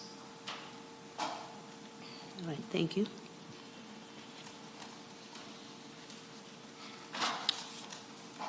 okay, so that explains the signature then by General Mkhunazi. I also see that in the second bullet under recommendations, that there's a reference to Annexure A and B. We don't have that. We don't have that in this bundle, but I think it would be important for us to get those annexures just to complete this set of documents. Would it be possible to get those? Which ones? So it's the second bullet under recommendations on page 136. The second bullet. Yes. Yes. Estimated budget. And then the last line, as recommended by the CFO as per attached annexure A and B. Yes, we can provide those annexures. Thank you. Just to finish this off though, that was the request was for 31 million. Can we just complete this by referring to what the CFO then recommended? Thank you, Commissioners. The estimated budget applied for was 31.1 million, and the CFO is availing plus minus 27 million. Reason being, that's why the CFO is explaining that the management of this budget should be such it is utilized up until the end of February 2025, which is a month before. Reason being that all the expenses during March will be accommodated for in the new financial year. So it's not a decrease on the estimated budget. It's a minus of 1 month expenditure, which is March the following year. You said 2025, it's 2026, General. Oh, apologies, Commissioners, 2026. Thank you, Chair. You also referred to the financial year. Am I mistaken that The government's financial year starts on the 1st of April each year. That is correct, Commissioner. It starts on the 1st of April. But the reason why the Chief Financial Officer made such a comment is this plus minus 27 million budget can be utilized up until the expenditure of the end of February. Then for the last month of the financial year, which is March, will fall on the new financial year starting from the 1st of April 2026. Thank you, General. Perhaps I realize perhaps I should have completed my question, just so that it doesn't remain hanging.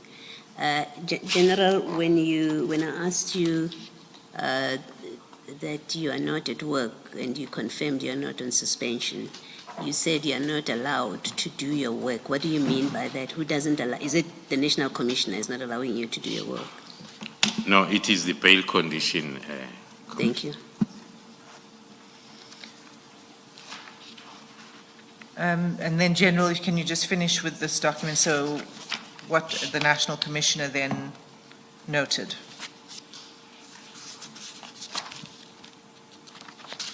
The approval by the National Commissioner with comments as per CFO, comments, I think. So he approved it He in line? approved in line with what the CFO have said above.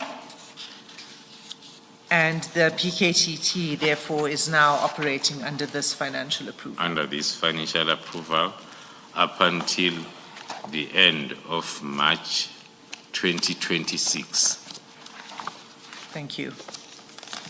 Maybe, Chair, Commissioners, before I step off, because one is receiving lots of information as this process is moving on. The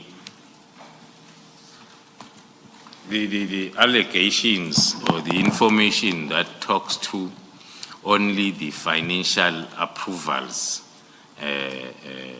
granted is misleading, because if you look at our applications, they include both the application for extension. That's why on all of them there are two recommendations for the National Commissioner to approve the usage of the budget as availed by the CFO and also the extension. So the same document gives the approval of both the function and the budget thereof. Thank you, Chair. Thank you, General. So we started this discussion on the budget. It was an extension of what you had been presenting to Parliament on the 5th of March. So if we can just return now in our timeline back to 5 March 2025.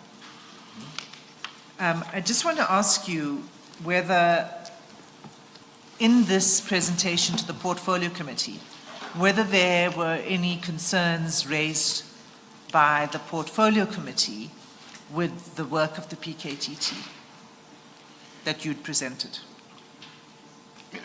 Thank you, Commissioners. One, looking at the invitation and the agenda as provided by the Portfolio Committee, one will be of the view that it was informed by the current situation. Hence, it was talking to instability within Crime Intelligence Division because of misinformation that was spreading almost every day in the social and print media. And then on the other hand, the issue of the disbandment of the political killings came in to join. during that discussion. So one is of the view that the portfolio committee deemed it fit for them to be briefed on these two burning issues. I choose to use burning issues because they were burning issues. And indeed, we prepared to the best of our ability from our side to cover the two areas, which is the instability within the division, giving the reason of each and every misinformation that is seen out there. And then on the other hand, also a detailed presentation on the political killings task team. The political killings task team briefing was not so difficult to prepare because we had not long ago prepared the 27-page document for the minister. Then it was a matter of updating and converting it into a presentation format that will be used to brief the portfolio committee. So after both the briefings, one, this is my view, one was expecting the burning discussion, as these were burning issues. But one then did not really get the burning. There were comments there and there, but not really burning discussions around the issues. One of the issues on the attachment is the one that talks to the story that was all over the social and print media of the division employing a 29-year-old girl, which then in the briefing, it was there with all evidence, with everything that was done. But one then also did not get it discussed there the way it's burning when it is discussed on the social and print media. Hence, then 2 months after that, we were still arrested and charged for the same thing that we had explained even to the portfolio committee. So my assessment will be the discussion was not as burning as the issues were discussed before we were invited. Can I just make one comment on what you said, General Khumalo? A 29-year-old would not be a girl, but a woman. But the headline? No. You referred to the 29-year-old girl. I'm just saying a 29-year-old would not be a girl. I was quoting the print media headline. I'm glad to hear that.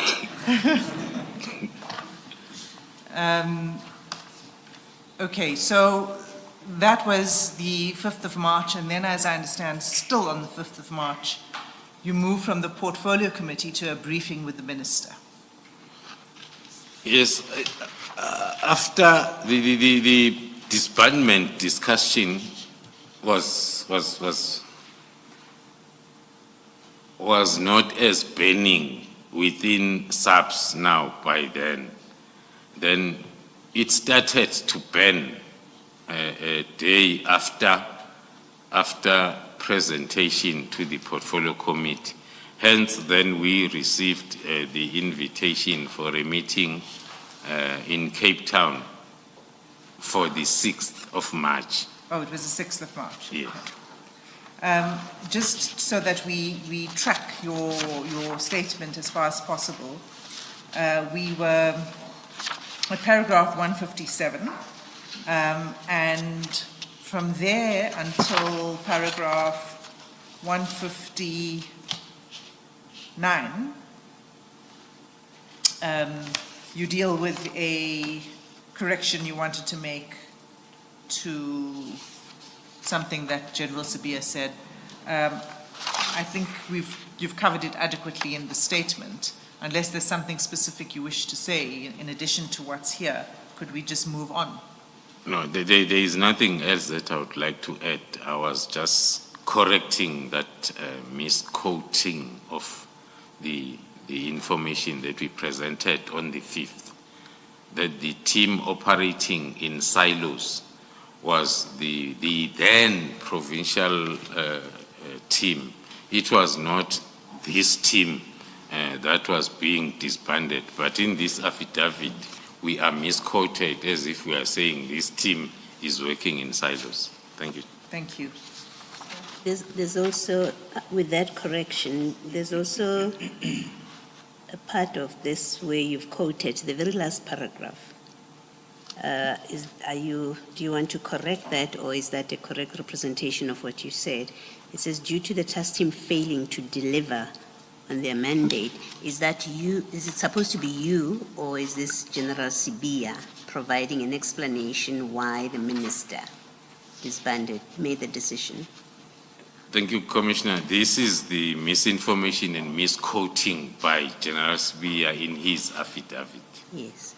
In that he says you said this? Yes. Okay, thank you. And you say you did not say that?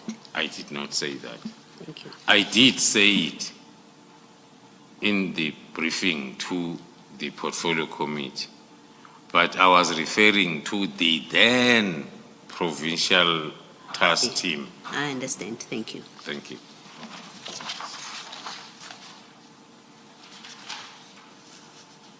Okay, so let's turn then to the next, to 6 March.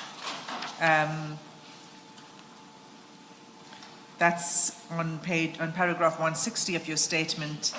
You say that in preparation for the meeting, you proposed a plan in line with the recommendations that were set out in the 27-page report. Yes. Right? And Yes, that's, Commissioner. okay, and that's attached as SDK 30 in your bundle. And this briefing on the 6th of March, as I understand it, and please correct me if I'm wrong, again says to the minister much the same thing as what is contained in that 27-page report, including a plan for a gradual winding down. Is that right?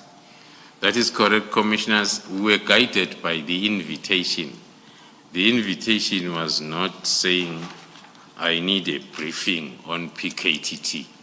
It was saying the meeting is about PKTT disbandment implementation. Hence, then the National Commissioner decided that we take the same process or information that was in the unsigned information note and we deduct it into a presentation in preparation for the meeting of the 6th of March in Cape Town. So this is the first time that you refer to a disbandment plan? Yes. In your Yes. briefing on the 6th of Yes. March.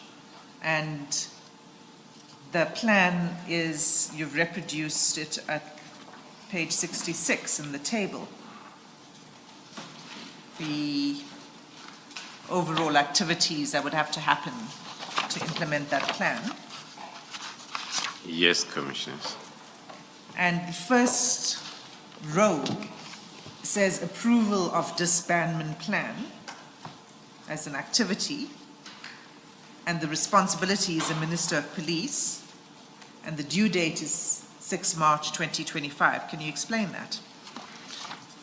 We had to prepare the disbandment plan correctly so with the activity, the responsible person and the due date for that activity, and then hence then this was included in the plan itself. But the plan, the presentation was in details explaining everything as it was explained in the unsigned information note of 22nd of January. Can I just ask why the dates on page 66, paragraph 162, differ from the dates in the action plan on page 300 of the annexures bundle?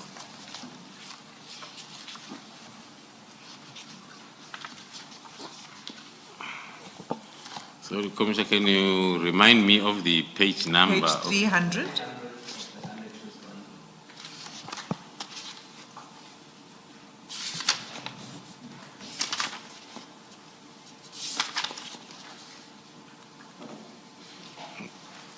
Thank you.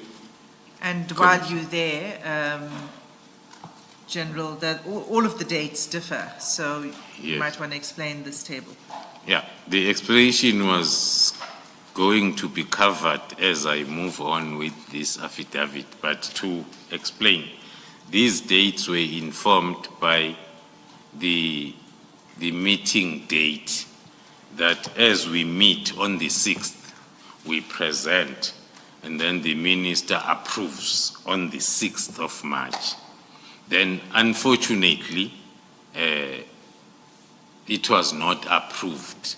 Instead, the meeting was rescheduled for the 27th of March. Hence, then the dates are moving now from the 6th to the 27th of March. So everything was going to be kick-started by the approval. If the approval is done on the 6th of March, then others are continuing. If the approval is done on the 27th of March, then other activities will continue. Is But that what, sorry, is that what you refer to in paragraph 164, the last sentence, maybe the second last on page 67? Sorry, Advocate Hassan. No problem.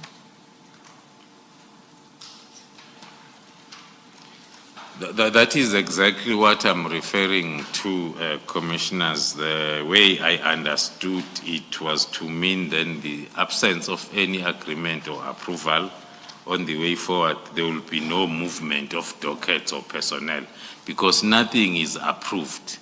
The information note is not approved up to date. The proposed plan was not approved in Cape Town on the 6th. The amended proposed plan was not approved on the 27th of March. So up to date, there is nothing that is approved. So just to be clear, the table then, the action plan table is continuously updated because everything can only flow from the first item, which is an approval of the plan. Yes, Commissioners, if I'm invited for the disbandment meeting tomorrow, I will change the date on the action plan and put tomorrow's date for approval. So it will keep on moving up until it's approved. Now, who was present at this meeting? The first meeting, The meeting of you the 6th. Commissioners, Before we, at 6th of March. presence in the first meeting in Cape Town, it was the Minister, the National Commissioner, the Deputy National Commissioner Policing, Lieutenant General Musigidi, the Deputy National Commissioner Crime Detection, Lieutenant General Sbia, the Chief of Staff in the Office of the Minister of Police, Mr. Nkabinde, the Divisional Commissioner of Detectives and Forensic Services, Lieutenant General Sentumule, and a Lieutenant Colonel then from the team, and myself. And in your statement, you say after you presented this plan, the National Commissioner and the Deputy National Commissioner of Policing were in favor of the plan. And does that mean none of the others present were in favor? That definitely means that because the plan was or is for the National Commissioner, it's his plan, the winding down plan, then he had to support it because it's his plan. And then the Deputy National Commissioner Policing did support the plan.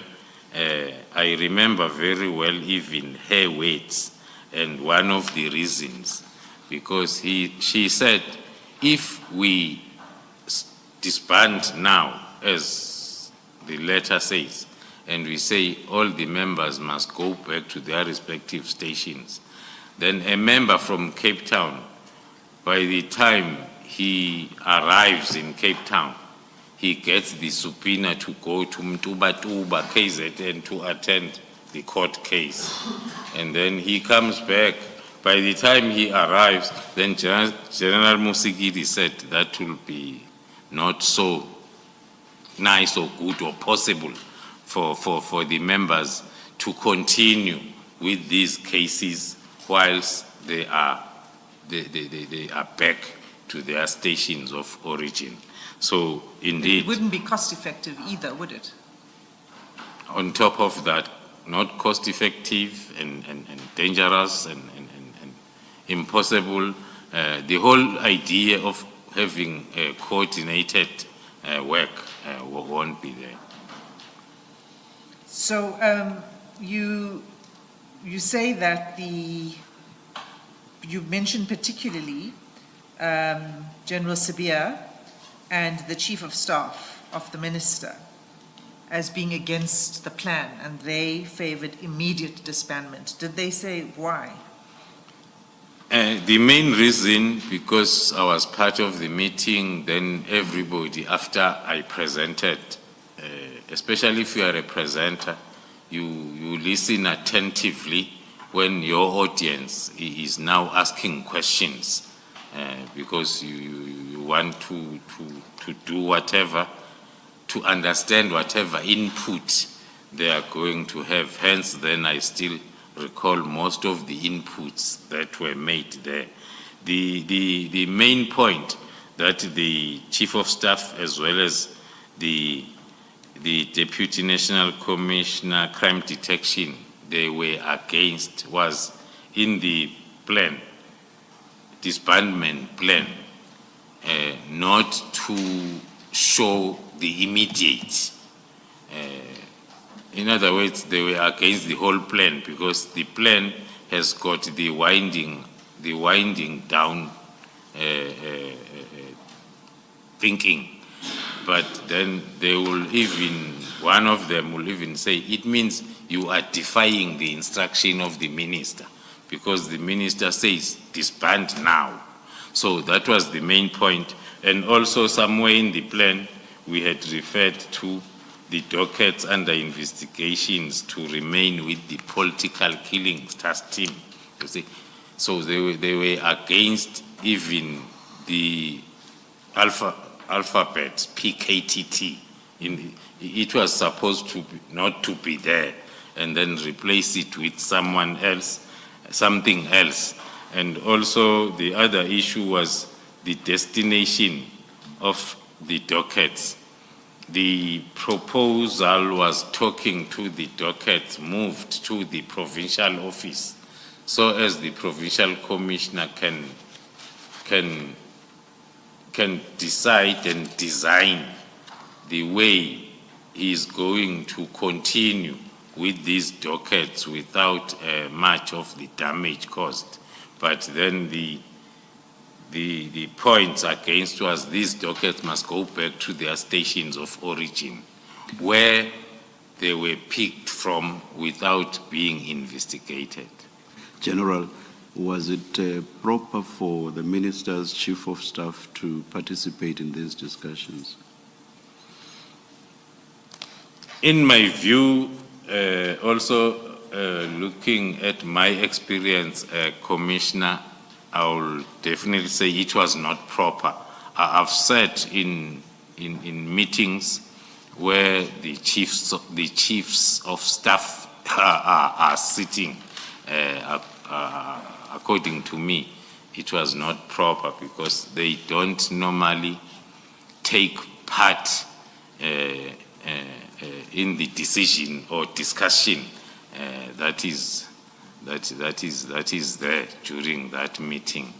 In most cases, they act as record keepers of the chairperson, who will be the minister, in terms of decisions and whatever other assistance or support function of the minister, not to be, because now, especially in the subject matter, it's the experts that are discussing this subject matter. And now there are no expertise of a chief of staff that are expected then to contribute in the point of discussion.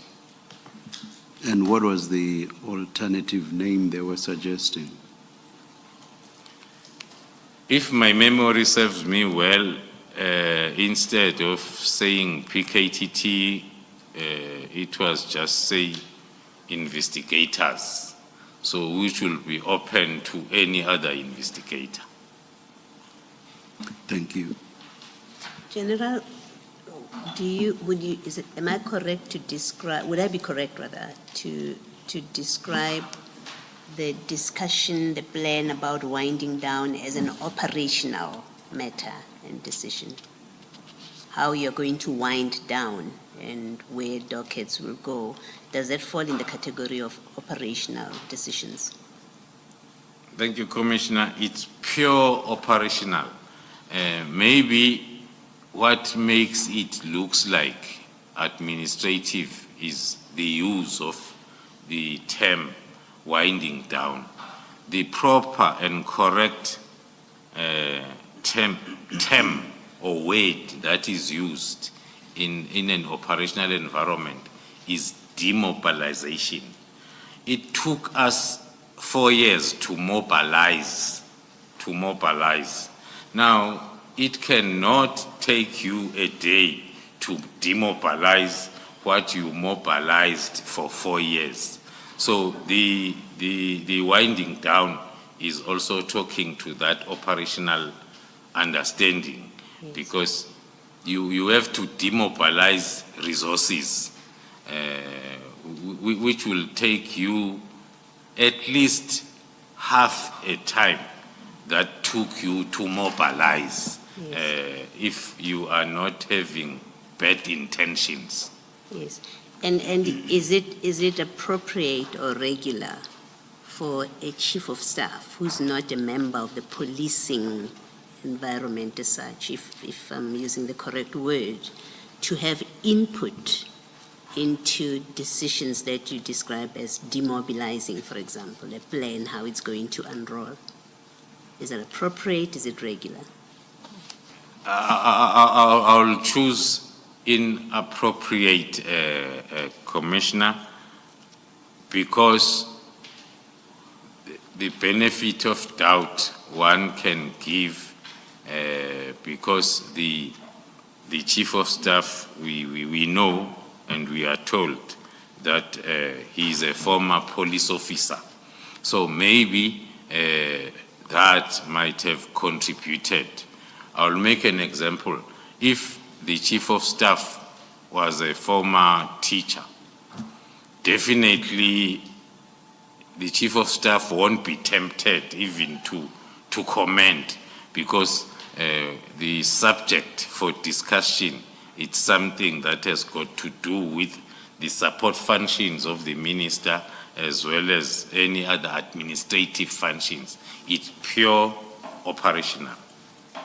Thank you. But as I understand you, even if the chief of staff had experience in policing, it would still not be appropriate for the chief of staff, as chief of staff, to participate in a decision-making regarding operational matters. That's exactly my view, Commissioners. Hence, then I say maybe the chief of staff was overpowered by the police experience to think that, or to put down the cap of being a chief of staff and wear the cap of being my second in charge as the project manager of this operation. Yeah, okay, we'll find out in due course whether you're being generous to him or not, General, with that explanation. Something else relating to this, when General Sibia and the Chief of Staff, as you say, they were arguing for immediate disbandment, did the minister explain to them or differ with them about what he meant when he said the disbandment must happen immediately in his letter? Did he offer them any suggestions about what he meant? As a chairperson, thank you, commissioners. As a chairperson, the minister listened to the presentation, the plan, and listened to the inputs. And then the parting words or the closing words as a chairperson were then go back and do the amendments as per the comments, and then deduct this presentation into an information note where I can sign on the rescheduled meeting of the 27th of March. The short answer to my question is the minister did not say to them what he meant when he says immediate. That is correct. Thank you.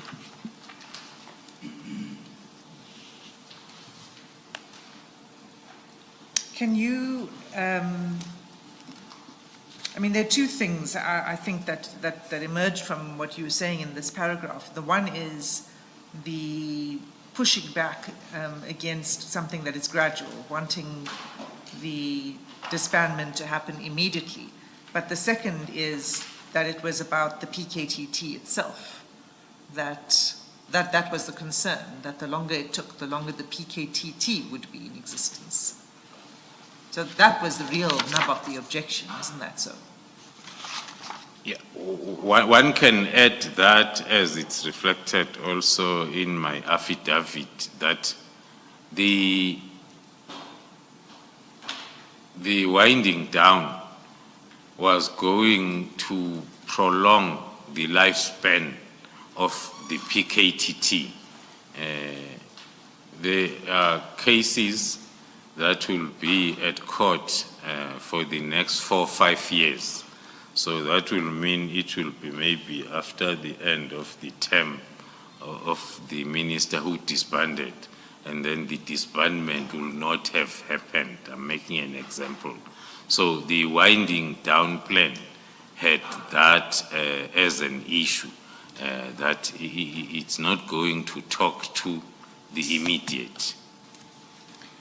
Okay, thank you. So still on 164, just to complete this on this meeting on the 6th of March, could you just read into the record the last few lines of that paragraph, starting from "there was no firm resolution"?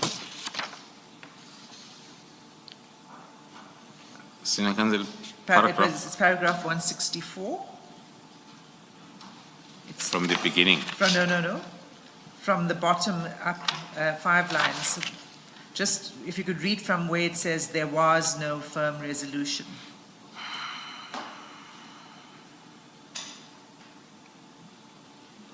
Page 67, General. Page 67. On page 67, line. Page 67, it's 1, 2, 3, 4, 5, 6, 7 from the top. Thank you, commissioners. It reads thus: there was no firm resolution, and it was agreed that a further meeting will be convened on the 27th of March 2025. I understood this to mean that the absence of an agreement on the way forward, there will be no movement of the dockets or personnel. In other words, the PKTT will continue its work because there is still no approval of the proposed disbandment plan. Okay. So 165 and 166 we've actually covered. It's here in the timeline. It relates to the rest of Mr. Matlala. We can move past that. Let's go then straight to the 27th of March, when there was a follow-up meeting. Who was present at this meeting? Then the 27th of March, as the Cape Town meeting was rescheduled to, in attendance was the minister, the two deputy ministers, the national commissioner, the Lieutenant General Sentumule of Detectives, the deputy national commissioner, General Sibia, myself, and a lieutenant colonel from the team. Now, you say the two deputy ministers. Who are you talking about here? It's Deputy Minister Bushielo and Deputy Minister Matala. Okay, so they were present. Is this the first time that they became involved in this discussion? Or were they involved in discussions before this regarding the disbandment? In terms of my records, this was the first time that they were part of this discussion. And did you present again on the plan, on a disbandment plan at this meeting? Yeah. Maybe let me start by reminding the commissioners that the resolution of Cape Town meeting was for us to deduct the presented draft plan with the inputs into an information note. So we had an idea that it's going to be a very short meeting. Even in my preparation, I was just prepared to point to the amendments, to say on this slide, here there was PKTT, now it's replaced by investigators. General, now here...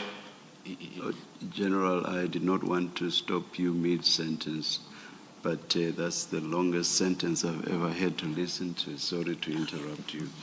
And on the fourth line... And that's saying a lot when it comes to the general.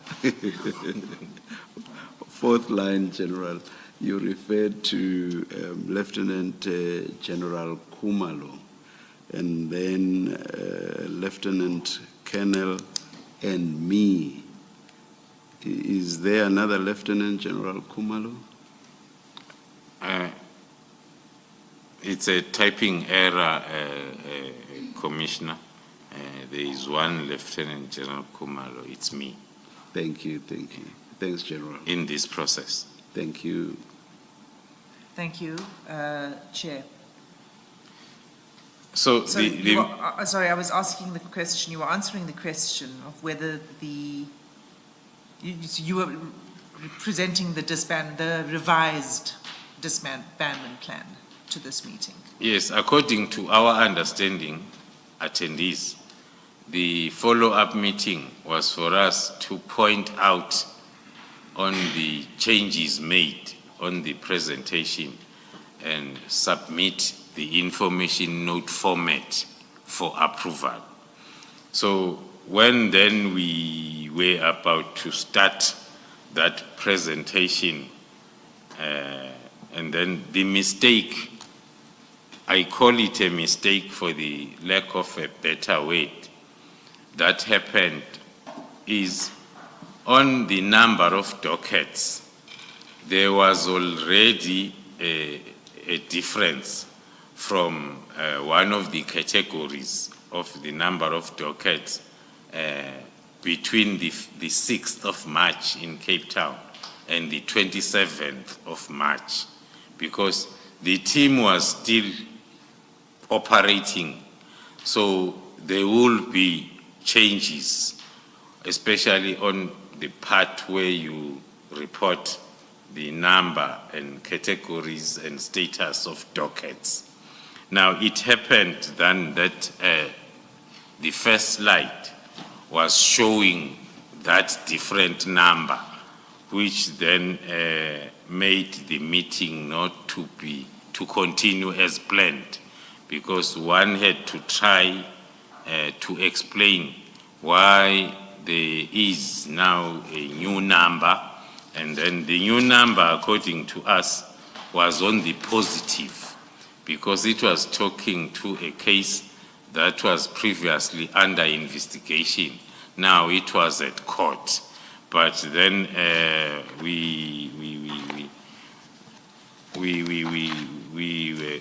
got then the comments that were suggesting that we do not want to stop the investigations because now there are different numbers, and then the discussion from there was around us not wanting, especially I'll refer to myself as the project leader, because I was named by the chairperson, the minister, as a person who does not want to disband the task team. And then the meeting did not continue. Can I pause you for a second, just to be clear? So what caused the unhappiness was that your presentation had been updated to reflect the work that had been done on those cases. Yes, most especially between the figures that we presented in Cape Town, Yes. and the figures now that we are presenting in Yes. Pretoria on the 27th. You're referring to this That is- type of That is report. correct. So that's page 295. This comes from the 6 March presentation, but Yes. you would have updated it for the 27th For of the March. 27th. So it's not an entirely new table, it's just that the numbers have changed because work has been done on the dockets. Yes, and according to my view, it was not supposed to be an issue because the main part was the disbandment plan. The progress on working, because we all knew that nothing has changed. The team is still working until the disbandment plan is approved. But now the non-issue became an issue, that because now there are changes in the numbers, then we could not then continue with the disbandment plan amendments. General, apologies to you and also apologies to you, Ms. Hassim, for interrupting your flow. General, may I ask you to read paragraph 167 from line 7 and also paragraphs 168, 169 and 170 into the record, please. Before you do that, Chair, with your permission, Ms. Hassim, you flashed a document, a colorful document, to the General to check if that's what he's referring to. I think for the record, and you Yes. said page 295. For the record, I is said that SDK 30? Is that part? Yes, Does of the that come 6 from March SDK 30? presentation. All right, thank you. Thank you. From where it says the minister seemed. The minister seemed angry with me, General, from there all the way to paragraph 170. Thank you, Chair. I'll read on record. On last part of paragraph 167, the minister seemed angry with me. At this point, the National Commissioner and I were still proposing that the disbandment should be implemented, but if it was Should not be implemented, but if it was going to be implemented, that it be a gradual disbandment as proposed as proposed in the 6th March 2025 meeting. Paragraph 168, the minister simply would not listen to anyone. He criticized me for being in charge of the PKTT and crime intelligence and questioned why was the National Commissioner and I were so invested in keeping the PKTT. he was now completely against the gradual approach and reverted to the immediate disbandment. Paragraph 169.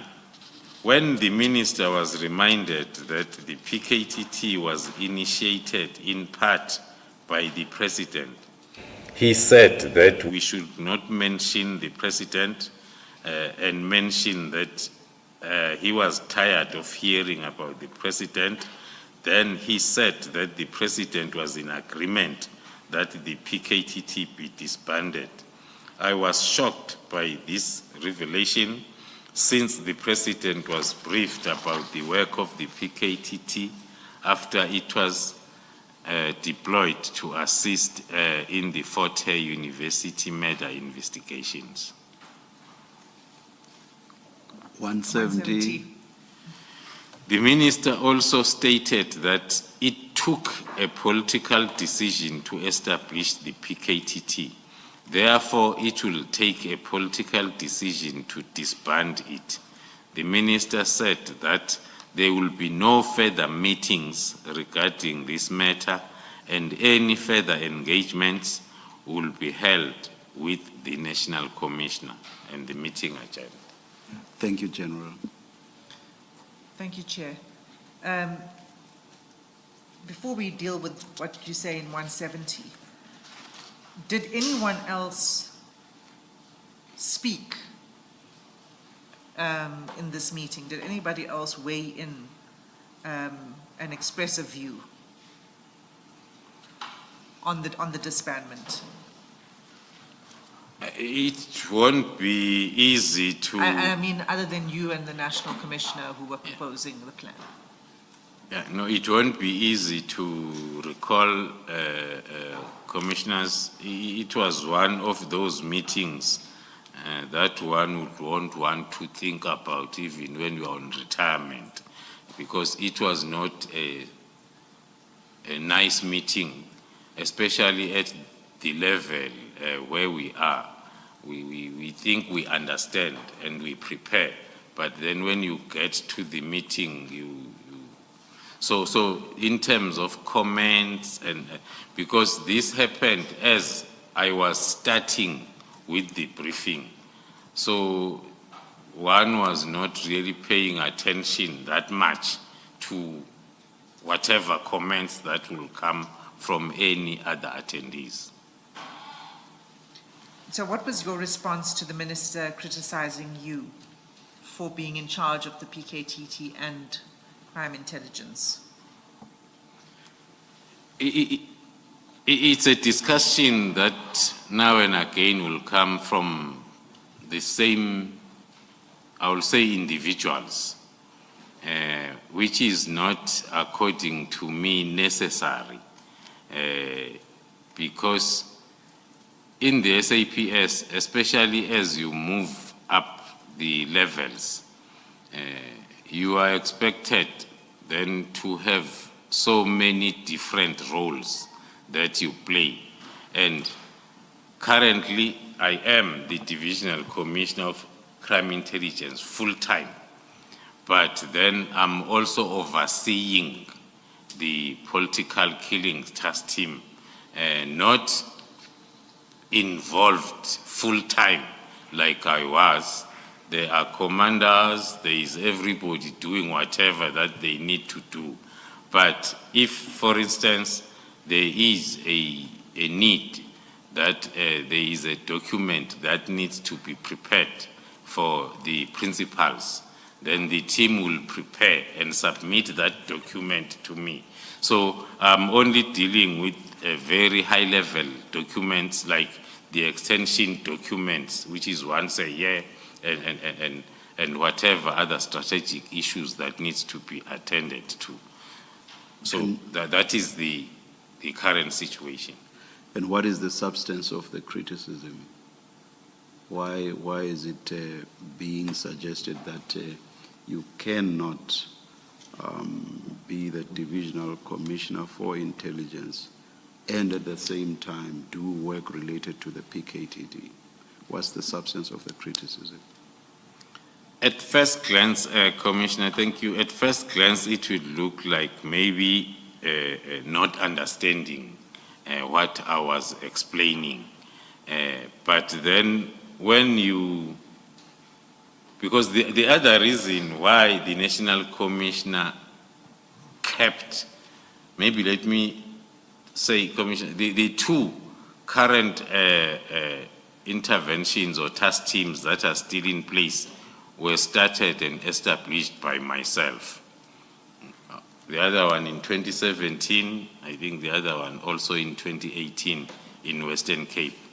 But then as I was appointed at other environments, then the National Commissioner decided that you are going to oversee this. Now I'm going back to the understanding, because the National Commissioner has got the understanding that the methodology itself, it's our doing. So it's not easy for any other person to be associated with the methodology. Not that it talks to doing the work, but it talks to overseeing, giving guidance where it's necessary, because the idea is to grow the understanding of the methodology. General, before this meeting of the 27th and this criticism, had the minister spoken to you or indicated concerns about your being in charge of the PKTT and being in crime intelligence, the boss of crime intelligence? Had he recorded to you any concerns? Not to me. That I've never been given an opportunity to engage, but in meetings where I'm part, it will come now and again, but not as a main point of discussion. Is this in meetings with the minister? Yes. The minister being present in the meetings? Yes. Okay. And your immediate superior, General Sibia, has he formally raised any concerns with you about your dual roles? Also, of late, maybe let me give it the timeline.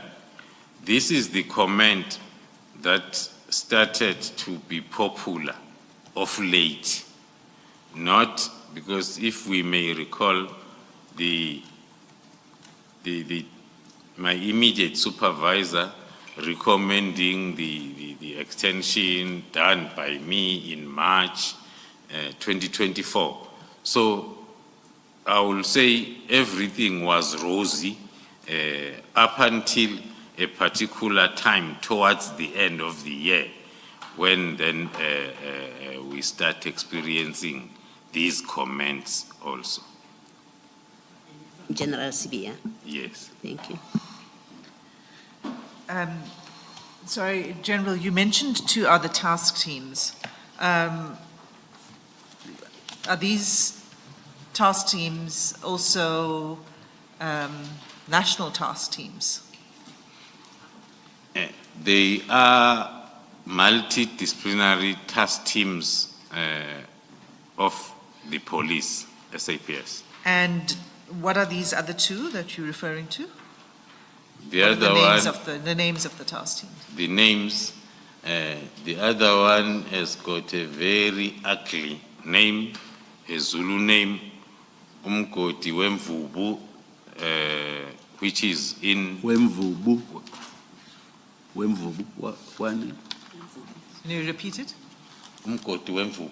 Oh, I wanted to hear the name, Yeah, it is in the border of South Africa and Mozambique, dealing with the cross-border crimes, or more especially cross-border vehicle thefts or hijackings. And then it's another multidisciplinary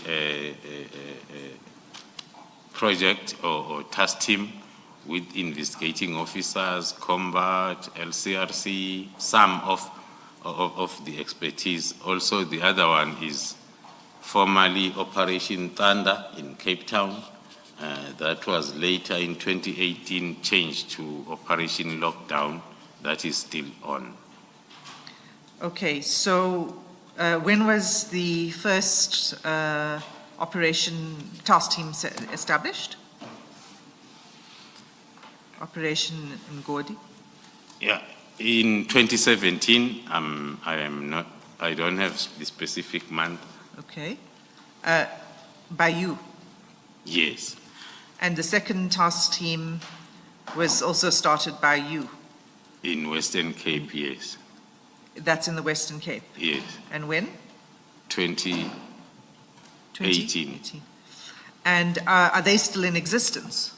They are still in existence, the two task teams. Okay, but these are not overseen by you? Yes, I wanted to explain that, commissioners, that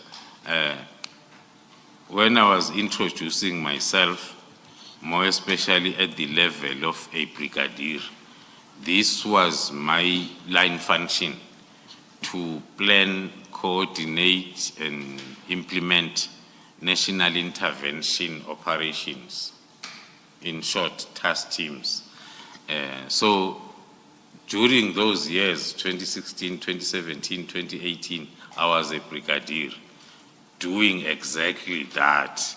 So that is why then I refer to them as established by myself, but they were established by myself as my line function by then. Thanks. Okay, let's just move to, okay, so the meeting ended and it ended badly on the 27th. Yes. And so there was no approval of a plan or anything. Okay, and then 171, that's when you hand over the dockets to General Sentumule. How did that come about? Was it just upon a request from General Sentumule that you handed them over, and where were they? Where did you get did you ask for the dockets to be sent to you and then it was handed over to General Sentumule? How did it happen? Yeah, thank you, Chair. The instruction from Lieutenant General Sibiya to Johnson Tumule had come long time ago, I think beginning of March or February, if I'm not mistaken, and there were lots of activities and discussions and meetings that were happening. So the persistence from Lieutenant General Tumule was only more during the first month. But then from the 5th of March, these activities started. Then there was, then maybe also from her side, the hope that these meetings and activities will give light to that instruction. But then after the meeting or around the meeting of the 27th, then that is when then it's the persistence started again that I have this instruction to comply with. It's me who's in trouble, not you. You are not instructed. So for you is just to hand over the dockets to me, and then I will be seen to have complied. That's exactly what I did. I am accounting for all the dockets allocated to the task team PKTT as a project manager, and then I had to formally hand over the accounting of those dockets under investigation to Lieutenant General Tumule as instructed by her Deputy National Commissioner General B Okay. on the 28th and the 23rd. And those letters, we don't need to go through them, but they're attached as SDK 31, the handover letters. Yes. And so to complete this, this part of the statement then, you did not inform General Mkunazi about this. That is correct, Commissioners. And so that's why you received a letter on the 22nd of May, paragraph 174 of your statement. You say you received a request from the Provincial Commissioner, KZN, inquiring about the whereabouts of the dockets. That's correct, Commissioners. As a project manager, I'm accounting for each and every docket. Now, I take these 121, I hand them over to Lieutenant General Sintumul. And then during the accounting session, then chaired by the Provincial Commissioner, he is inquiring about the status of these dockets, and he gets the report that they were taken by me. Yeah. Okay, so you assumed that he was aware. Is that why you didn't inform him? Not that I assumed that he was aware. Firstly, it was not my place to inform, because the period, as I've said, it was the period of uncertainty, and then one would have thought that after the agreement of whatever way forward, then the National Commissioner is the one who's going to inform us all, because even myself, I needed to be informed. So all of us were waiting to be informed as to the way forward. Okay, so the next section then of the statement is about the return of the Advocate dockets. Asim, do you mind just dealing with paragraph 172? It can just be read because it's something that will come up. Just read it, General, into the record. Thank you, Commissioners. I will read on record paragraph 172. On the 16th of April 2025, Brigadier Nkwashu, who is, let me read it as it is, on the 16th of April 2025, Brigadier Nkwashu made an attempt to retrieve the criminal dockets pertaining to the case in which Mr. Katiso Mulife was charged during December 2024. According to Brigadier Nkwashu, this action was taken following a direct instruction from the Provincial Commissioner, who allegedly mandated that the docket be handed over immediately. The Brigadier further stated that failure to comply with this instruction will result in disciplinary actions being taken against the responsible parties. The circumstances surrounding this request, including its agency, raised suspicions. That paragraph is included in my affidavit as per the report received from the witnesses A, B, and C, also included in their affidavit. And then paragraph 170. Just before that, Ms. Hassim, what do you mean, General, when you say that Brigadier Nkwashu attempted to retrieve Mr. Katiso Mulife's docket? This paragraph... my focus is on attempted to retrieve. Did he want that the docket should be given to him?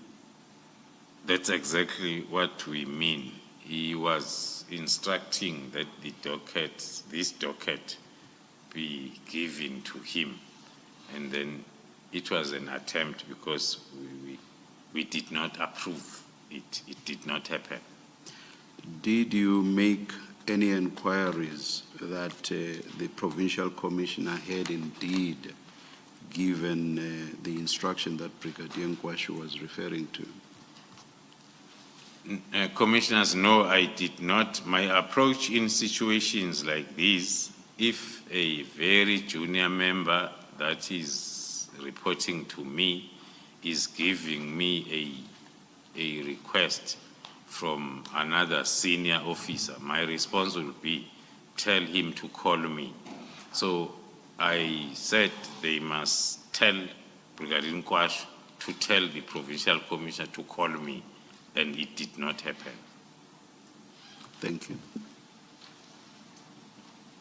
I think that this is linked to paragraph 173, and maybe it's quicker if you read the paragraph 173. To read it on record, Yes, Senator please. Nsau. Paragraph 173. On the 22nd of April, Lieutenant General Sibia sent a communication to Lieutenant General Sintumule stating that in compliance with the instruction of the Minister of Police issued on the 31st of December and subsequent directive on the matter, you are advised that the process should be finalized by Thursday, the 24th of April. This includes the transfer of all dockets closed, currently under investigation and in court, to the Division Detective and Forensic Services. A final feedback report on this on the finalization of this process, including confirmation that all task team members have reported back to their stations of origin, is awaited on or before Friday, the 25th of April 2025. Now, this letter is attached as SDK 32, but I would like you to just explain, I mean, the timing of this letter. It's 22nd April. It follows the request for this particular docket of Mr. Molefe. And the instruction is, you've underlined all dockets. Did that emphasis of all dockets, is that your emphasis, or was that General Sibia's emphasis? Thank you, Commissioners. It is my emphasis. One is depending also on timeline analysis or chain of events.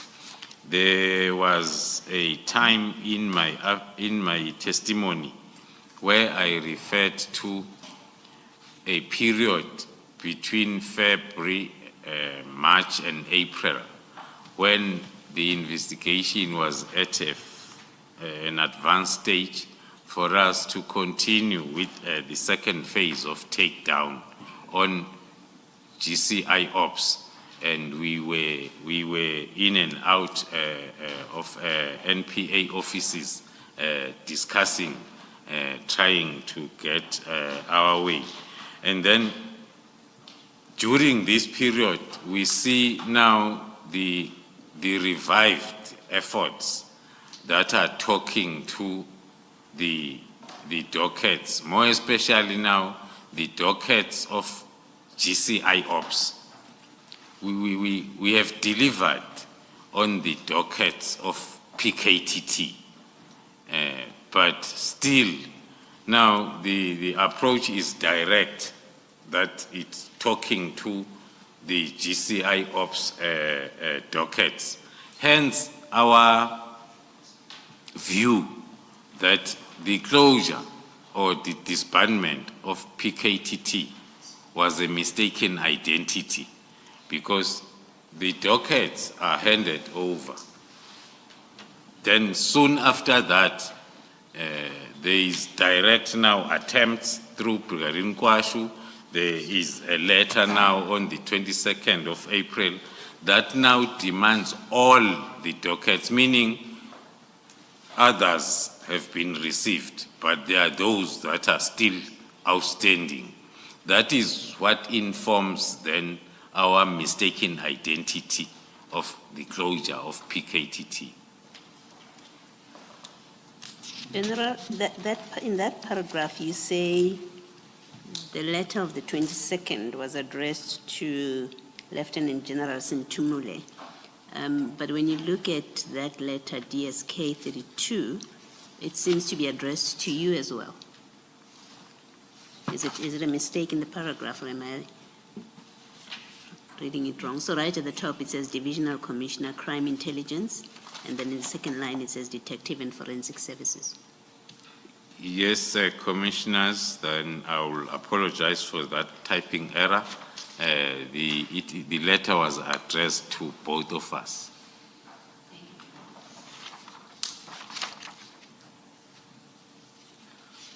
Okay, I think we understand that and what your explanation is and why the request for all dockets.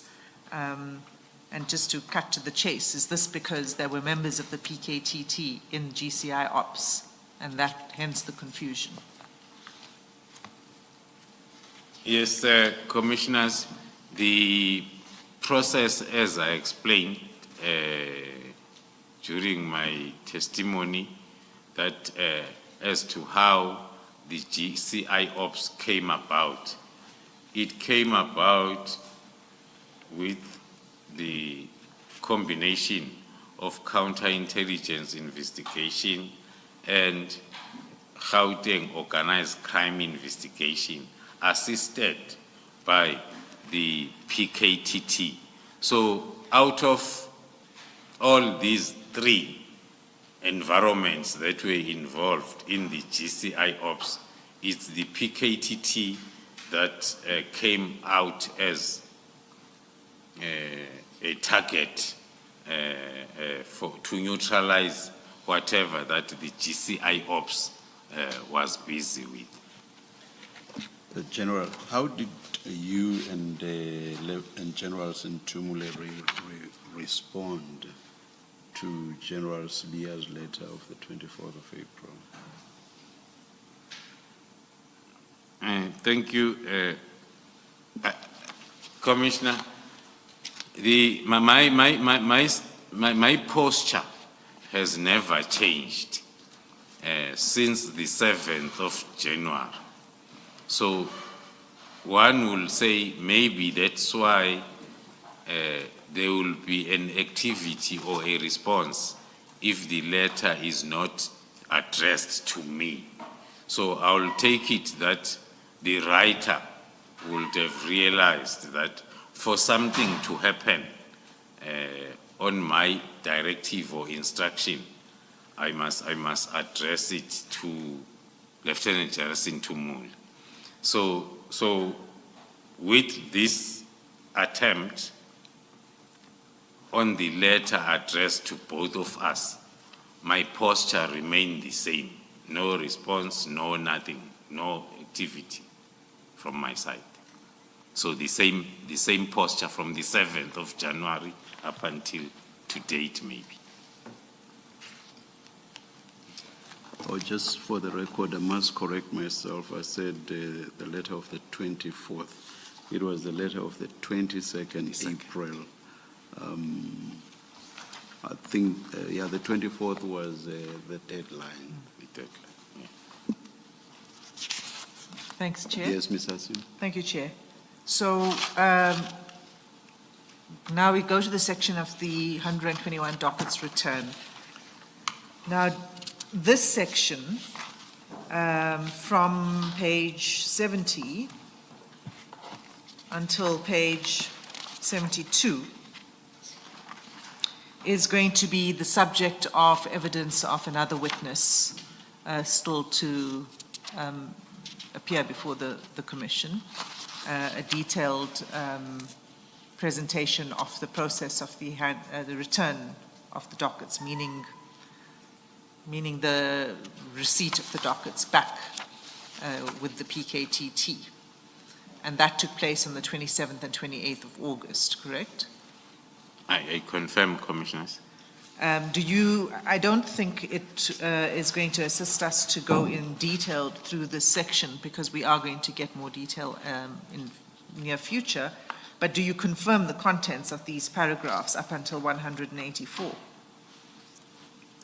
Thank you, Commissioners. I do confirm my involvement as on the previous part of my testimony, the handing over on those 2 dates, and then also now the return on the 27th and 28th, my involvement as a responsible person and accounting for the dockets, but the witness who was directly involved with the process itself will come and testify. But I confirm everything. Thanks. Can I just ask you 2 questions about the dockets only? One, there was the accusation that the dockets were gathering dust at head office while they were there. But we do know that there was inspection of the dockets that took place and maybe other things. I mean, do you believe that it was gathering dust, those dockets? What is your response to that? What is going on with the dockets for the period of time it was at head office between March and August 2025? In my view, thank you, Commissioners. In my view, sometimes the choice of weights will determine the response. Maybe in this case, the choice of gathering dust is the one that can give you the unexpected reaction. But from my point of view, I will say the usage of the weights that since the dockets were handed over by myself to Lieutenant Justin Tumule, there is no investigation activity that took place. The only thing that happened was the inspection of the docket, as it is the line function of each and every commander who is having the dockets under his or her custody to inspect the docket, which is not part of the investigation, because during the inspection, that's where you give instructions to the investigating officer to go and investigate in the form of doing A, B, and C. But maybe the choice of weights in the form of gathering dust might make one to also use the inspection as investigation, the inspection process as the investigation process. Can I ask a yes or no question? During this 4-month period, did the investigating officers have access to the dockets? They did not have access to the dockets. Thank you. And then my second question is, okay, so the first is there was no investigation on the dockets while they were. The second is there's been criticism that there are dockets amongst those 121 where there had been little movement for a long period of time. Can you explain that? Is that correct? And do you have an explanation for that? Thank you, Commissioners. That is very correct. Again, it depends as to who is saying it. My yes is because I know the reason. The reason is in line with the methodology employed by the task team, PKTT. One will see from the dockets that were inspected at head office during that time, there were lots of directives that were saying, take this for inquest, take this for the decision for undetected, take this. So the methodology of being successful at a normal traditional investigation environment is to close as much dockets as possible, which is totally different from the task team. In the task team, you will investigate the docket in phases, employing all the available investigative aids that are there. When you have exhausted all of them, you put that docket away. You don't take it for inquest process. You put it away, and then you go back to the threat and risk assessment, because this docket is coming from a particular area. Then if there is a docket that is reported in that area, you will use the investigation of that docket with the hope that it will give you something that will resuscitate this investigation. Hence, then, we call our filing of those dockets a fridge, not a deep freezer, a fridge. A fridge is something that you open now and again, so as you don't forget. If there is a new case reported, before you analyze it, you go through the case that you have investigated and you have not yet have a breakthrough. So that will be correct for someone to say the last activity on this docket was in 2023, December. Now it's 2025. That might be the reason only. Okay, so just to summarize what you're saying, the approach of the PKTT, if you hit a dead end on a docket, you've not been able to crack the case, so to speak. You don't close the docket. You keep it in the fridge, and you keep looking at it every time you have further information to see if you can make a breakthrough eventually. So you don't close it, you just keep it on ice for a while. Is that right? That is correct, Commissioner. And you say that is different from the traditional method? Yes, Commissioner. Okay. So those are my only questions on the dockets, General.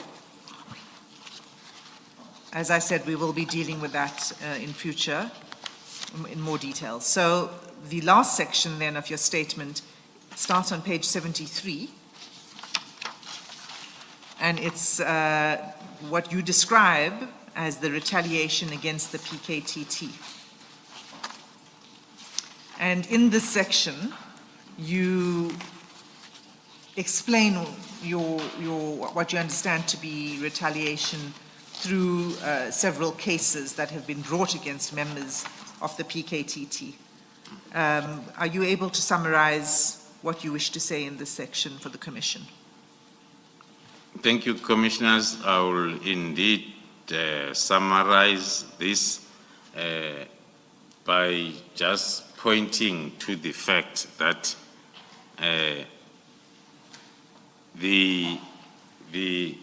after the realization that PKTT was a mistaken identity in blocking the GCI Ops investigations, then one realized that during December, the first objective of the opposition, I'll say so, was to deal with the project leader. Hence, there were lots of activities that were talking to the arrest of the project leader. Evidence has been led, and I've referred to quite number of examples. Even the team, PKTT, most of the cases, if not all, they were registered in December 2024, the busiest month. So the closure of PKTT that happened on the 31st of March, of December 24, according to our analysis, was the second attempt. The first attempt was to arrest and disrupt the activities that are continuing, and then came the disbandment. So there are lots of cases that has been indicated as part of evidence. One of them is the case that the 7 of us from the Division Crime Intelligence are facing. To relate this case with retaliation is, when we deal with projects, there will be a National Executive Committee of Intelligence that is dealing with that project, and no one else is allowed or is supposed to know and do anything about the project. So the accused on this case that were arrested on the 26th of June is the whole National Executive Committee of GCI Ops. Now, fast forward to the condition that one has not seen much, maybe I must add much, not at all, to say you're on bail, but you are not suspended, but don't go to work. One is associating that with the main purpose of, because going to work, it means you are going to continue working on the GCI Ops. So you are not allowed to go to work to do your work. You can do something else, but not the work. So I'll point only on that point when I try to summarize these cases, especially the one that I'm not supposed even to talk that much on it, because I have interest, or I'm part of it. Then the other cases we have referred to during my testimony, the attempts we saw from the WhatsApp chats, the attempts to open cases through IPID. We saw another case of false information about the Rolex watch. So there's been lots of cases, and the 3 cases that were opened around Orlando against the team, and another one, the kidnapping, opened and registered as a victim by one of the targets from our side that we have been referring to, a ballistic expert. So with all those, the common denominator of information is there is a coordinated effort of destabilizing the GCI Ops by then opening these fake cases against the team management and members as part of retaliation. The one question I had, sorry, is paragraph 190.4. What does that case in the Eastern Cape have to do with the PKTT or activities of the GCI Ops or Molefe and Matlala cases? So how is it linked to any attempt to disrupt what you are doing in relation to those cases?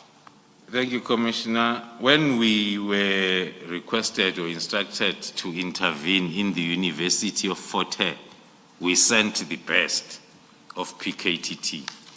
So when we had to get the support from PKTT in the GCI Ops, we took the same best So we rediverted the same burst from Eastern Cape to Gauteng. Now, the activities that happened in the Eastern Cape will always then have something that can assist someone who wants to come up with false charges against the members of the PKTT stroke GCI Ops. Sorry, let me understand this. You're saying the secondment in November 2024 to Gauteng, you also took people from the Eastern Cape?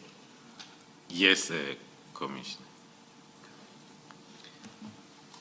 General, let me take you to paragraph 186.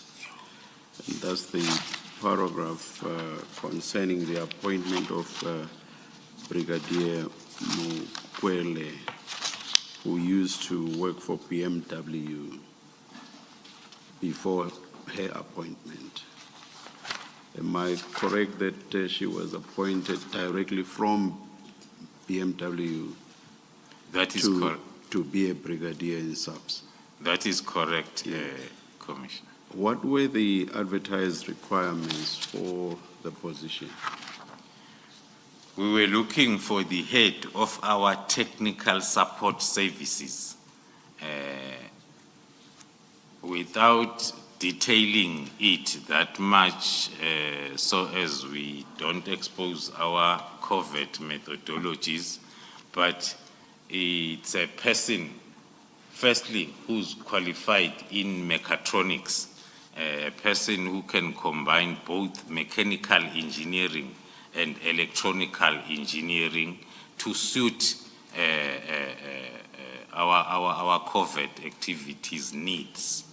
So those people are normally found then in these environments like BMW or Ford, because they are doing both electronical and mechanical engineering, or qualified, and they have experience.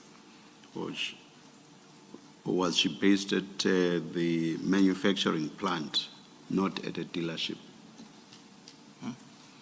I cannot be able to be quite sure in terms of the separation, but what I know is she was a supervisor of technicians that are doing mechanical and electronic work in the manufacturing part of the car.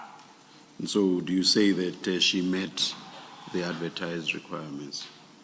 According to us as the panel that recommended her as candidate number one, she did meet all the requirements.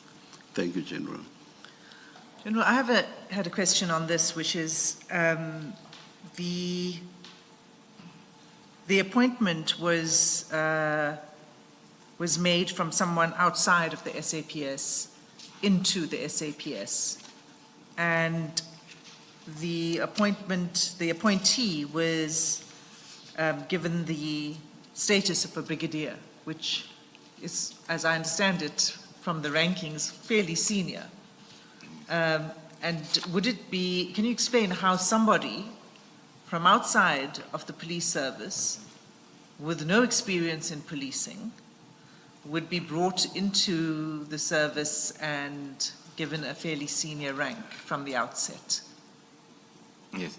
No, thank you, Commissioners. I won't be long on that. I'll first refer to my response when the Commissioner asked as to what were we looking for. We were looking for a qualified mechatronics person, not a police officer like me. My experience and qualifications were irrelevant to the post.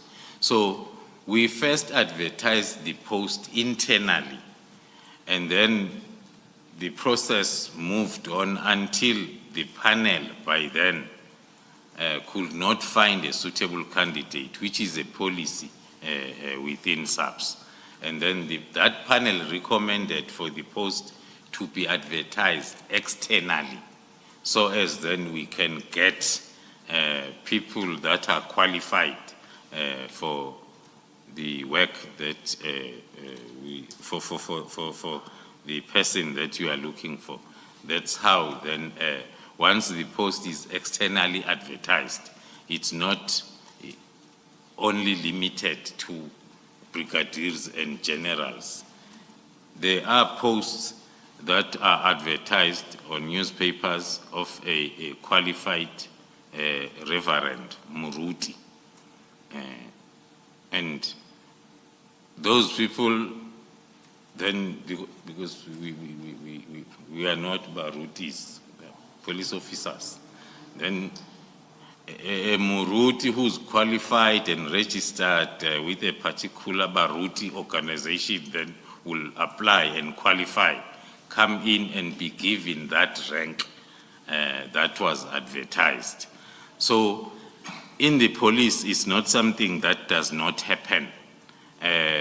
We have a lot of senior officers that came in from the level of a brigadier. Some, they came in from a level of a major general. Not, or maybe let me make one example, the living example.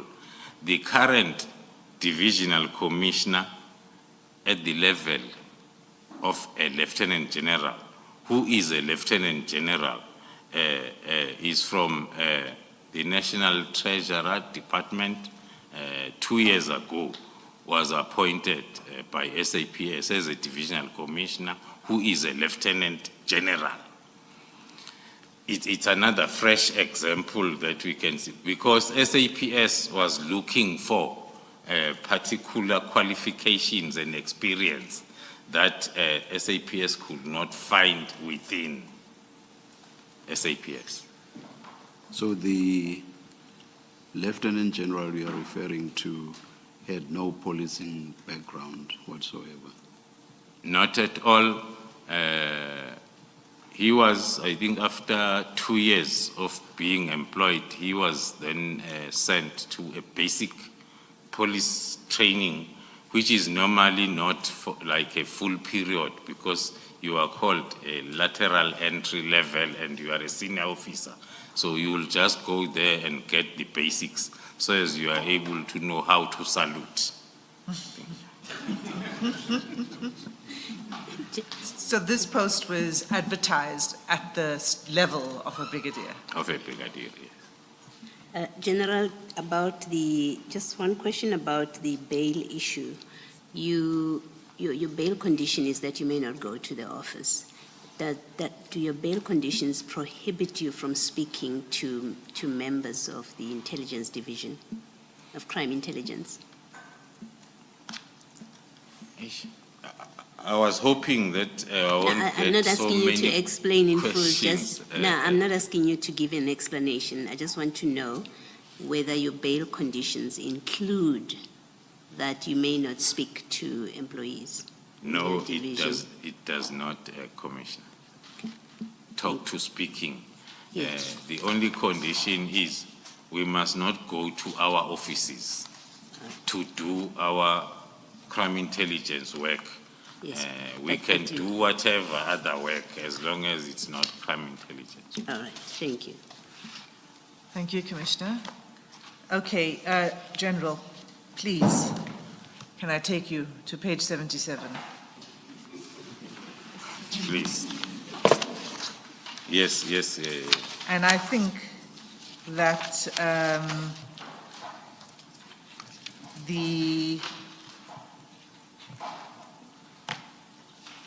let me do this now. Okay. Sorry, Commissioners. You will recall yesterday there was a request for CJC 32.1, which is proof of ownership of a particular vehicle. May I please hand it up for the record?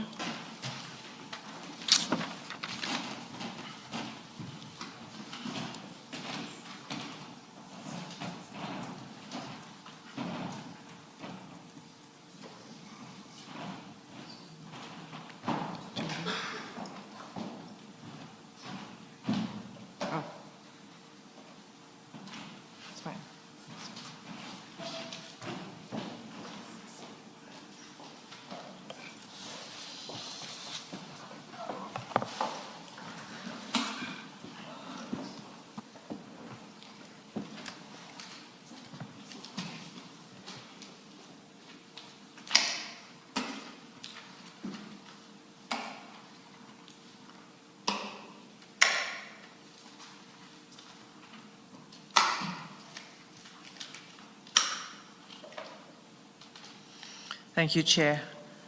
All right, so page 77, this is what I propose should happen now. I think you should read, this is your conclusion. Can I ask you to read into the record paragraphs 192 to 194, which is your conclusion?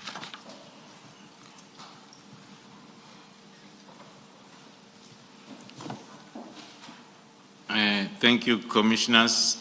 In conclusion, from one paragraph 192, reading it on record, it is clear that up until the operations conducted on the 6th of December, neither the Minister of Police, the Minister Mchunu, nor Lieutenant General Spear expressed any concern on issues with the functioning and existence of PKTT. There was no indication of dissatisfaction or objection regarding the team's activities or mandate. However, following these events of the 6th of December, there's been a marked and coordinated effort to dismantle PKTT, seemingly without any consideration of the ongoing investigations, active court proceedings, or adherence to established legal requirements. This abrupt change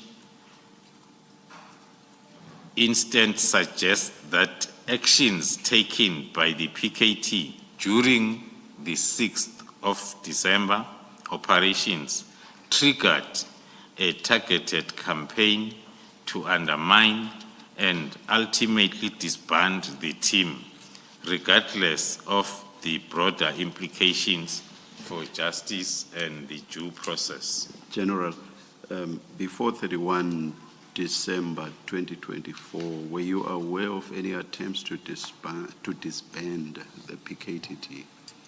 I was never aware of any attempt or any complaint, Commissioner. Now, I want you to explain the connection that you make between the final disbandment and the events of the 6th December 2024. You say following the events of the 6th December 2024, there has been a marked and coordinated effort to dismantle the PKTT. That, to me, suggests that from that date onwards, up to the date of the actual disbandment, there was a lot happening leading towards or suggesting that there would be a disbandment. Can you please explain that? Thank you, Commissioner. I had prepared it in a timeline analysis format showing the dates, so as when I narrate, it talks to the question by the Commissioner. The 6th of December came up with 3 issues that are still making headlines. It was the execution of warrant of arrest against Katiso Muliv, of which we have done it more than 1 time now within this short period. And secondly, the search and questioning of Madlanga. And the other point that we did not discuss that much during my testimony is the issue of the 360,000 tender, which was there all along, but it only came out of wherever it was because of the operation of the 6th. one will take it because it was a tender, not a criminal activity. It was known somewhere, but it was not talked about. Then the operation on the 6th gave that opportunity for the tender issue also to come in the open to the public. It came through the court submissions by Madlanga on the 17th of December.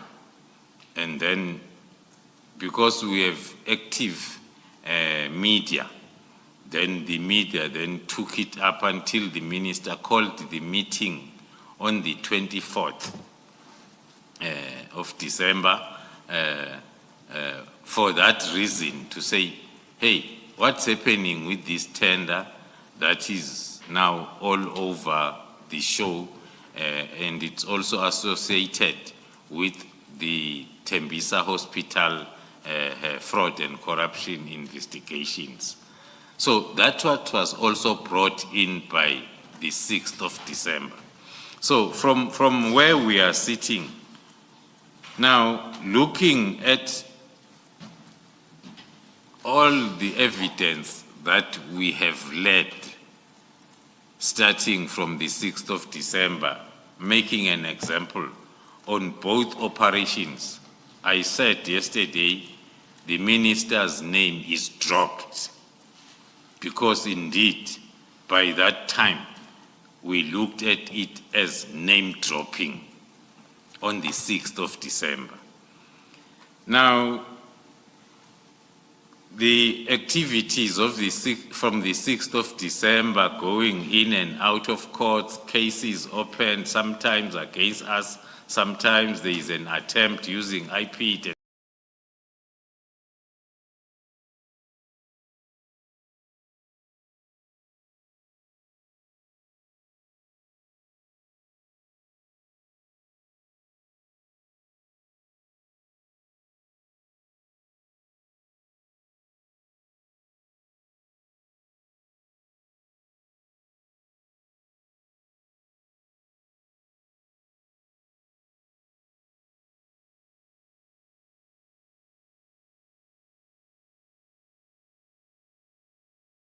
They refuse with. So the appearance of the political killings task team in the picture from the 6th makes us to be of this strong view that if the PKTT did not feature in the happenings or the events, rolling them from the 6th of December, we were not going to see a lot of activities targeting PKTT, either in the form of cases or attempted false cases against anyone who has got to do with the PKTT. That is what makes us draw that inference. Thank you, Chair. Thank you, General.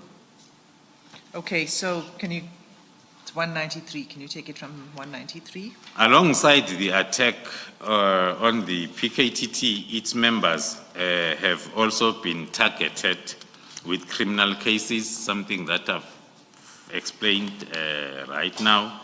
Although these cases may eventually be dismissed, but in the present moment, they serve to distract the team members, and they affect their reputation in the eyes of the public.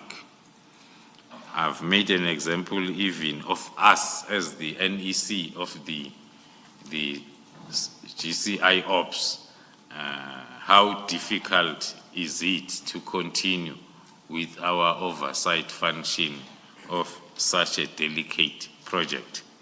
You left out intimidate.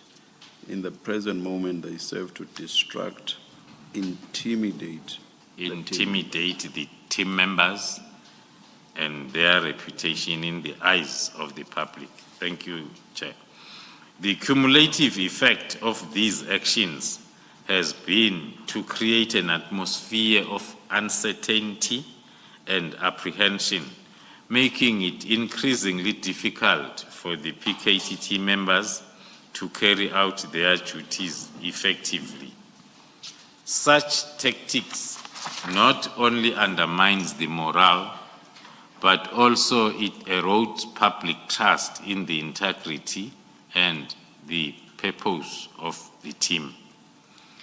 Last paragraph 194, I, Samuel Dumisani Kumalo, hope this statement goes a long way in assisting the Commission with the facts related to the disbandment of PKTT and provides a clear factual account of the events and motivations behind the team's disbandment.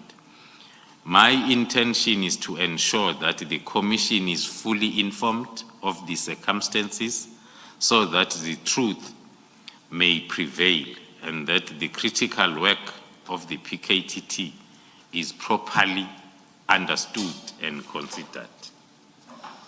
Thank you, General. That brings us to the end of your evidence. I have a qualifier to that because it brings us to the end of your evidence for today. But I expect and I hope you agree, General, that you will return for further questioning at a later stage before the Commission, as there will be other questions to pose to you, particularly as other witnesses appear before the Commission. I'll always be available, Commissioners. Thank you. General, thank you very much for enduring sitting there and testifying longer than all the other witnesses before you. Thank you very much. Ms. Hassim, tomorrow 9:30? Tomorrow 9:30, yes. Thank you. Thank you. Let's adjourn and resume at 9:30 tomorrow.